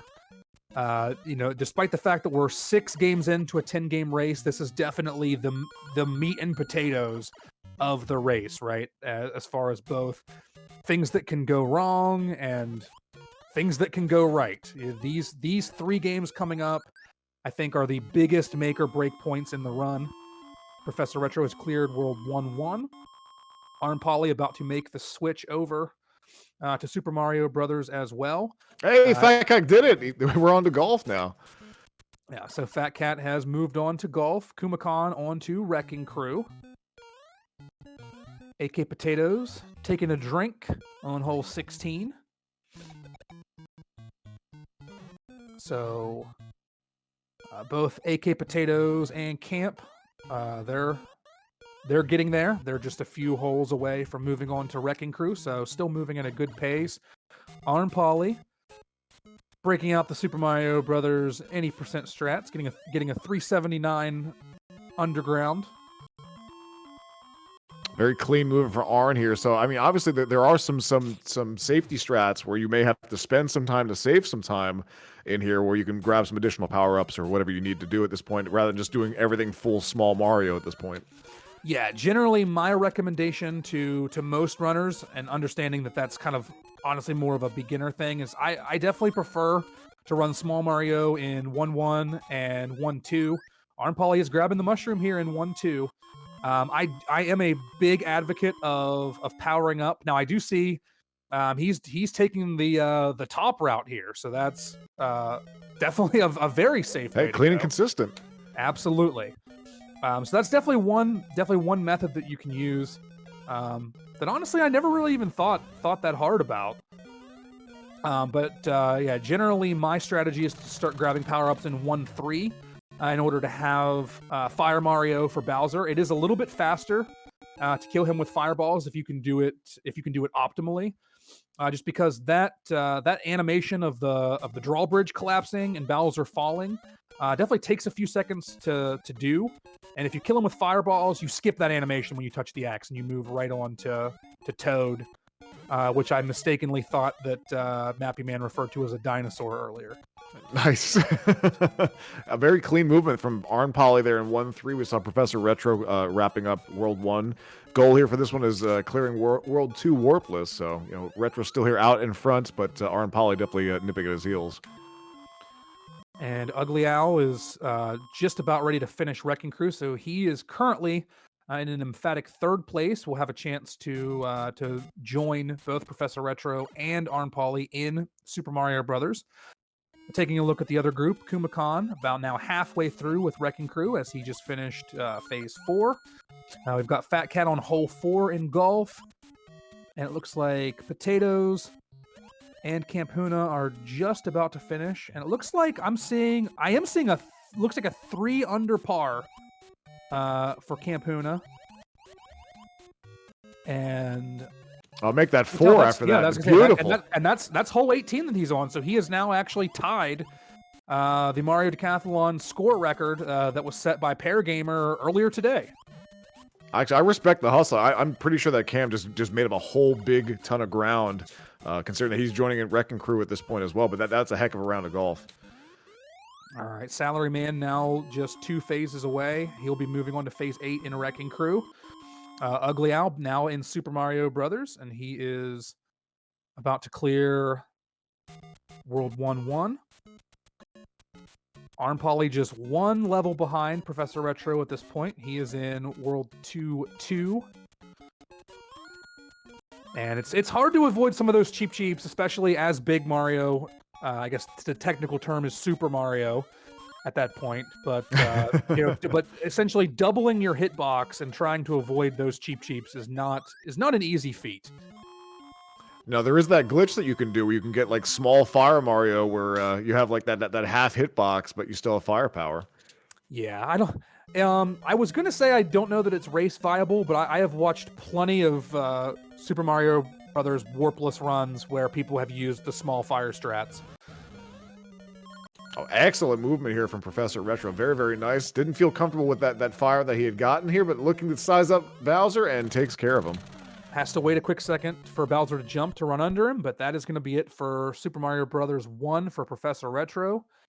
Salaryman moving on to Super Mario Brothers as well. Ugly Al is in 1-3 of Super Mario Brothers. Oh, very scary jumps here from Arn Poly. Very, very risky, but doing a great job with those. So now we've got 5 runners on that screen playing Super Mario Brothers. Professor Retro, the lone Mario 2 player. Checking in here, it looks like Kumakan is now moving along to Super Mario Brothers. As he appears to have finished Wrecking Crew off screen. Yep, there he is. Waiting out his 30 seconds. Campuna now on phase 3 of Wrecking Crew, and let's see some Super Mario Brothers 2 action from Professor Retro, breaking out Luigi in World 1-1. And I think that's this my is boy right there. That's my boy. I know that last year, before Professor Retro learned of the Mario Decathlon, I know he had been doing some Super Mario Brothers 2 any % runs, I believe. So I think a lot of that translated over kind of into preparing for this, although really the any % run is not super conducive to this, just because you only play 1-1, 1-2, and then the first half of 1-3 before you take a warp. But a clean Birdo kill from Professor Retro. Birdo wears a red bow. We learned that during the broadcast booth battle. Arm Poly using Toad in 1-1. Toad is technically the faster character in many of these situations. Arm Poly does hit the that's a jump. Beautiful jump from Arm Poly. My goodness. I expect him to also go for the little screen wrap here that lets you skip the bombs. He gets that as well. My God. He's gaining time here, so Captain we're Caveman. seeing some wild tech from Arm Poly. I wouldn't be shocked if he goes for the key skip in 1-3 either. Now I know Professor Retro had been practicing it, so he might try that one. I did see Professor Retro got a fast carpet with Toad in 1-2. I imagine That's a Arm beautiful Poly's grab go from for Arm Poly. My too. goodness. Yeah, we're seeing some very high level Super Mario 2 play here. And Arm Poly is going to go for the fast carpet. He gets it. Look at this! He got... I didn't even know that was possible. Yeah, so basically what happens if you spawn a second carpet and then you get back on the original carpet speed is no longer slowed down to carpet speed. So it takes on the full Toad speed and allows you to basically just ride the carpet all the way to the Birdo fight. And Professor Retro is going for the key. So this is crucial to talk about here, because he is taking what is the intended way, but for race purposes, it might be considered the long way. So Arm Polly, I imagine, is going to go for the key skip here. And if he gets it when the time comes here, I think they're going to be separated by mere seconds because Professor Retro just now got through that door. If we see Arm Polly go low, and he is, so he's going for this. So it's very similar to that skip that he did in 1-1. It will let you basically climb down through the floor here if you get it. It doesn't look like he got it on this try, so he's just going to take a death. And I think he's probably going to try it again. But it lets you skip the key. You basically climb through the floor here, and it pops you in the next room as though you got the key and went through. Now, he has not been able to execute it so far, and this is we're getting to maybe to the point of diminishing returns here with it, that it might honestly at some point become faster to just go up and get the key. So this is potentially very costly for Arn here. And it looks like he is about to... I know he doesn't get it there either, so he's going to have to take another death. And Professor Retro basically just playing for free at this point while Arn tries to get this skip. So that's definitely tough to see. But, he also is kind of, we have to keep an eye on his lives counter as well. Now, he might be in a situation where he could take an intentional game over in World 2. There it is. At that time, so he crawls down through, and he's able to skip the grabbing of the key. If he would have been able to get it on the first try, honestly, would have really shut that gap between the two. But I think him going for it definitely just kind of made the gap larger. As Professor Retro is already digging in 2-1. He is very close to that ladder and very close to the Birdo fight. So now almost an entire stage ahead of Arn Polly. Pretty good Mauser there for Arn Polly. I also want to call out that Joe Polito took a death at the end of 1-4 on SMB1 Bowser on that one, but was able to redeem himself after that. Had to wait, taking things a little more cautious on this one, but making his way through. Ugly Al now with some carpet strats of their own on SMB2, and not too far behind, maybe able to close that gap. Curious to know if they're going to do the intended route or not. But switching over here, we'll take a look. AK Potatoes looks like maybe took a death, unfortunately, here, and having to restart in this one, down to one life for that. So maybe we want to get to World 2, then take the intentional death and do the continue code, which we have allowed. Kuma moving forward, Fat Cat still golfing, and Cam looking to wrap up Wrecking Crew here momentarily. Yeah, and Camp, I believe, is going to need to take a death here. He took out the ladder before allowing it to get you to that middle door. Like, those two ladders in the middle that are breakable ladders are necessary to get to that one singular door in the very middle of the stage there. Once you take that particular one out, all of the other ones are accessible by climbing those ladders at the end. Not necessarily ideal to get them that way. But oh no, AK Potatoes took a complete game over in World 1, has to restart SMB1. And that is a tough break, so I know it doesn't look like it actually affects the current placements at any point, because I do believe that he was in 8th place in this particular leg, but still definitely costly when you consider that Camp is potentially right on his heels. Just a couple Wrecking Crew phases away from joining him in Super Mario Brothers. And now Professor Retro is on the World 2-2 Birdo.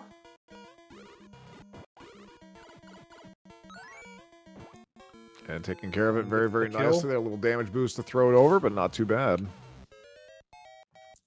Although Arn Polly definitely catching up, and I think it's Arn Polly's using the fact that he was using Toad here with a faster dig speed. He's already in this Birdo fight. So despite the issues that we had earlier with with getting that key skip, he's definitely still in the thick of this. He's very much in the thick of it.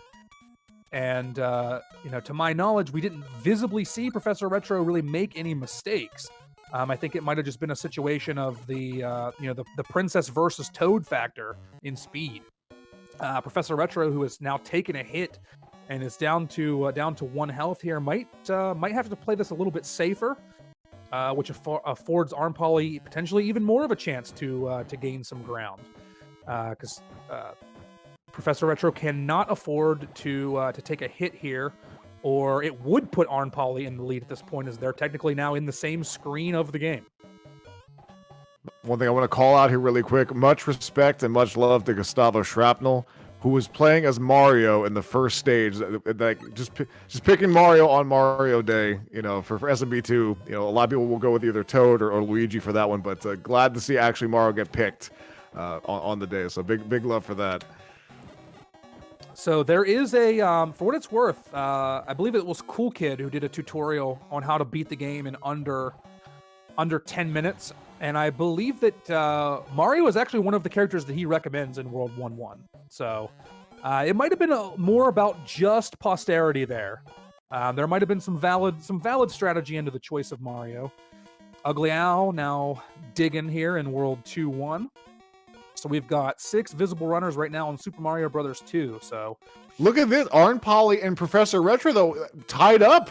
Look at this. Yeah, I think it just boils down to Professor Retro needing to play a little extra cautiously because of that damage he took earlier. And now Arn Polly with Arn is going in. Yeah, he went in. He afforded that hit, and there is the kill. Professor Excellent Retro did take a death at Tri-Clyde. So now Professor Retro, though, gets a quick kill that he was able to get after taking that death because he was able to take the hit. So Arn Polly and Professor Retro, they're going to be waiting simultaneously to start Super Mario Brothers 3. Arn Polly just a few seconds ahead, maybe not even a few.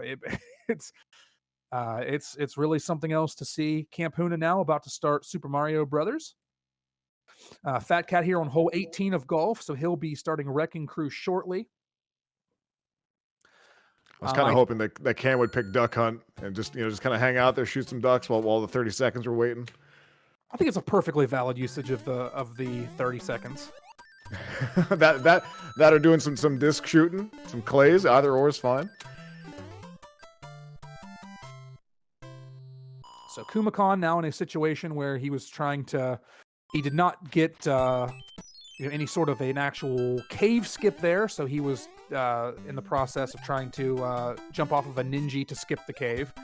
Looks like Arn Polly is increasing his lead. He's got P-Speed in World 1-2. Now, I know that he hammered Super Mario Brothers 3 last year as far as practice and learning. He has a lot of the optimal speed strats. Looks like Professor Retro is going more of the what I refer to as the fast casual method. He's not using the P-Speed strats, but he's still clearing the level as fast as you can at virtually the normal speed. One thing that I wanted to mention, just kind of a programming note here. We're not quite to this point yet, but I know that we've kind of been jumping back and forth between the group of 6 and the group of 4. Once we get a little bit closer to the conclusion, we'll probably stick with this particular group, just in the event of a possible photo finish between the first and the second place runner. But we'll definitely want to make sure that we give coverage to the other 4 group as well. So let's spend some time over there right now, as we might need to take an extended look at that group of 6, as we potentially have our. We definitely have our 2 runners that have kind of pulled ahead and look to be in the driver's seat for first and second place. We want to make sure that we capture that adequately. Fat Cat now yeah, go ahead. Sorry about that. Sorry, a couple things to call out here real fast. Fat Cat on to Wrecking Crew. AK Potatoes now knocking at the door of finishing up SMB 1. So after overcoming that game over, is now on 2-4 to go through there as well. Kumakan moving on to SMB 2. And Cam also in SMB 1 at this point as well, and making their way through. Looks like 1-3 at this point. So still a pretty tight grouping amongst these folks that we have here. Fat Cat, though, making steady progress throughout. You love to see it. And AK Potatoes coming back from that game over, almost done with SMB 1, soon to join SMB 2 with Kumakan. Oh, but taking a death, I'm so sorry. Oh, the curse of the commentator. You hate to see it. Yeah, and the game over on 2-4. Oh, no. I was about to say that was the final life I watched. There was a rough death initially while you were talking, falling into the lava. So it was back-to-back deaths on 2-4 with 2 lives left that now get him to 0. And that's going to give Camp Huna a chance to do some catch-up here. And join AK Potatoes here in World 2. So there's definitely a quite the battle going on here for I guess what would be 6th place in this particular heat at the moment. Something that I think we'll definitely get to have a closer look at for sure. Got Kumakan here on Mauser. I swear that those bombs, like their hitboxes are not big enough considering how much Mauser can move. It's very annoying. There are so many times where you think that you got them and you don't, and then thankfully there are a few times where you don't think you have them and you do, but those seem to be outnumbered by the negative outcomes. Yeah, like that one right there. Like he walked into it like legitimately like 75% of the way through the explosion. And still took and basically the same thing right there. Like, Mauser completely lacking the self-awareness that you need to not walk right into a bomb as it's exploding. Hey, I mean, he's wearing those shades, man. That must be real dark. He can't see too good. You ever heard the term 3 blind mice, my friend? I mean, he's one of them. And yet he uses explosives. You know, I didn't really think about it in that way. That was honestly an eye-opening moment for me just now. Yeah, so, leave it to the blind man to point out a visibility problem. All right, so now we've got 2 runners in 2-2 of Super Mario Brothers. Fat Cat is in kind of getting toward the end of Wrecking Crew here on Phase 6. And yeah, as Muxasaur points out in chat, I mean, it's definitely a flashing warning in that room. So probably for the best that the Mousers got those shades on too. All right, I think Retro Arcade Man. We might be on the a good time, I think, to switch over back to the group of 6. I think at this point we honestly will probably keep it here for the conclusion of Arm Poly and Professor Retro's runs. We'll keep it there so we can see them across the finish line. Also, kind of want to see some visibility into if anyone is fortunate enough to get the early hammer, which is something that you're not going to be able to manipulate in a race setting. It's very much some frame perfect stuff you have to do to force the early hammer.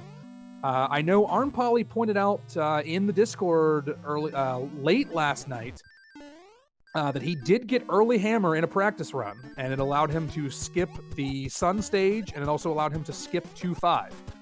And I mean, that would almost decide the race at this point if either of them were to get it, but it doesn't appear likely that either of them will. Salaryman and Ugly Owl also both in Super Mario Brothers 3. So Ugly Owl keeping tight on his grasp of 3rd place, but Salaryman not too far behind. So we will definitely have there's definitely a separation here with the top 4 runners already in SMB3, and Joe Polito is now joining them as the 5th place runner, and Gustavo also through the door. So now all 6 of the runners who are visible on this screen are about to be in Super Mario Brothers 3. So still a very tight race. I think we're probably only going to have potentially just a few minutes separating places 1 through 6. And I know Kumakan on the other screen is not that far behind either. I know he was in World 2 of Super Mario Brothers 2. He's in 2-2, so he's only about a stage and a half away from also joining them in Mario 3. So definitely some close contention here across the board. Obviously, right now, Arn Poly and Professor Retro here fighting for 1st place. Arn trying to hold them out and box them out as best as possible. Ugly Owl looking to try to maintain that podium position, but it's kind of a free-for-all between Salaryman and Gustavo and Joe Polito there for 4th at this point. And, Kuma obviously right there if there's any major mistakes that happen. And yeah, and Arm Poly did not get the early hammer, but he's absolutely turned it on. He's now, I believe, 2 full stages ahead of Professor Retro in Super Mario Brothers 3. And I think that, I might have created this event, Retrophile, but it's clear that Arm Poly owns it. He has complete and total ownership of the of the NES Mario Decathlon, as he just needs to now clear the pyramid and the airship in World 2, and then he would move on to Dr. Mario. And he seems to be the favorite to get to become the first one there. I mean, it would not be too far a stretch of the imagination to say that Arn Poly was absolutely the favorite going into this. At this point, like he's a very safe bet. I'm not a betting man by any means, but he's pretty safe money to put that on there, considering his expertise and just being an all around excellent gamer. Yeah, and I very much am a betting man, and if I were to bet on Arn Poly, I think the money line would be in such a way that I would barely make any money, because I think that's probably how heavily a favorite that he was going into this. Taking a peek here while the other ones wrap up here. Looks like Arn will be wrapping up SMB3 here momentarily as well. Got Kuma trying to wrap up SMB2. AK Potatoes not too far behind there. Cam also in SMB2. Fat Cat now moving on to SMB1. And we'll be going into 1-4. So I think Fat Cat actually making up some ground here a little bit on this side here. Playing pretty decently. We'll see how things go for SMB1. Yeah, just about to be halfway through of SMB1. Just one fake Bowser kill away. It is canon that these are not actually Bowser, so they're Bowser minions that are disguised as Bowser. Only the Bowser in World 8 is actually Bowser. All right, now we are going to take a look at this group. Arm Poly now just one airship away from moving on to Dr. Mario. I'd like to see his Dr. Mario in its entirety. I know the first 2 years he played Dr. Mario at high speed, and I believe was the only runner to have actually done that. Just one more hit on Morton Koopa Jr., and he will move on to Dr. Mario. Professor Retro still, he is just behind him, though. He's there on the airship himself. So Salaryman on the World 1 airship. Ugly Owl is in World 2. Ugly Owl, who is very adamant in Discord that he will not do well in this event, and is in an emphatic third place. I don't necessarily know Ugly Owl well enough to fully grasp if it's a meme of some sort that he undercuts his own skill, or what the case may be, but he has put out a very impressive showing so far.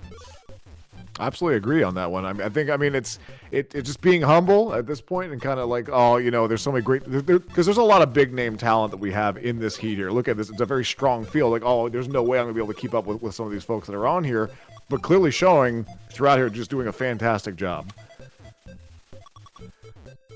And here he is once again playing Dr. Mario on high speed. Professor Retro is about to join him in Dr. Mario. And honestly, I would have to check my facts here, but I know for a fact I watched last year's race back last night. And, I mean, technically speaking, Arn Poly, had his hardware issue that kind of, muddies the waters as far as, his time and his actual placement in the race. But I definitely know last year, he was done with Dr. Mario before anyone else was even in it. He's making some amazing moves, by the way. Yeah. I'm just watching this. It's fantastic. My goodness. It's a little bit too punny to say that he's putting on a Dr. Mario clinic. My God, caveman. But I said it anyway, so deal with it. All right. I appreciate it. We've got a lot of Mario 3 runners here, so we're gonna have a lot going on here. But I think it's very likely to be too little, too late for Professor Retro, who is 29 viruses behind Arn Poly at this point. So he is out for revenge. You could make the argument again. Had the fastest time last year, but under some strange circumstances. But he is cleaning up. I will be very curious to see his final time and also just where we are with that prize pool too. I don't know. I'm gonna leave it up to the individual donators of the prizes to determine if one person is allowed to clean up on the prizes, or if they want to, kind of distribute them in a more even fashion. That's it. And there it is for Arm Polly. Arm Polly is your winner officially, and his time is, no matter how you slice it, an NES Mario Decathlon record of 51 minutes and 33 seconds. Wow. Oh my God. That's a heck of a pace. That is absolutely bonkers. And when you talk about the amount of time that it took, I mean, we watched him very visibly struggle in a particular segment of Super Mario Brothers 2. It really makes you think about the prospect of a 50XX. Like I don't know that we're realistically in a territory where you could do sub 50 in a run, but sub 51. If he would have gotten that key skip on first try, he was there. He was absolutely there. Without a doubt. So colossal GGs to Arm Polly. The fastest it's ever been done, but maybe not the fastest it will ever be done. Who knows? But Professor Retro is on the verge of a clear as well. I'd like to stick with him to see what we get here.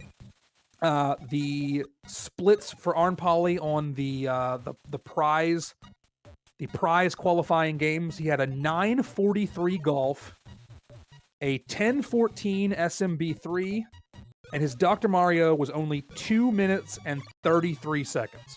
My goodness. So I mean, we're talking just over 12 minutes for the combined golf Dr. Mario, which is probably not something that many people would have the ability to beat. Professor Retro does clear. Big GGs to Professor Retro. His time, 53 minutes, 34 seconds. So another sub 54 time. That is emphatically the fastest second place time, and the first time ever we've had two people finish under an hour. We lost in the same race. So huge GGs to Professor Retro. Ugly Owl is now in Dr. Mario as well. With just 43 viruses left. He's probably got another minute or two for Dr. Mario. So we can go back and take a quick peek over at the other group. We spent a lot of time over in that group because we wanted to ensure that we got the finishers. So Kumakan in Super Mario Brothers 3 now, in the back end of World 1. We've got Fat Cat and Camp Huna in Mario 2. AK Potatoes also in Mario 2. AK Potatoes appears to be the farthest along to this point, although taking a death here in 2-2. Looks like 2 extra lives left. I guess I don't know which stage Camp Huna is on right now, but he does get back-to-back cherries on the slots to get him a 2-up. There's another cherry for him, so he is definitely taking his time on the slots, getting the extra lives. I know he told me in chat in my tips and tricks stream, he likes to go for 3 cherries. So I'd like to see which stage that he's on here. Okay, so he's just starting World 2. So he's just a little bit behind AK Potatoes, but they're both in World 2. Fat Cat here in World 1-3. And Kumakan, still, it looks like he's in World 1-6 of Super Mario Brothers 3. Let's jump back over to the group of 6 so we can make sure that we see Ugly Owl and his finish. Looks like under 30 viruses remaining now. I do know. Look at this. No, hold on 1 second. Joe Polito and Gustavo both going into the last level of SMB3. This is going to be a shootout for them. My goodness. This will be interesting, too, because for all of the things that we've talked about Ugly Owl, I know he does seem to not be a big fan of Dr. Mario. Now, again, I don't know if that's part of the joke, or if he does, legitimately have concerns about Dr. Mario and struggling with it. So we see, like you said, Gustavo and Joe Polito, who are currently in a battle for 4th.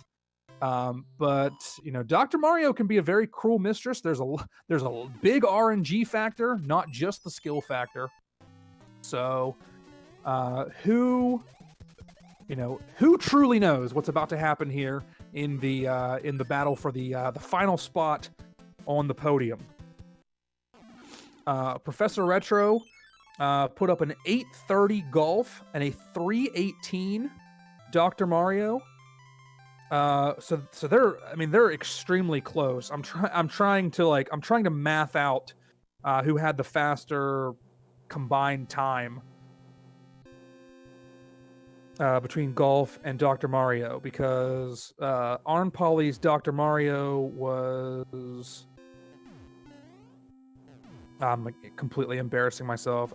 Arn Poly's Dr. Mario, I think, was 45 seconds faster than Professor Retro's, but Professor Retro's Golf was a minute 13 faster. So Professor Retro, I believe, is very likely to be the person to qualify for the wood or the gift subs provided by TVS Chaser, because he does have the fastest known combined time in Dr. Mario and Golf.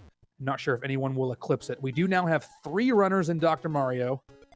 So given that I know on the other screen we're still mostly in Mario 2, and Kumakan might be in World 2 of Mario 3 by now, but we've got 3 Dr. Mario runners and Salaryman finishing up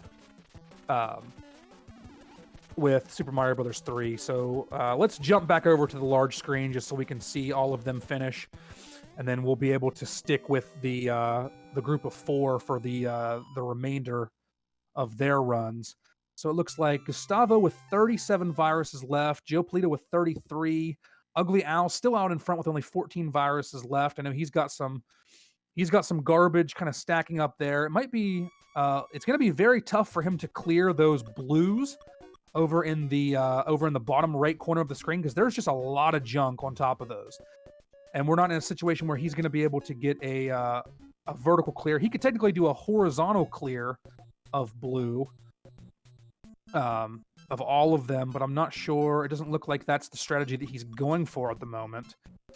So yeah, things are definitely piling up, both literally and figuratively, for Ugly Al, and kind of giving the other runners a chance to gain some ground on him. I know Joe Polito in particular already down to, he's only a dozen viruses behind, and his board looks to be still in pretty good shape. So Joe Polito looks potentially poised to snatch a podium spot here, depending on how this goes. But Gustavo, only 8 viruses behind Joe Polito, so we're about looking this? at Like, a it's a very shootout, close man. finish. Yeah, this is honestly really crazy of how close these 4 runners are. This is by far the closest race that we've ever done.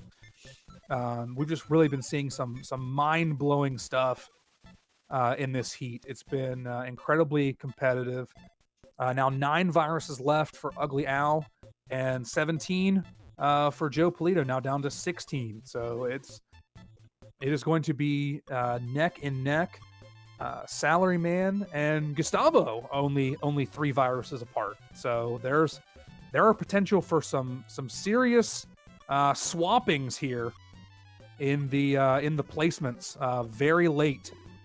We've never really seen Dr. Mario be this much of a factor in potentially deciding placements.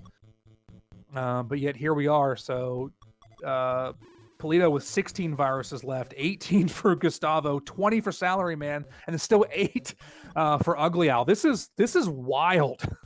It's a medical melee, caveman. So this is something, and we now have all 4 visible runners with 20 or fewer viruses left. Ugly Al again with the fewest viruses left to clear, but yeah, there's some stuff happening here on his screen. Is really just the best way to put it. I'm gonna call this out here real fast. Salaryman, by the way, also a newcomer to the race and to the Salsa Shack community here as far as competing and showing surgical precision with their placements. They're not stacking up too much at this point. Looking like Ugly Owl had to take a reset. What's going on? He had to reset. Yeah, that's it. I think I think there was just too much garbage to pile up. So that is going to drop him from third place to 6th place. So that is unbelievable. An extremely tough break for Ugly Owl. So he did express concerns about Dr. Mario. He was very clear that was a game that concerned him. Joe Polito now in the driver's seat for 3rd place. He has 3 viruses left. 2 of them are yellow that are stacked together. Now he just has those 2, 1 yellow. That's going to be it. Yeah. That is a GG finish for Joe Polito in his first NES Mario Decathlon, taking 3rd place. Waiting on the official time for him, according to his splits. But now Salaryman and Gustavo both with a single-digit number of viruses. 1 hour, 2 minutes, 2 seconds for Joe Polito. A fantastic time, too. Very, very good. Yes, extremely, extremely good time. I know he had one run in practice that was a little bit faster than that, but still a very, very impressive run. A run that, could have potentially won the event last year. I can't recall exactly what Noise Police's time was. I know it was not a sub-hour time, but still, very much in the thick of it. Huge GGs to Joe.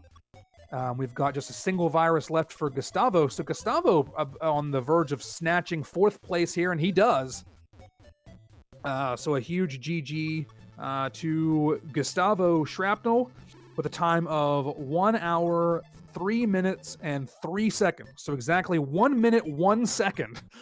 Separating 3rd and 4th place, and Salaryman is now very close to finishing as well. Although we've got some, we have some coverage here on this side. We can't see the exact count, but we know they're close. We have a bit of an obstruction. I can see the count at least of 4.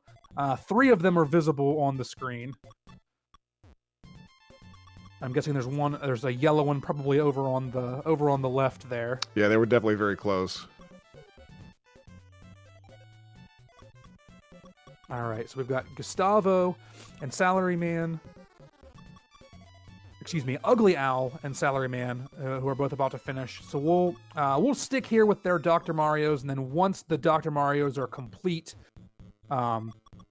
we will look over at the other screen. Just 3 viruses left here for Salaryman. Now down to 2. Just needs some strategically placed red. Red anything will work at this point. Just need a red half.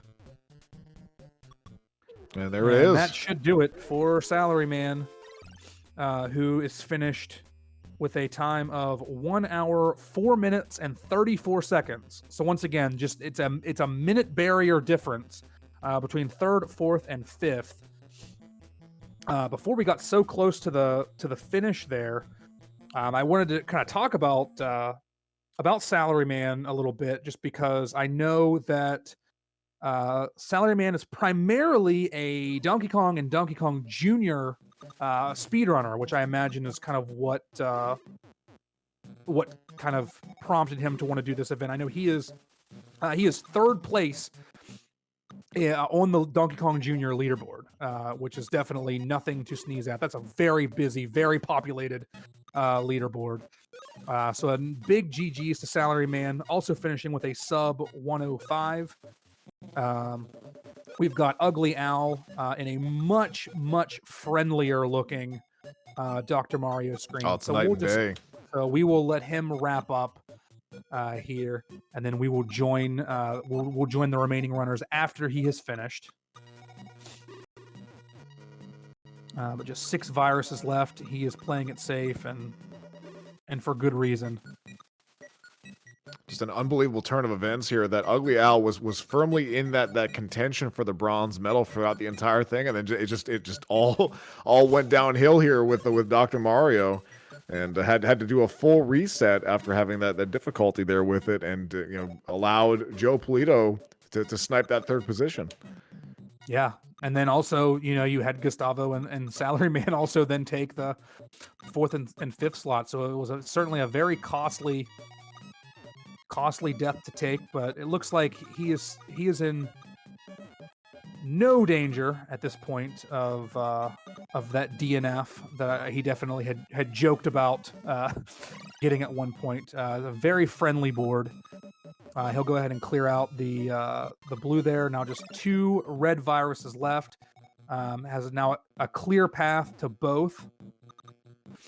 Although I guess technically he would potentially not need, but it might be optimal for him to get a double red. He could also clear a blue line here. And okay, so now he's going to try to probably squeeze a red in here. Oh no, he's not. He is not able to get it. Still, with only 1 virus left on the board, though, it's definitely a little bit of legwork to get. But he just needs to kind of to clear 4 red here, then clear 4 yellow, and then 4 red, and then 4 more red. Is definitely what I would aim to do here.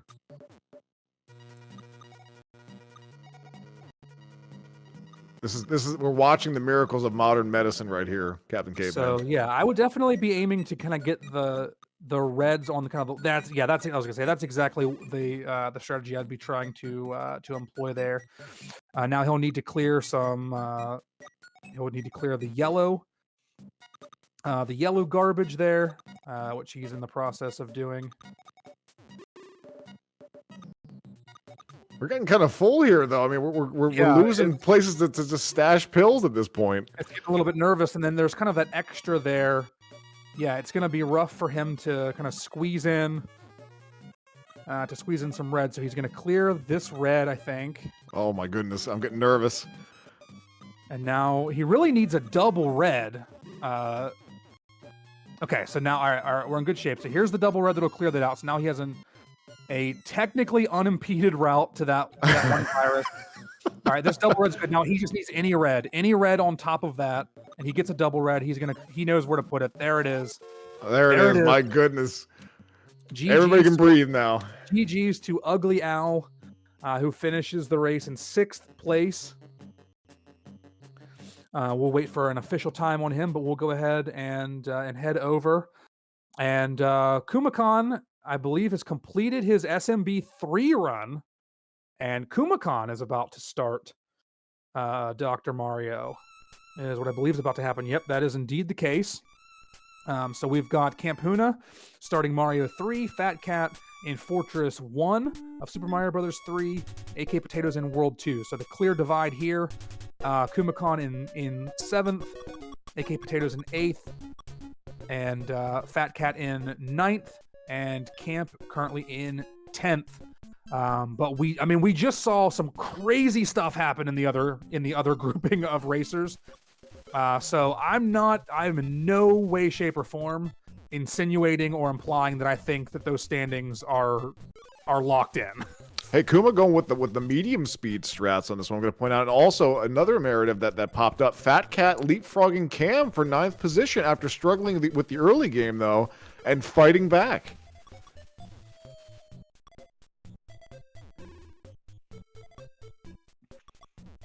So having the wherewithal to be able to fight back like that and be able to push through, I mean that's fantastic. That they're on the penultimate game. They're making solid progress. Kuma definitely doing a good job here with making some good decisions, trying to keep the pill bloat down as much as possible.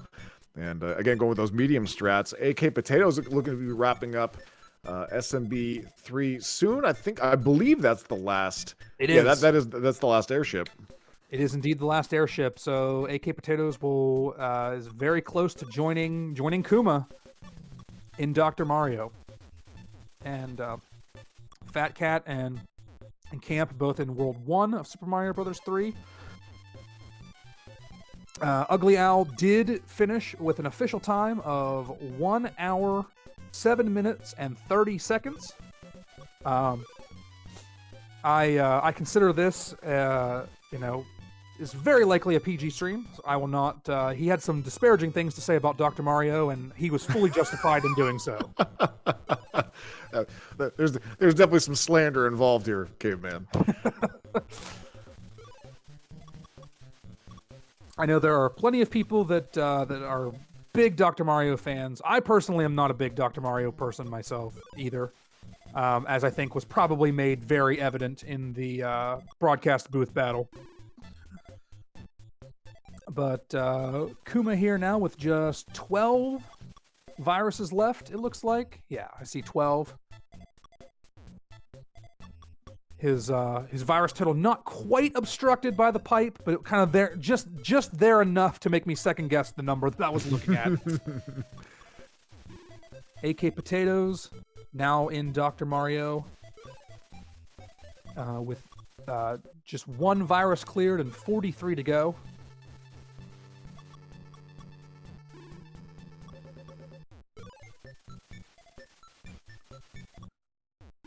I mean, Kuma's doing a great job here with just keeping things very much neat and in order and doing a good job overall. You can definitely tell that he's very comfortable with Dr. Mario.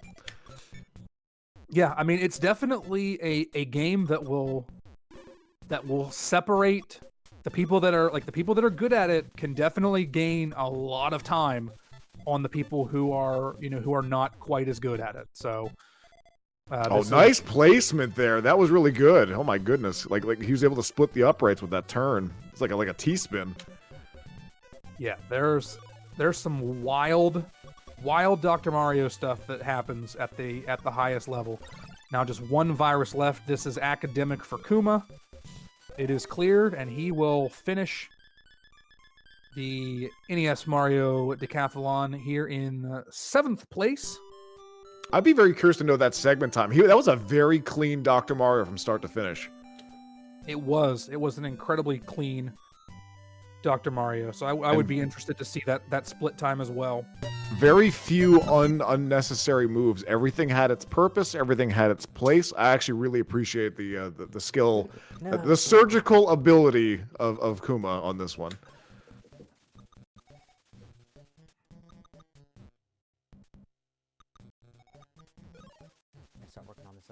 But Kuma taking care of that one here. We have 3 runners left on the boards here. Fat Cat running through the desert. AK Potatoes applying some medical trade.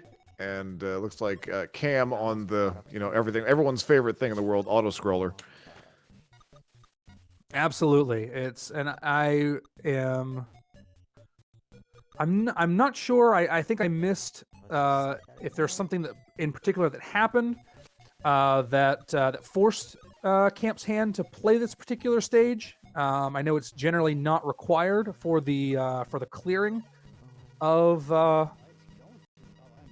World 1. I think he's just going the completionist route and doing all the levels. I see that he cleared 1-3 and 1-4. Oh, okay. So definitely taking a page out of the Noise Police book from the 6 p.m. heat. I don't necessarily know that I will bank on Camp going frog percent for the World 2 Fortress though, or the World 4. I heard about Noise doing that. The World 2 Airship rather. But his commitment to his craft was very evident in that strategy that he took there. Well, I appreciate that. I have nothing but respect for it. It's always nice when people bring their originality and their flair into the runs that they do, and putting on a show for everybody. Clear. And with Noise having been the 2022 champion, he just kind of, decided it was more about the fun. It was more about the celebration of Mario, more about, playing games with your friends at the Salsa Shack. He felt that he had nothing to prove as far as placement. So, and you know what? He had a blast, and we had a blast watching. So that's really all I can say about that. That's what really matters at this. And this is what I'm going to point out here. A lot of people sometimes will get that worry, like, oh man, I'm going to have to be up here. I'm going to have to play games and stuff like that in front of people. What if I do bad? It's not about that. It's about going out there and having fun and being involved with the community. So if you've ever been on the fence about joining an event, we have stuff going on all year round that you can get involved with. And even if it's something that you haven't tried before, try something new. Do something new in 2023, and maybe you'll find something new that you'll enjoy, something that you had never even thought about doing. But getting out and doing something competitive, even if you don't win, but just enjoying it, the experience of learning new things and hanging out with people, you're going to have a great time regardless. I guarantee it. And getting some word back on the official times for Kumacon, he finished overall with 1 hour, 13 minutes, 2 seconds. Retro, I know that you were curious about that Dr. Mario split. He finished in 3:26, 3 minutes, 26 seconds for Dr. Mario. That's very fast. Good. Okay, now And that was only just narrowly behind Professor Retro in Dr. Mario to have. So it ultimately turned into the third fastest Dr. Mario time of the day, to my knowledge. Campuna playing the in-spade game, trying to get some bonus gear, bonus items. Just 2 viruses remaining for AK Potatoes. My understanding is that the AK in AK Potatoes stands for Alaska, which is where he lives. I did not know that. That actually is appreciative. Again, I commented about the fact that they were playing in the Ninja Gaiden race yesterday, and now they're out doing another one and another event here. So, big respect to them to try to learn the decathlon as well as like grind down Ninja Gaiden alongside of it. That's some monumental tasks to commit to. And that is a GG for AK Potatoes. got it. Finishing the race in 8th place.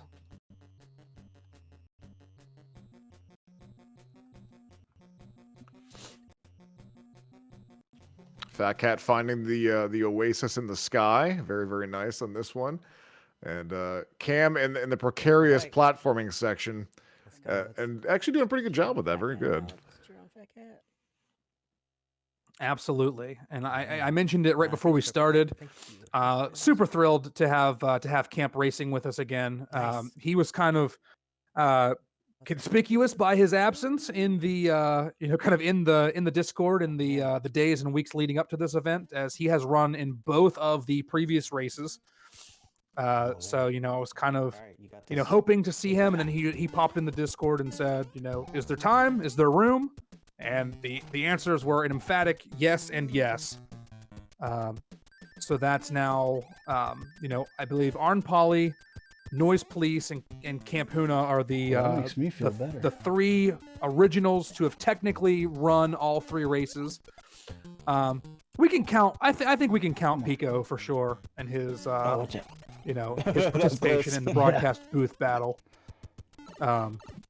Although I think we made it very clear with the added added element of the trivia questions that it was not really to be considered us officially throwing our names in the hat. Yeah, again, a big shout out and a big congratulations and thank you to Pico de Guile for not only just running the back end of this and getting all the racers readied up, captured, and handling the restream, all of it. Again, Pico is the man behind the curtain. Also did commentary for the first race. I mean, the man does it all. Absolutely. Saving CRTs and everything.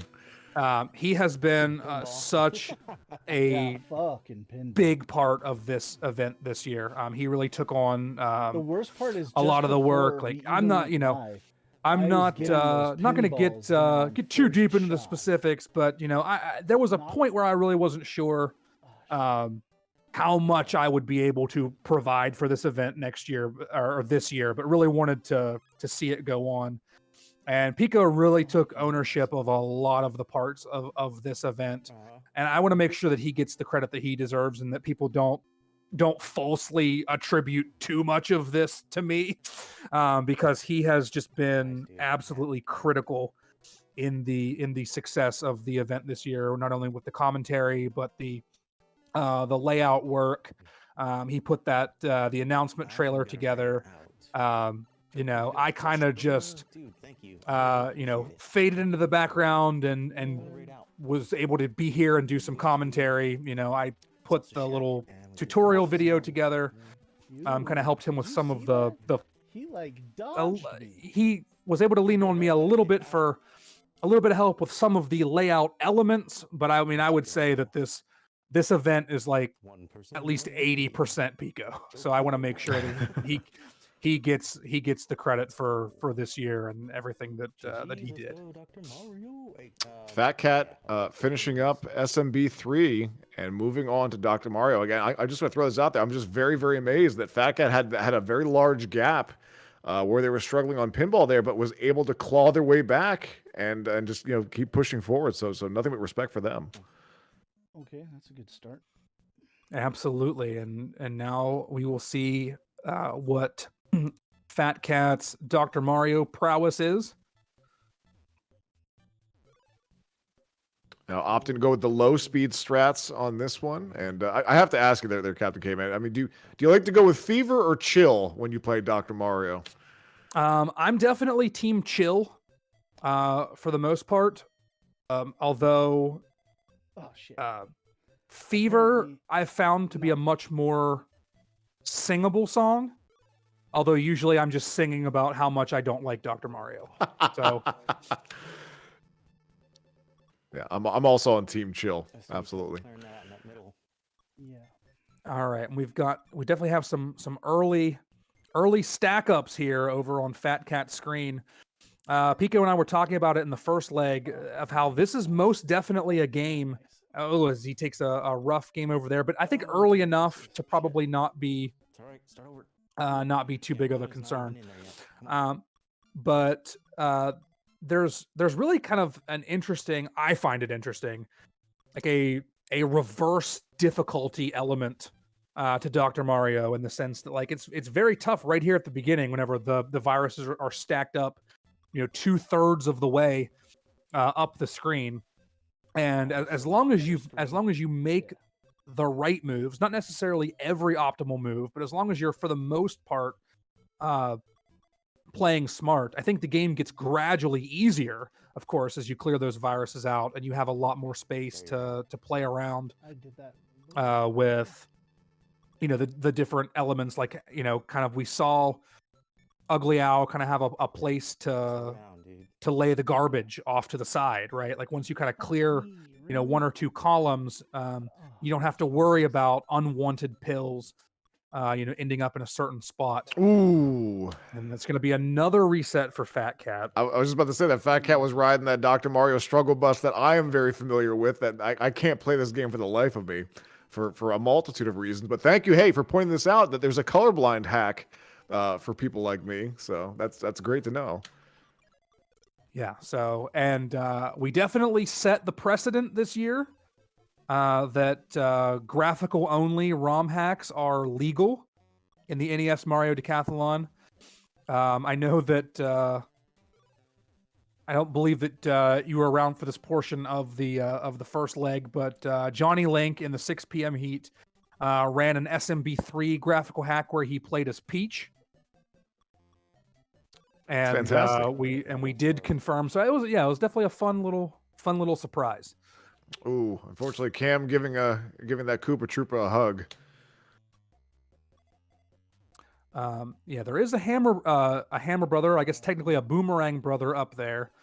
Would be interesting to see which boomerang brother it is, as far as if it's the music box one or if it's the hammer one. Ooh. Because if it is the one that carries the hammer, he would have the ability to skip this stage. Got this, man. But I also know that he has kind of, taken the strategy of playing all the stages up to this point, so he might not want to skip any levels, truthfully. I mean, you're here to experience the game, but unfortunately, dying in the same spot previously at this point. I wonder if he's going to just go whack the Boomer brother out of just frustration. Nope, opting not to. So it is what I would do at this point, but. I'm pulling for that game of cards to happen. Yeah, I think at some point he might want to. I think I saw a visible in spade game on his overworld map, and yeah, he can get to it. Honestly, might not be a bad call to grab a couple extra safeties.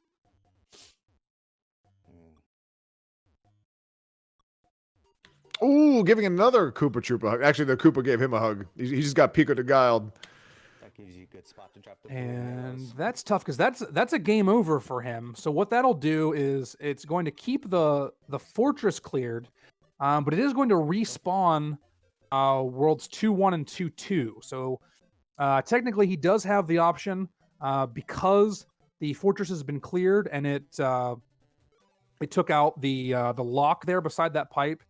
He could go through the pipe and play these particular and not need to play these particular levels again. Like if he goes through that pipe there at the bottom by that mushroom house, he would come out the other side and he could jump right to 2-3. But it looks like he is opting to play 2-1 and 2-2 again, which will buy Fat Cat some additional time.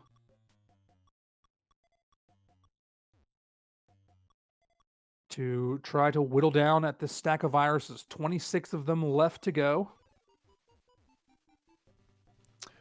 I have to ask a question that's been kind of bugging me here for many, many years, Caveman. Is what is the lore behind Dr. Mario? I mean, it's clearly it's in a jar. I don't know if this is like a lab specimen that he's working on, or if this is like a person that he's trying to diagnose by just throwing medication at it. It's not really a good representation of modern medicine. But then again, this is 1990s medicine that we're talking about. We'll just throw a bunch of different colors at it and hope for the best.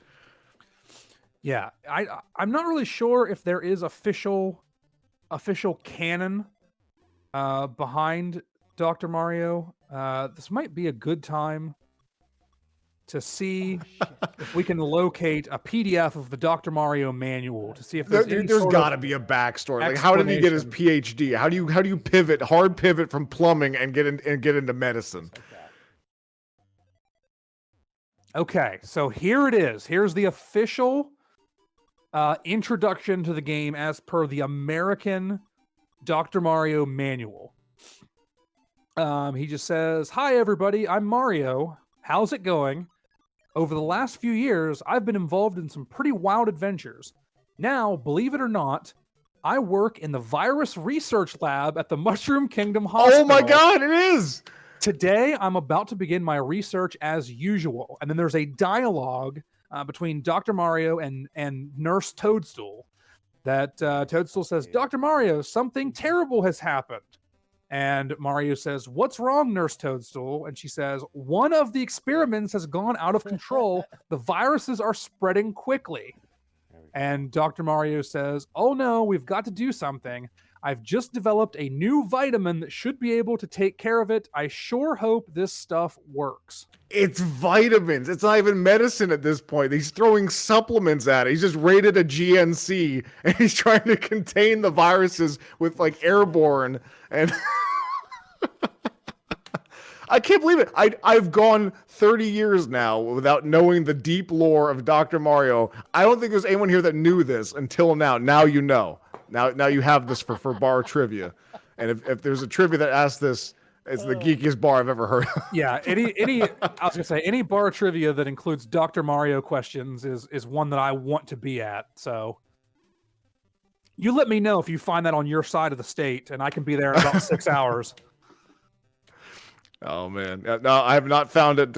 Not the only thing I could possibly think of, Caveman, possibly might be the Barcade down in Fishtown in Philadelphia. So we are learning stuff.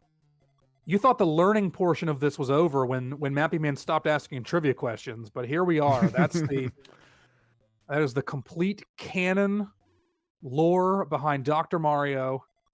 Dr. Mario basically I should say Mario effectively retiring from his adventures, or just in the time that in between saving Princess Toadstool at the time, because she was Peach in Japan at this point, but she wasn't Peach in the US until Super Mario 64. There's another trivia question that we could have had. I did want to double back because we didn't actually mention the final time for AK Potatoes, and that time was 1 hour 17 minutes and 48 seconds. So within 5 minutes of Kumacon, for that 8th place finish. Just one final virus now here for Fat Cat, and he is going to clear it. So that will be it for him.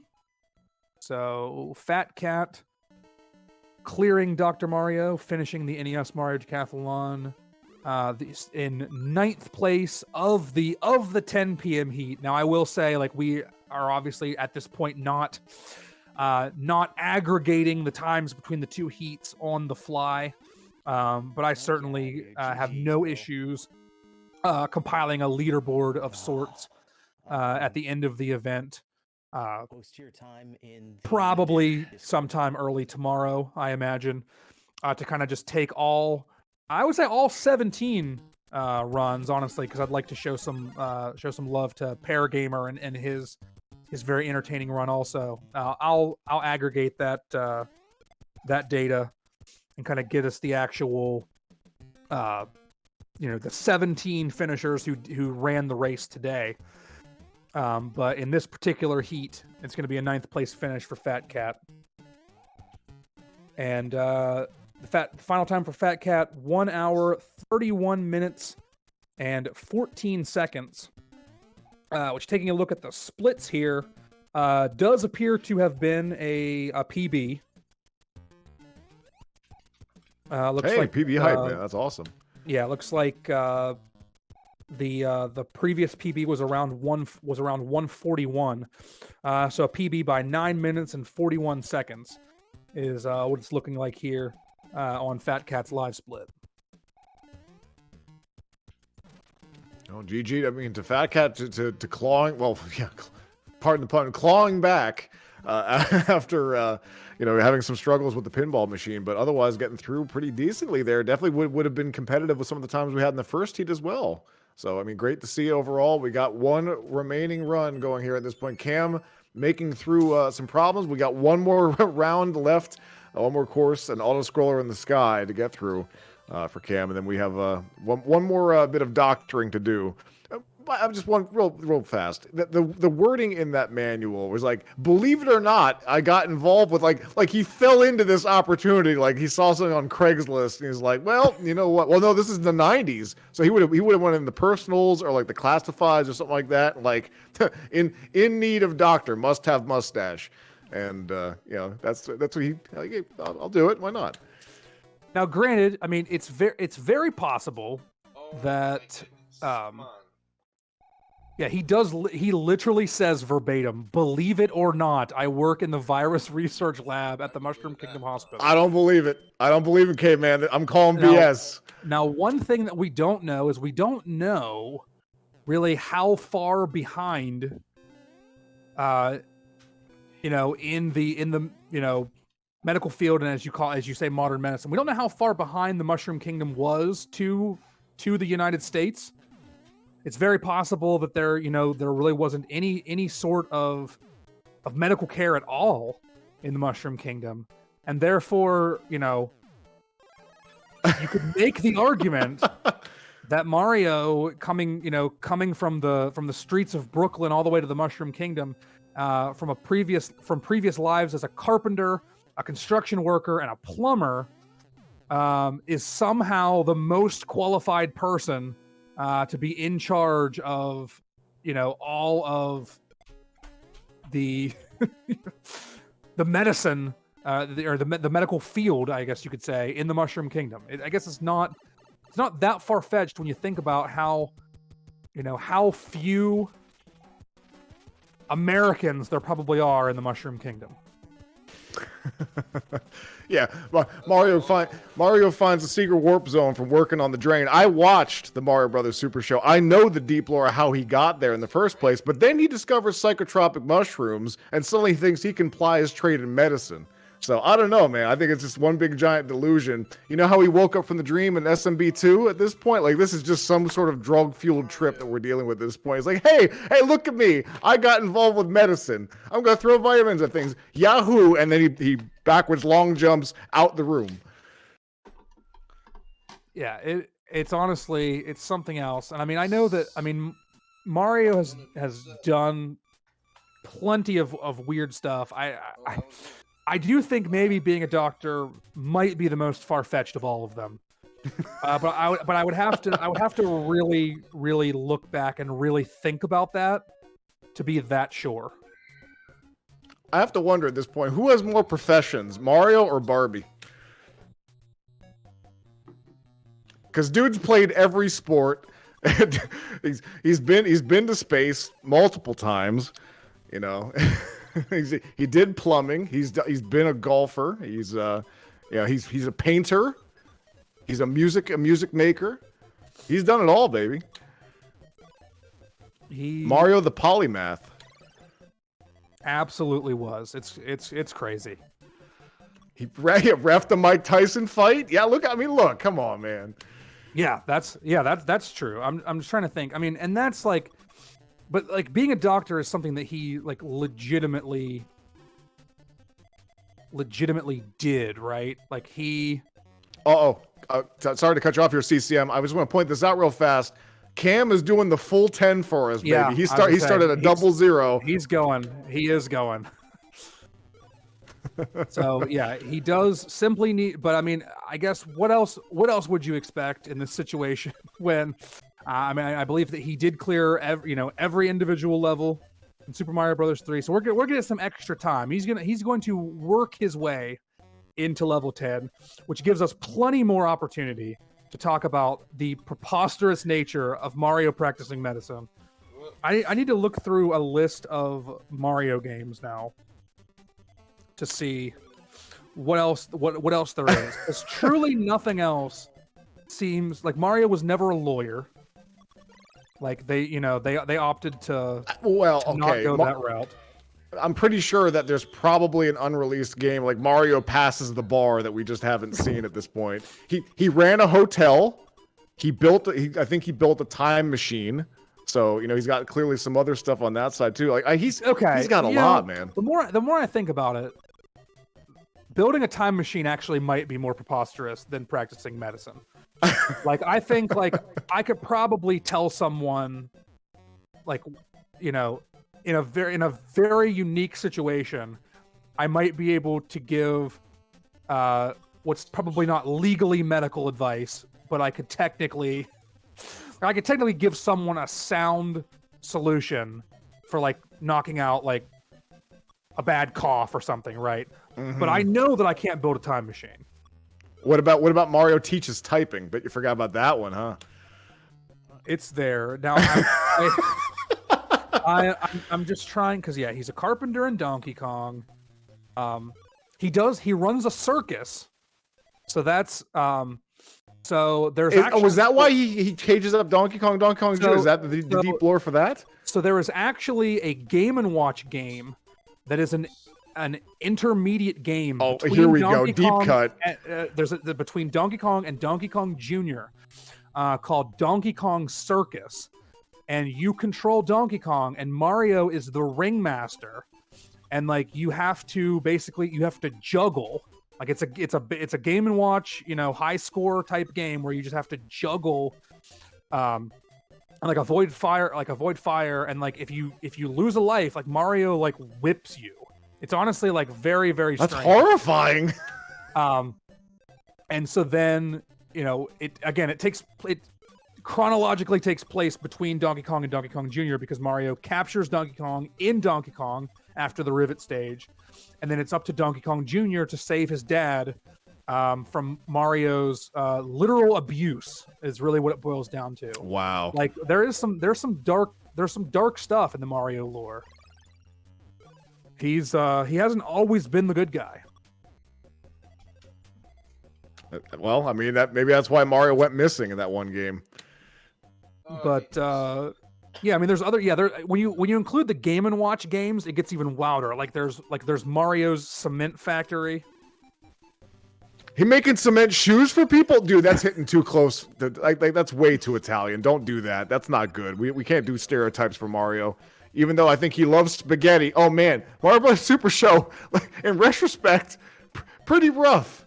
Hey, here's a good trivia question. Who played Mario on the Super Show? Do you know who that was? It was Captain Lou Albano. We talked about it in one of the questions in the broadcast booth battle was Mappy Man asked, like, who was the voice of Mario? And you're like, well, technically there are lots of answers, but he did specify that he was looking for Martinet, but he, but people were like shouting out like, Captain Lou, or the other guy that I don't want to talk about. That's going to be Mario. The other guy in about a month. So I mean, hey, final trailer dropped. It looked real good, man. I'm very hyped for April 5th. It looks amazing, and the operative word is looks, because it doesn't all sound great. But it's big tip of the hat to Jack Black, by the way. Black has freaking been killing phenomenal. it for Bowser. Yes. Also, Danny Wells is a fantastic Luigi. My goodness, when I think of Luigi's voice, that's what I think of. But you know what? I think Charlie Day is going to do a great job. Yeah, Charlie Day seems to be very good as well. So Mario was a professional baseball pitcher. I know in the Game Boy version of baseball, you can play as like one team. The starting pitcher is Mario. The other team, the starting pitcher is Luigi. None of the other baseball players are Mario characters. Hey, that might be a good cut to do for the seasonal event of the baseball seasonal event. Play baseball and play as Mario.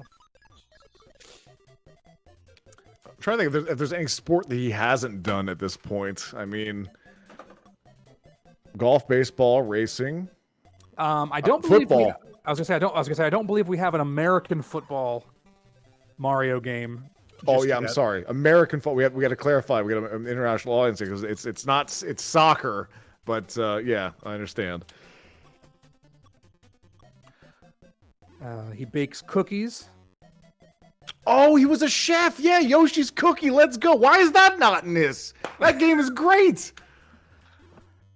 I would argue that the NES version of Yoshi's Cookie is not the definitive version. Oh, I would argue otherwise. That version's fantastic. Oh man, I'm just looking through all of just scroll through the catalog to see what's there. Mario games by year. Yeah, you already brought up Hotel Mario. In the second Mario's Picross game, he like there's some sort of a cannon. He's like an excavator or something. Like I don't know. Like I don't. He definitely like he has a hard hat and he's like the whole idea is you're like carving out. I didn't say NES Yoshi's Cookie wasn't good.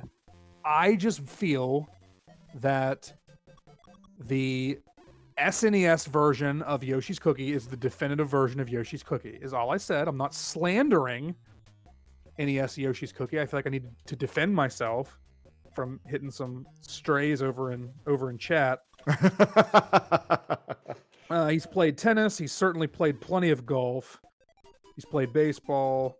He's played basketball. There was that DS game that was really bad. Oh, I completely forgot that one. Yeah, that's true too.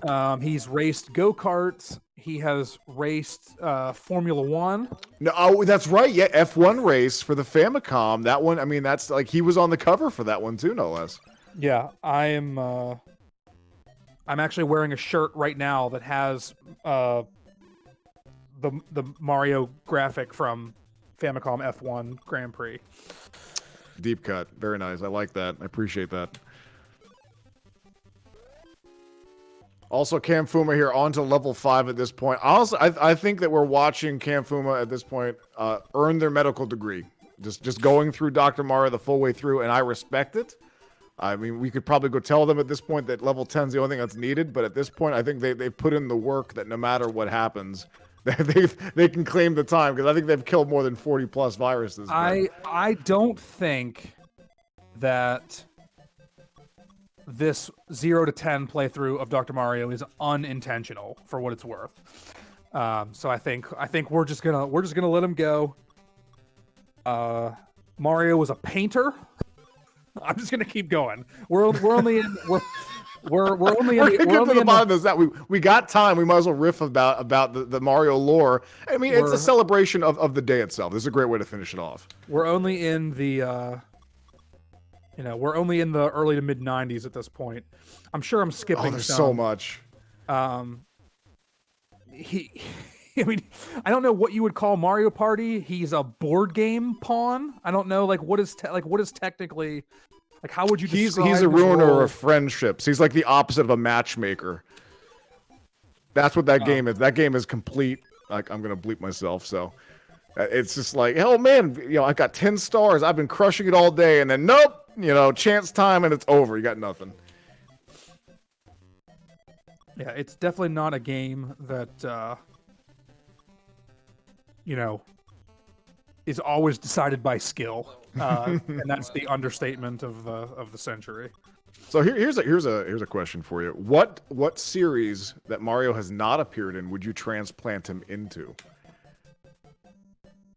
Just like as far as trying to not force Mario into a series, but just like basically, you mean like similarly to what they did with Rabbids, just basically like shoehorning Mario into just drop him in somewhere that he's never been into, even if it's just for morbid curiosity, like just throw him in Castlevania, give him a whip and let him go and see how he does. I'm sure he wouldn't need the stairs; he could just jump up. It's great. Right. I feel like I'm trying. I feel like it has to be something where there is more jumping, or like jumping is part of it. Chat's got some great ideas out here. My goodness gracious. I actually think Goat Simulator might be my favorite answer that I've seen so far.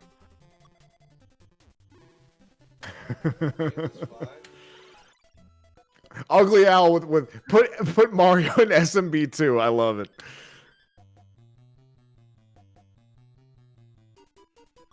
All right. Plants vs. Mario from Alti, Mario Gaiden,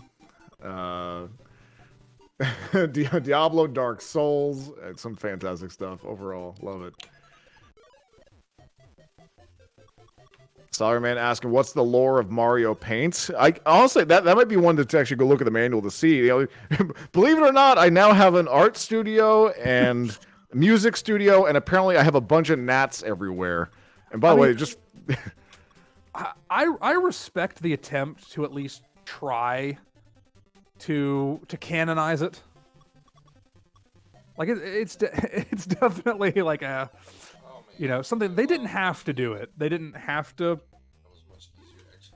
explain why Mario was practicing medicine, but they sure did. I think we've established that, and Deshauna points this out here, that the phrase, believe it or not, it basically is your get out of jail free card for any story just to begin with, because there's no backstory you needed. It's left up to the reader just to believe it or not that something has happened at this point. I choose not to believe it. That's just how I am. He's a plumber from Brooklyn who's tripping, and that's what's happening, and that's okay. That's all right. Okay, Mario Paint in the manual truly has no explanation or even attempt to justify its existence in the Mario canon. So there, it jumps right into how to play.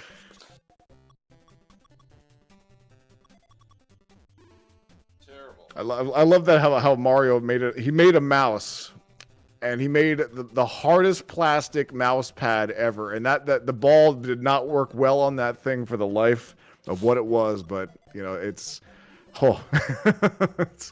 for a lot of people, a lot of kids growing up, that may have been their first experience using a mouse too, no less. Oddly enough, it was. I had my SNES mouse long before I had a computer in my house. How about it? So that's exactly right. That was my first experience with a mouse of any kind, and honestly, my only experience with a mouse before I got a computer. Because in the States, we really didn't get a whole lot of games with NES or SNES mouse support. I know in Japan, which got Mario and Wario, that game you could use the mouse for, but we didn't get it in the US. And I'm honestly not entirely sure why. But I don't. I've gone through quite a few rabbit holes here as we watch. Oh yeah. So I don't know. But hey, that's good. Another one I want to go through. But here's one thing I will say, and this is a game that's overlooked for a long time. This was a former Salsa Sprint that we had that also supports, to my knowledge, supports the mouse, and that is a game called Pieces on the Super Nintendo that was published by Atlas, which is basically Mario Kart meets jigsaw puzzles, because it has those the like power-ups on the side. It's 1v1 puzzle solving that's there, but you can use the mouse for that. And I'm not sure. I don't think you can use the mouse for SimCity on the Super Nintendo, but that would have been a good use for it too. I do remember that particular Salsa Sprint. I can't remember. I remember watching it. I don't recall why I wasn't able to participate in it. 4 straight double yellows for camp, by the way. Wow, what are the odds of that? That's crazy. And he didn't need any of them. He basically just kept stacking them on top of each other and just basically, taking a stalemate on every single one. Oh, well, okay. You know what? Here's a legitimate question that just popped in my head real fast. Like, I understand the random nature of Tetris. What is Mario doing? Like, why is his pills and his vitamins not sorted? At this point, why can't you just grab the one that you need? Or is Nurse Toadstool just handing him just random ones off camera that we're just not seeing at this point? He's not looking at them. He has to fit where they are. Why is this a random process?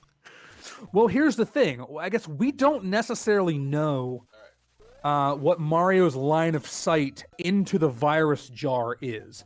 We know, Mario is not technically the one who is controlling the movement of the vitamins, right? The player is. There's a meta aspect to this.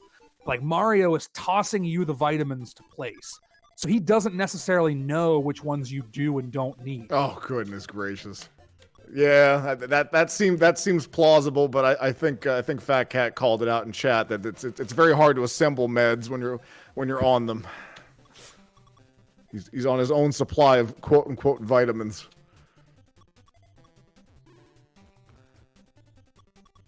Vitamin M.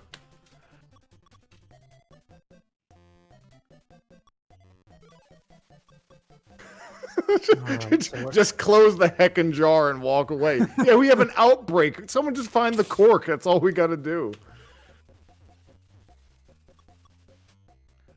All right, it looks like he just really hasn't gotten too many red pieces, because there's all sorts of red just kind of piling up that's still available near the top here. But I think he's been waiting on some double reds because he doesn't want to put himself in a position where he's stacking junk on top of that red virus like what he just did there. I think he put that off as long as humanly possible. Well, that was a very satisfying clear there, multi-clear, and things drop down. I like that. It was a cool move. Oh, look at this. We've got we're going full screen now. It's gone to plaid, Captain Caveman. Actually, checkerboard. Never mind. Forget it. So here we are.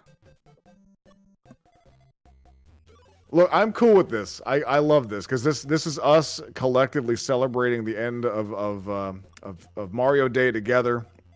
We've had a fantastic day of races. We might as well see the quote unquote 100% Dr. Mario run here from Cam, and honestly, the stick-to-itiveness to see it through at this point. I've been enjoying watching this and also riffing about things throughout the entirety of it. But it's all with love. I mean, a lot of us grew up with the series, and we have our favorites. But I guess we can go around the horn here and just kind of ask across the board. Captain Caveman, what is your favorite Mario game and why? For me, it's always gonna be just the first Super Mario Brothers. It's such a pioneer, right? In not just the Mario series, but really just to me the entire platforming genre, right? It did so many things right the first time. And I think that it did pave the way for some games that are arguably better in a vacuum. I don't think anyone I don't think it's controversial to say Super Mario Brothers 3 is probably for the most part an objectively better game than Super Mario Brothers. There's more focus on mechanics, bigger worlds, more stuff like that. But I just think that if you don't have Super Mario Brothers, you probably don't have any of this. so it always has a really soft spot in my heart. Although as for an underrated pick, to me at least, in my opinion, is I'm a big fan of Super Mario RPG. Hey, as more of a kind of an off the wall, non-traditional Mario game. So next year, because Mario, March 10th is on a Saturday, I think we'll just do probably a race, any percent Super Mario RPG race, probably in lieu of this. I think is probably what we'll do. I mean, you could set it like basically like, hey, let's play to like Booster's Tower or something like that, and like have that as the shorter goal to get to. But that's still a long hike to get there. But yeah, I mean, good picks across the board there. Super Mario RPG, that moment where you see Nintendo's logo kind of fade into Square's logo at that point, at the peak of what they were offering on the Super Nintendo, hands down. Like that collaboration, that hand in hand was so amazing. And it's amazing to think where things could have potentially gone if things did not go in such a way where Square kind of partnered up with Sony for multiple reasons. But my pick, honestly, for my favorite Mario game in the series and going back to it's Super Mario World, hands down. I think that is the pinnacle of the series as far as 2D platforming is concerned, and I enjoyed it start to finish, getting the 96 exits and stuff like that. And it's a lot of nostalgia, and a lot of it's tied to memories with family, spending time playing it with my father in 2-player and going through and finding the stuff. And before the age of the internet, getting stuck in the Forest of Illusion for like what felt like days, and not finding the appropriate alternate exits to get out of it at that point. But looking back, that game is just so huge as far as magnitude and how many secrets and stuff that was in it, and how much it laid the groundwork for a lot of things. And there's just this sense of wonder of exploring the map and seeing things and finding the Switch Palaces, and just everything about it felt amazing. And just looking back on it, it's just that's where my heart lies. As far as a deeper cut or a deeper pick within the Mario, I don't even know, universe at this point, I had mentioned it earlier. I'm a big fan of Super Paper Mario. Actually, I think that the 2D to 3D gimmick is great, and the gameplay of that is really fantastic. And it sucks that it's kind of stuck on the Wii console at this point. I think a lot of people overlooked it. Thousand Year Door is also a masterwork. The whole thing about it is really, really good. But my deep cut pick would be Super Paper Mario. But if you haven't played Thousand Year Door, set aside the 30 hours, because it's a long slog to get through on the GameCube, and definitely treat yourself to that one. Yeah, I did not finish Super Paper Mario, but I did play it quite a bit, and I got into it. I think I believe I was in college when it came out, and it just kind of went to the wayside at one point, and I wasn't able to finish it. I did at one point have this what I think is kind of somewhat of a crackpot idea. Looking back on it, that at one point I wanted to like beat every game in the Mario universe from start to finish, and I didn't make it. You poor misguided soul. So just for fun, see if you could make a wild guess at which game I got stuck on that caused me to abandon that project. Oh geez, man. I would have thought it would be like Mario was missing. No, I didn't. I did in fact make it past Mario is Missing. I'll even tell you, it is a Game Boy game. I'll give you that much. It can't be Super Mario Land. That game's easy. It's not Super Mario Land. I made it past there. Okay. But it's a Game Boy game.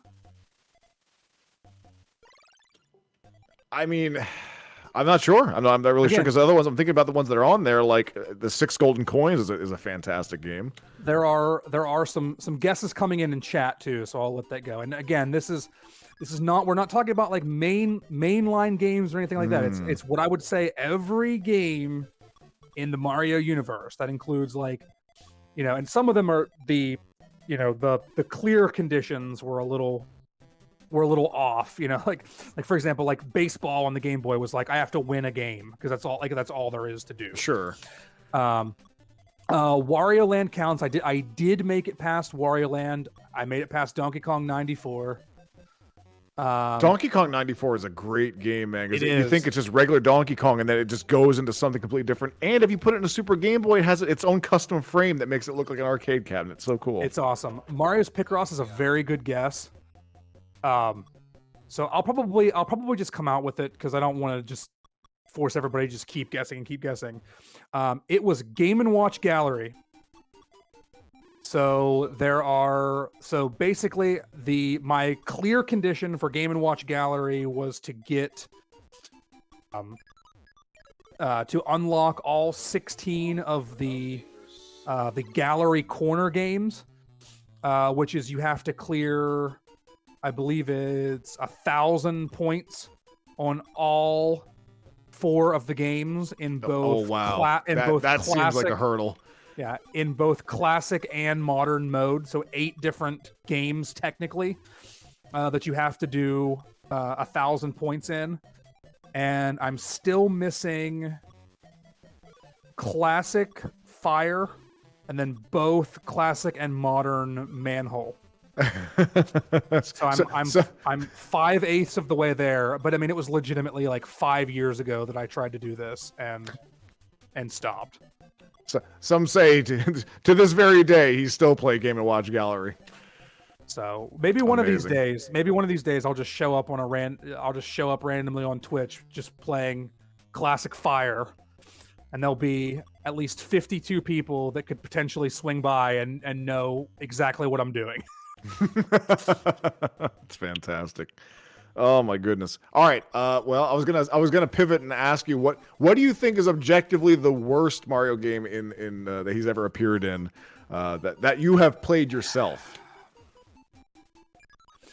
So this is actually honestly tough for me because I think it's unfair to lump in like some of what I think are the really bad like edutainment games, like there's the Mario's Early Years series, which honestly, in my opinion, makes like Mario is missing look like Super Mario Land. Yeah, I completely forgot about those. there is because there's like Mario's Early Years Fun with Letters, Mario's Early Years Fun with Numbers, and Mario's Early Years Preschool Fun. I know that because again, several years ago, I tried to do this thing where I played through every Mario game in release order, every game in the Mario universe, and those were 3 that I had to do. But again, I feel like their purpose is very different from like I guess it's not really fair to like judge games like that on the same barometer as like Super Mario Brothers 3. Like they clearly serve a very different purpose. Sure, of course. So I'm probably leaning toward something like Mario Pinball Land for the Game Boy Advance, which is like I don't know if you've done much with it, but it's like irreparably broken. there are points where like the ball will just like clip through the flipper when you're like even when you do everything correctly. So that's probably where I'm leaning. Gustavo mentioned Hotel Mario, and that's like a notorious one like for the cutscenes, but I honestly did not hate Hotel Mario. I didn't find it to be that bad of an experience. Doesn't that have like cutscenes in it, like really poorly animated cutscenes, and Mario looks like he gained like 300 pounds? It's infamous for the cutscenes. The cutscenes are laughingly terrible. Some of the puns that they like try to pull. Like at one point, like there's a cutscene where Mario says verbatim to like a Koopa, or I don't remember what kind. I don't remember like specifically like what enemy it is, but he literally says with like this sort of cadence, he says, "Hey, you, get off of my cloud." Oh my god!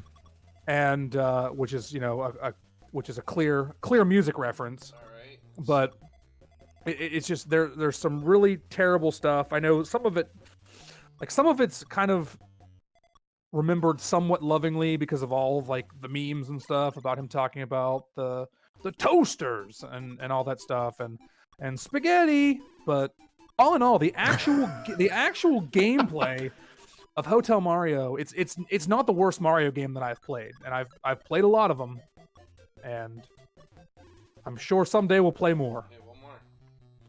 I almost want to see the dark version of the Mario 10 Decathlon, where it's just 10 terrible Mario games all stacked together at this point. It's just like the Wario 10 or something like that we have here, where it's just complete evil throughout. Here's my vote, by the way, for one of the worst, and this is coming from someone that loves rhythm games. The Dance Dance Revolution Mario mix is absolute trash. It is real bad, and it is charted for people that do not understand what rhythm games are. And the music selection is not exactly great either. Some of the mixes are not good. The charting is awful. I think there's literally a song that's in it on the lowest difficulty that is one note. That is just pushing one arrow for the full song at that point. And yeah, it is not good. I do own a copy of it that has never been played. Back before the retro game market completely exploded a few years ago, I was able to grab a copy at a local game store for $1, and I felt like that might have been worth it at the time. But I was definitely pretty big into DDR in high school, so it seemed like a match made in heaven. Sure. As a DDR and Mario fan. Although I do want to focus now. I want to shift focus back to the gameplay here, because we are in some very relevant Dr. Mario play. This is for all the marbles 26 to go, baby. Let's go, Cam. Let's go. But yeah, I think it is. It is crucial that we cover this particular round of Dr. Mario. It is time. We finally reached here, and Captain Caveman was fun to take a what felt like a sober, it was a drug-filled but yet sober experience throughout the entire thing of just meandering through all that is Mario at this point. But Cam clutching it out, going all the way through. Can they bring it home? And it looks like they're playing really well. You know, obviously they're thoroughly warmed up at this point. Absolutely, no questions there. So we'll see what happens. We are starting to kind of see a little bit of garbage around some of the viruses. Nothing I would panic about at this point. And this is going to be a really smooth move here to clear those 5 blue. Oh, that's so nice. And then drop the other ones. And now we've got then we had the red there set up. So he is taking control back of this Dr. Mario board with 17 viruses left. Oh, I'm not a big fan of this checkerboard pattern he has on the left. However, that's looking kind of evil. It is rough. It does seem like he's kind of somewhat focused on clearing out the right side, which I definitely support here, because he'll have more right side stuff to as a place to kind of dump some of that garbage that he doesn't want. He's got that left hand side that he's kind of digging into right now. It looks like, but he's making that progress on the right side, looking pretty good. All right, we're gonna get a good clear of 4 viruses there with that very nice. with that double red. Ooh, yeah, the double. And yeah, plenty of room to play with here over on the right side of the screen. So like I said, I think he'll just kind of focus, gonna be a tale of 2 halves here. As once he clears this stuff out, then he can dump blue garbage or dump whatever he doesn't want. While he focuses on clearing out, as you called it, the checkerboard pattern. Just 6 viruses left, and it's definitely still manageable at this point. My God, come on. That's a little bit of a tough break there, but still nothing I would be too concerned about just yet. But now he's definitely got to focus on clearing out some of this space. Double blue would be nice to tuck down right there in the middle, and there's one coming up next. Perfect placement, like you said. So now a blue yellow, if he could get that, and dump that in there to get started on actually clearing out that yellow in the middle there. That's probably what he's looking for. Oh, very nice moves here on the left. He's getting what he needs as well. This is very nice.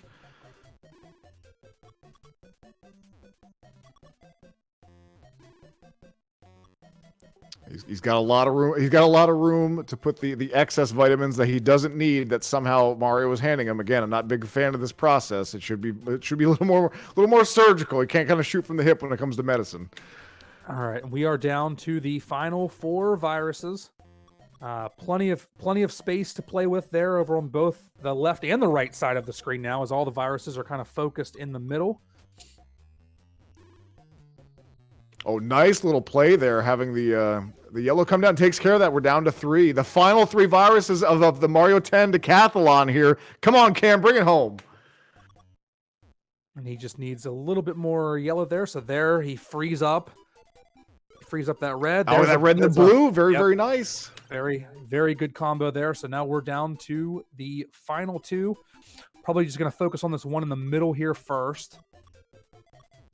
And then he will only need to worry about this particular column. There's definitely some garbage here to deal with, but I mean, he has plenty of room to play very cautiously, very selectively. I imagine he'll just do a vertical clear of yellow, a vertical clear of red, another vertical clear of yellow, and then he'll bring it home with the blue. There's that double red. Oh, he got the double blue too early, but he's got a lot of room now. He's working real smart. Here we go. The blue is exposed. Horizontal clear exposing that blue.